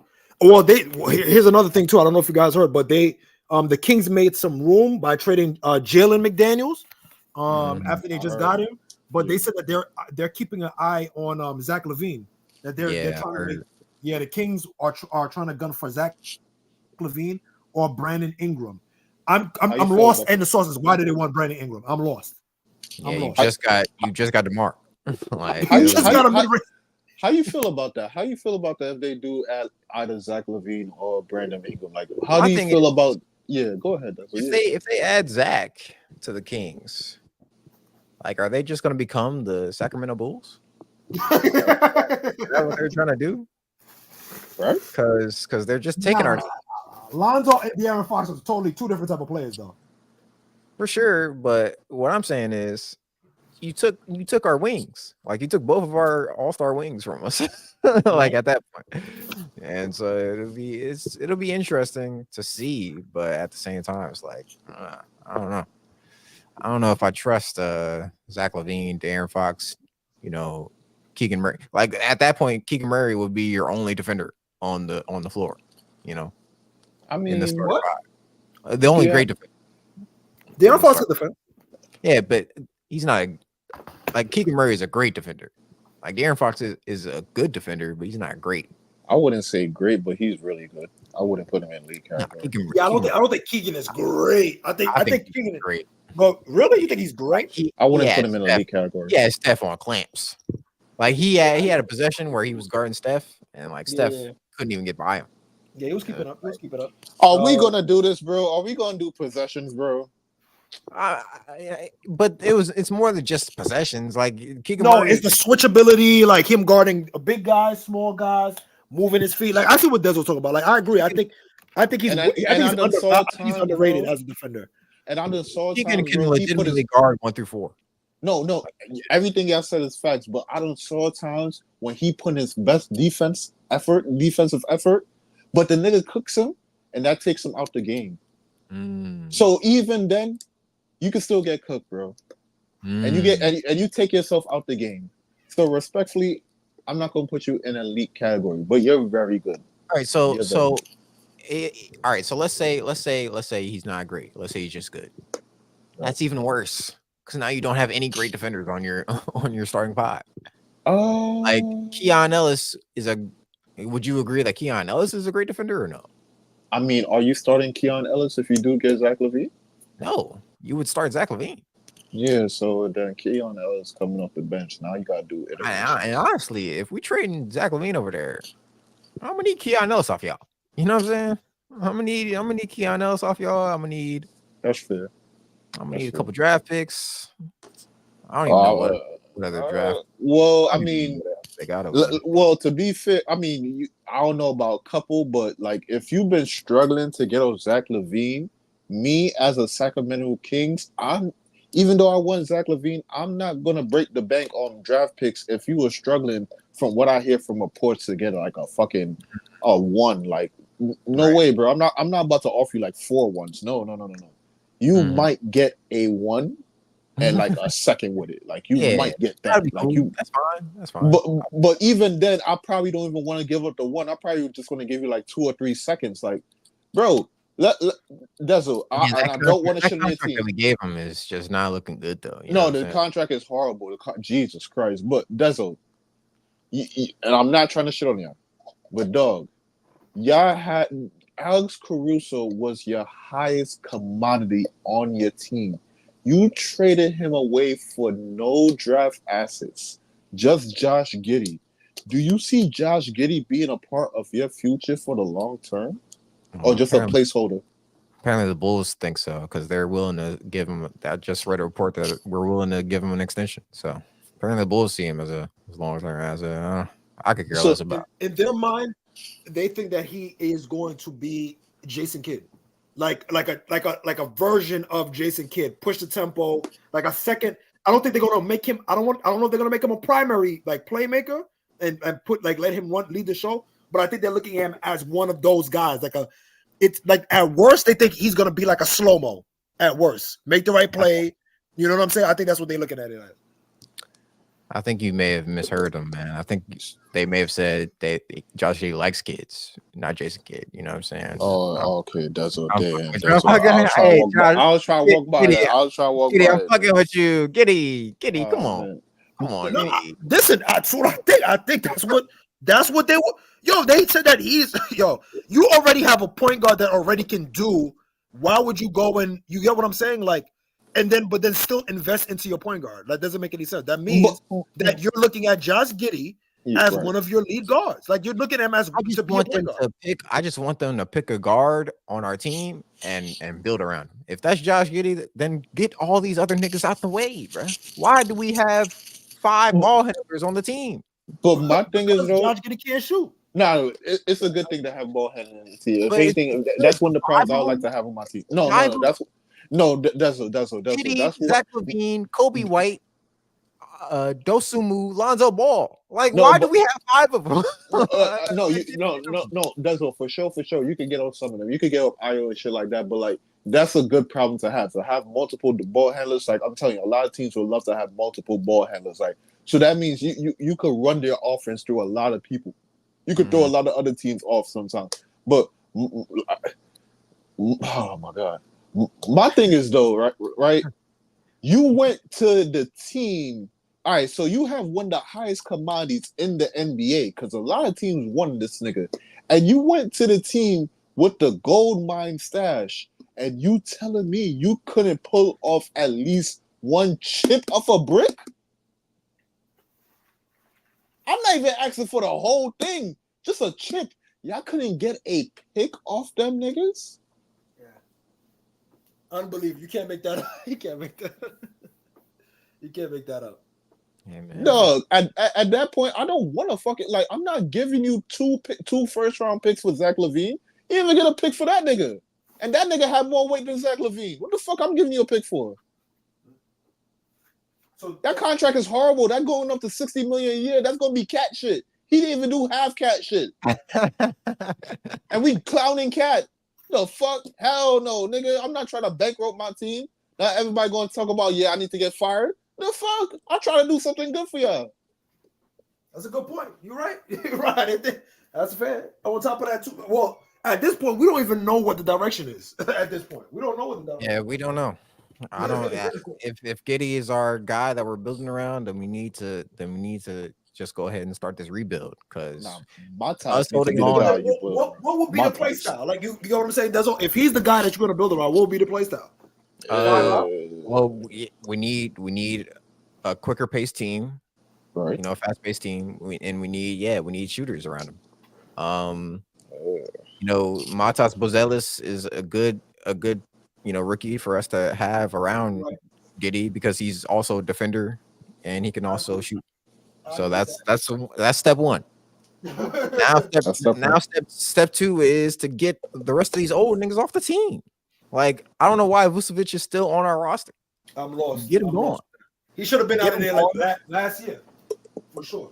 Should have been out of there. Probably 2 years ago. As soon as Lonzo got injured. As soon as Lonzo should have been out of there. As soon as Lonzo got injured, that's when he should have been out of there. Yeah, get Vucevic off the team. Get Zach LaVine. Zach LaVine's cool, but he's not part of our future. He's already like 30, damn near. So yeah, send him. Low key. So where would y'all send Zach LaVine with? That's one of the questions I have. Are we factor in the contract at the same time, or are we just putting the contract to the side? Listen, contract aside. Okay, contract to the side. Detroit was willing to take him. Like Golden State was willing to take him. Oh yeah, they were. They didn't want to get rid of beat pods. Yeah, they didn't want to get rid of that bum ass nigga. And I'm sure Pods isn't a bum ass nigga, but for right now he's a bum ass nigga. You know what I'm saying? Well, it depends because if they were gonna make that trade for Zach LaVine, that means a lot of players gonna have to get thrown. Remember the salary, so a lot of people would have had to get thrown in that trade. So like, if I'm throwing in all my young talent, like goddamn, like let me keep up something. If you demanding that too, like, so I gotta make salary match and I gotta throw in fucking young talents to appease you. Like, come on. But at the same time, I think the trade would have been worth it for them because I'm looking at preseason. None of them niggas can create offense. But and you know what Zach LaVine can do? He can create some fucking offense for you. You lose all your depth, and you've been struggling on depth. You've been struggling ever since you even won the chip. You've been struggling. But they had a decent bench last year. They had a decent bench. Huh? Did they not? Dezo. Jesus. Oh God. No. Send Dezo to hell. Send Dezo to hell. Send Dezo to hell. Send Dezo to hell. Had Chris Paul, Send Dezo to hell. Send Dezo to hell. Kuminga, Tracy Jackson Davis. I know you're not about to say Tracy Jackson Davis and fucking Lester Quinones. No way you about to do this to me, bro. Quiznos is hilarious. Quiznos is mad funny. Nigga, that's what we call them. Quiznos. Lester Quiznos. Ain't no fucking way this what you not about to hit me with that. Dezo. Moses Moody, that they not even. Dezo, please. No. Moody, that is not a bench. Good, bro. That is not a bench. Moses Moody's good. West. No, that is not a bench. No, bro. No, Dezo. Hell no, bro. No, dog. That is not depth right there, bro. The only teams that have an elite bench, though, are like Minnesota. Like, Minnesota's bench is elite. But other than them, like, who has a good bench? Denver don't got a good bench. You don't even have an elite starting five.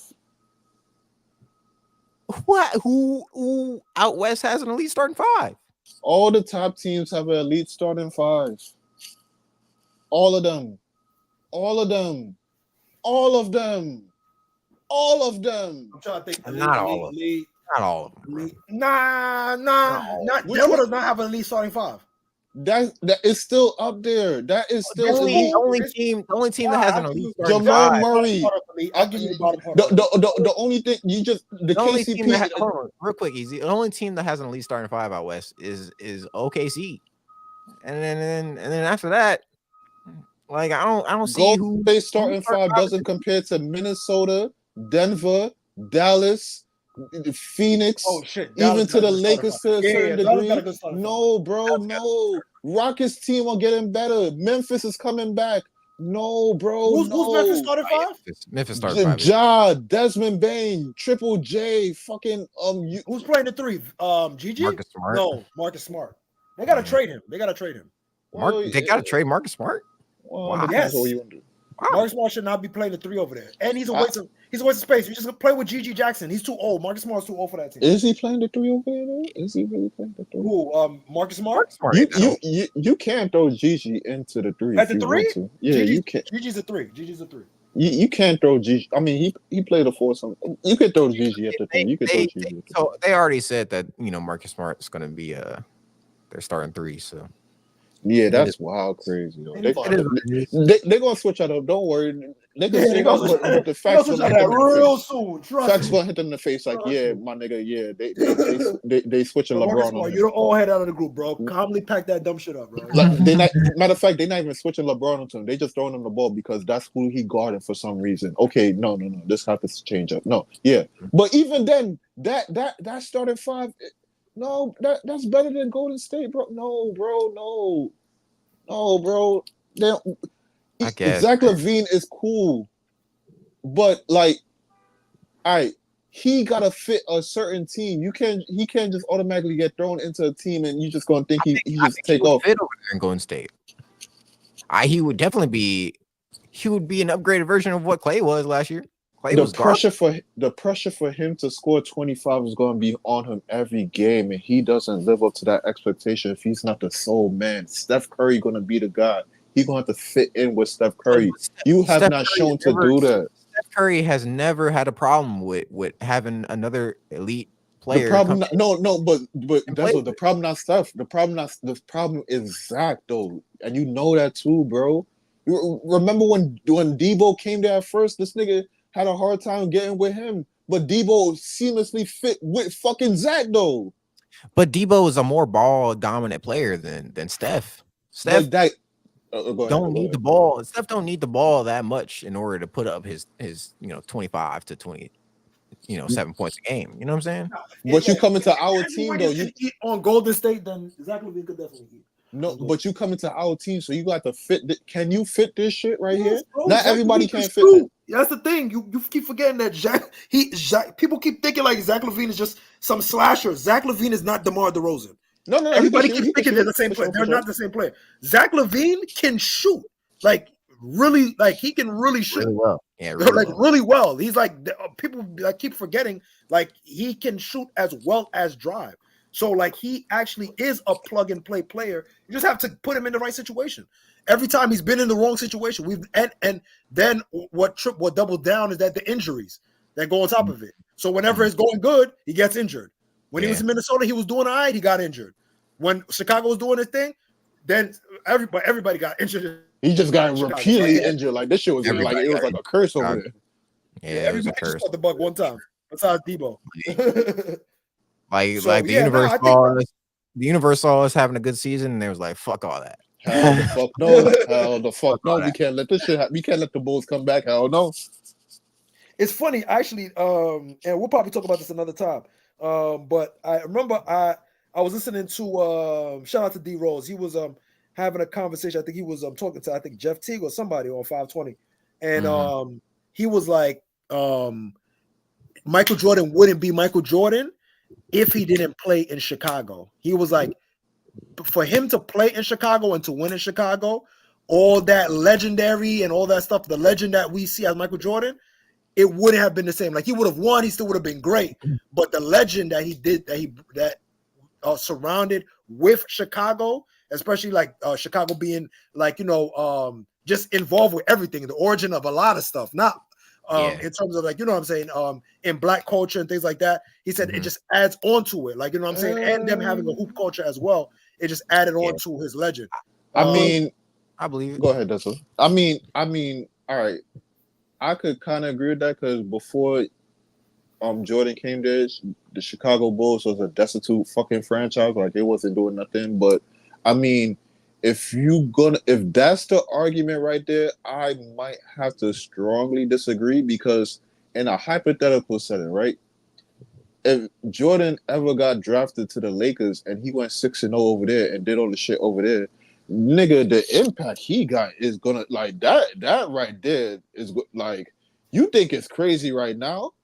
There wouldn't even like all right, even with all the he could have had the same career in the Lakers jersey. There ain't gonna be no comparison for LeBron just because of that alone, just because he in the Lakers jersey, bro. That's how much weight the Lakers got over there. So I mean, throwing them over in LA might be, a different type of impact. Do you think if Jordan went over to the Lakers though, if he was drafted by the Lakers, he would become as goated as he is right now? Like, because I mean, there's a lot of Lakers legends. I think even more goated. More goated. Yeah. Wait, more than right now? More than right now? That's more than right now. Because I would have to see who he got drafted.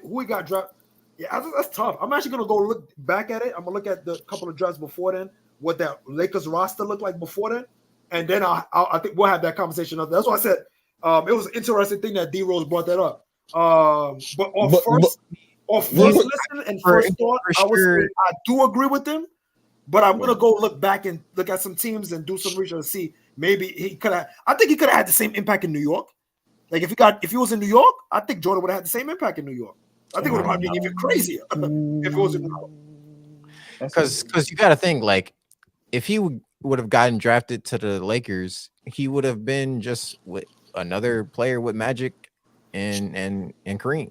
No, but Dezo, let's really if we really do Michael Jordan career, right? His first year, he damn near led the league in scoring. Like he was like number 2, I think, or something like that. So imagine that pairing with Magic now. So now the conversation completely changes. Holy shit. Did Magic just get... First off, Kareem just got Magic. So you can say whatever about Kareem. Niggas would call him one of the best players ever in the game at that point. But do you think he would have had that green light if he wasn't on? Like the Bulls gave him the green light. He's taking that green light. He's taking that green light, bro. He's taking that green light. There wasn't no giving. He's taking it. There's no giving. Nigga, that was a different type of nigga right there. He's walking into the locker room with a prime, like Michael Jordan didn't get drafted when Magic Johnson was old. Like Magic Johnson was still in his prime in '84. Yeah, you know what I'm saying? Like this is pre-AIDS. Pre-AIDS. Dezo, no AIDS in the system. Dezo, do you ever have one of those friends that let his nuts hang no matter who or where they at? Whoever in the room or whichever room we don't got time to get into this. They standing on the table like, nah, I'm the big dog no matter who the fuck you think you are. I don't give a fuck who the fuck you think you are. We don't got time to get into this, man. We'll talk about this later. We'll talk about it later. Right. But listen, man, we coming up on 4 hours of the show. I just want to play this one video real quick because y'all got to let me know. Like, I ain't never seen a cooking technique like this. Just let me know. Hold on, let me bring it up real quick. Shout out to 4 hours. Where they do this at? Oh, real quick. Oh shit. Where do they do this? Thanks a lot, fellas, because I'm gonna have to fucking timestamp this shit. Jesus Christ. What's this? This man took the soul of these bees, bee juice, poured it in a wok. What? And now he's making eggs with him. What? You know what I'm saying? What are you doing? What? He took the souls of these bees and now he's making real good eggs with them. What? Oh no, bro. I'm gonna let y'all watch it one more time. No. Wow. This man walked up to a wasp nest. Wow. What? Took their essence and made eggs out of them. Yo. If you want to talk about the most disrespectful thing you could do to somebody, bro, yo, talk about getting a new way of a honey pack. My son made. I'm just so confused. Like, no, that's insane. What made him think to make bee juice the set for his his eggs. Like I don't get it. I don't get that shit at all. You know how you put like the oil or the butter on the that's pot? He put he put the bee juice. Like we gonna put bee juice on it. We gonna infuse this shit with some bee juice right here. So whatever the fuck the bees. To be fair, I will say this though, Dezo. To be fair, bee pollen actually they said that there's been studies that's done that fuck all that text. We're not trying to get sensitive right now. I'm making just about this nigga. This nigga is crashing out for these eggs. What? Nah, that's how do you even think to do that?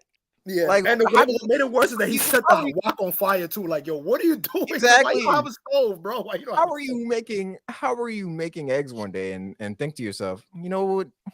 I think some bee juice would be great with this. And I'm like, nigga, how does that thought even cross your mind? Yo, you know what's even bothering me even more? Like when he threw the fucking eggs onto the fucking pot. Like, you know how you like, all right.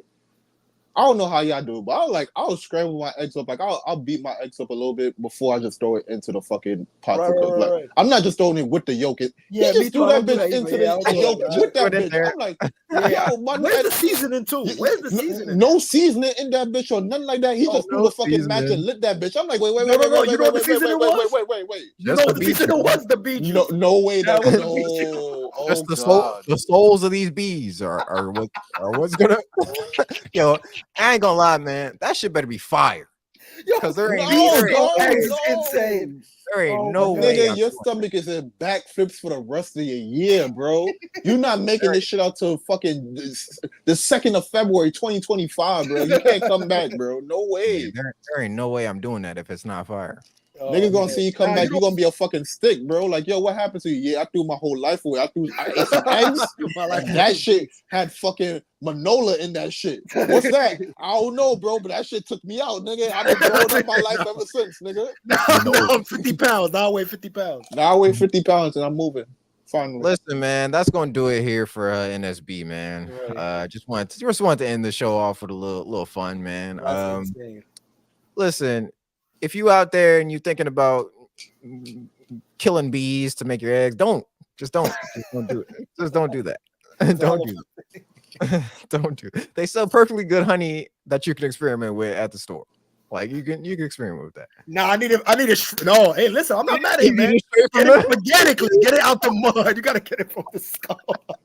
You gotta get it from the skull, bro. I need it. I need it organically sourced, bro. He did it the right way. I'm with you, my guy. Keep doing it the right way, brother. Just know the soul of all them bees looking at your bitch ass like, yeah, we gonna catch your ass back somehow, someday. We gonna catch your ass back. They are going to haunt you for the rest of your life, my boy. You know what we're gonna do? We're gonna pop up in your dream. You're just gonna be just buzzing. You just wake the fuck up like, what the fuck going on? Ah! This man gonna wake up in the middle of the night with just a random bee sting on him. Like, how the fuck did I get this? I'm like, that's what happens, man.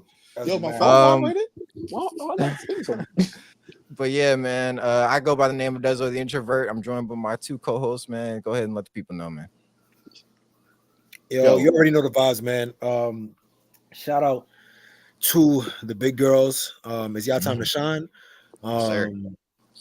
It's definitely getting colder, especially in New York. I'll be linking y'all very soon. Except for the ones that was in Delaware, never mind.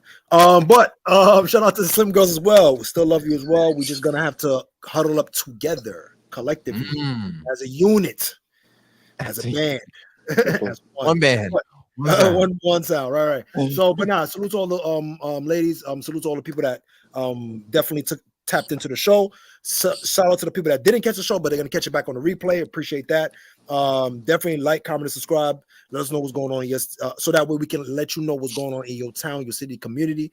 If there's anything that we missed on in the conversation, feel free to leave comments and let us know if there was something that you disagreed with or something that there was misinformation on, so that we could get the correct information to the people.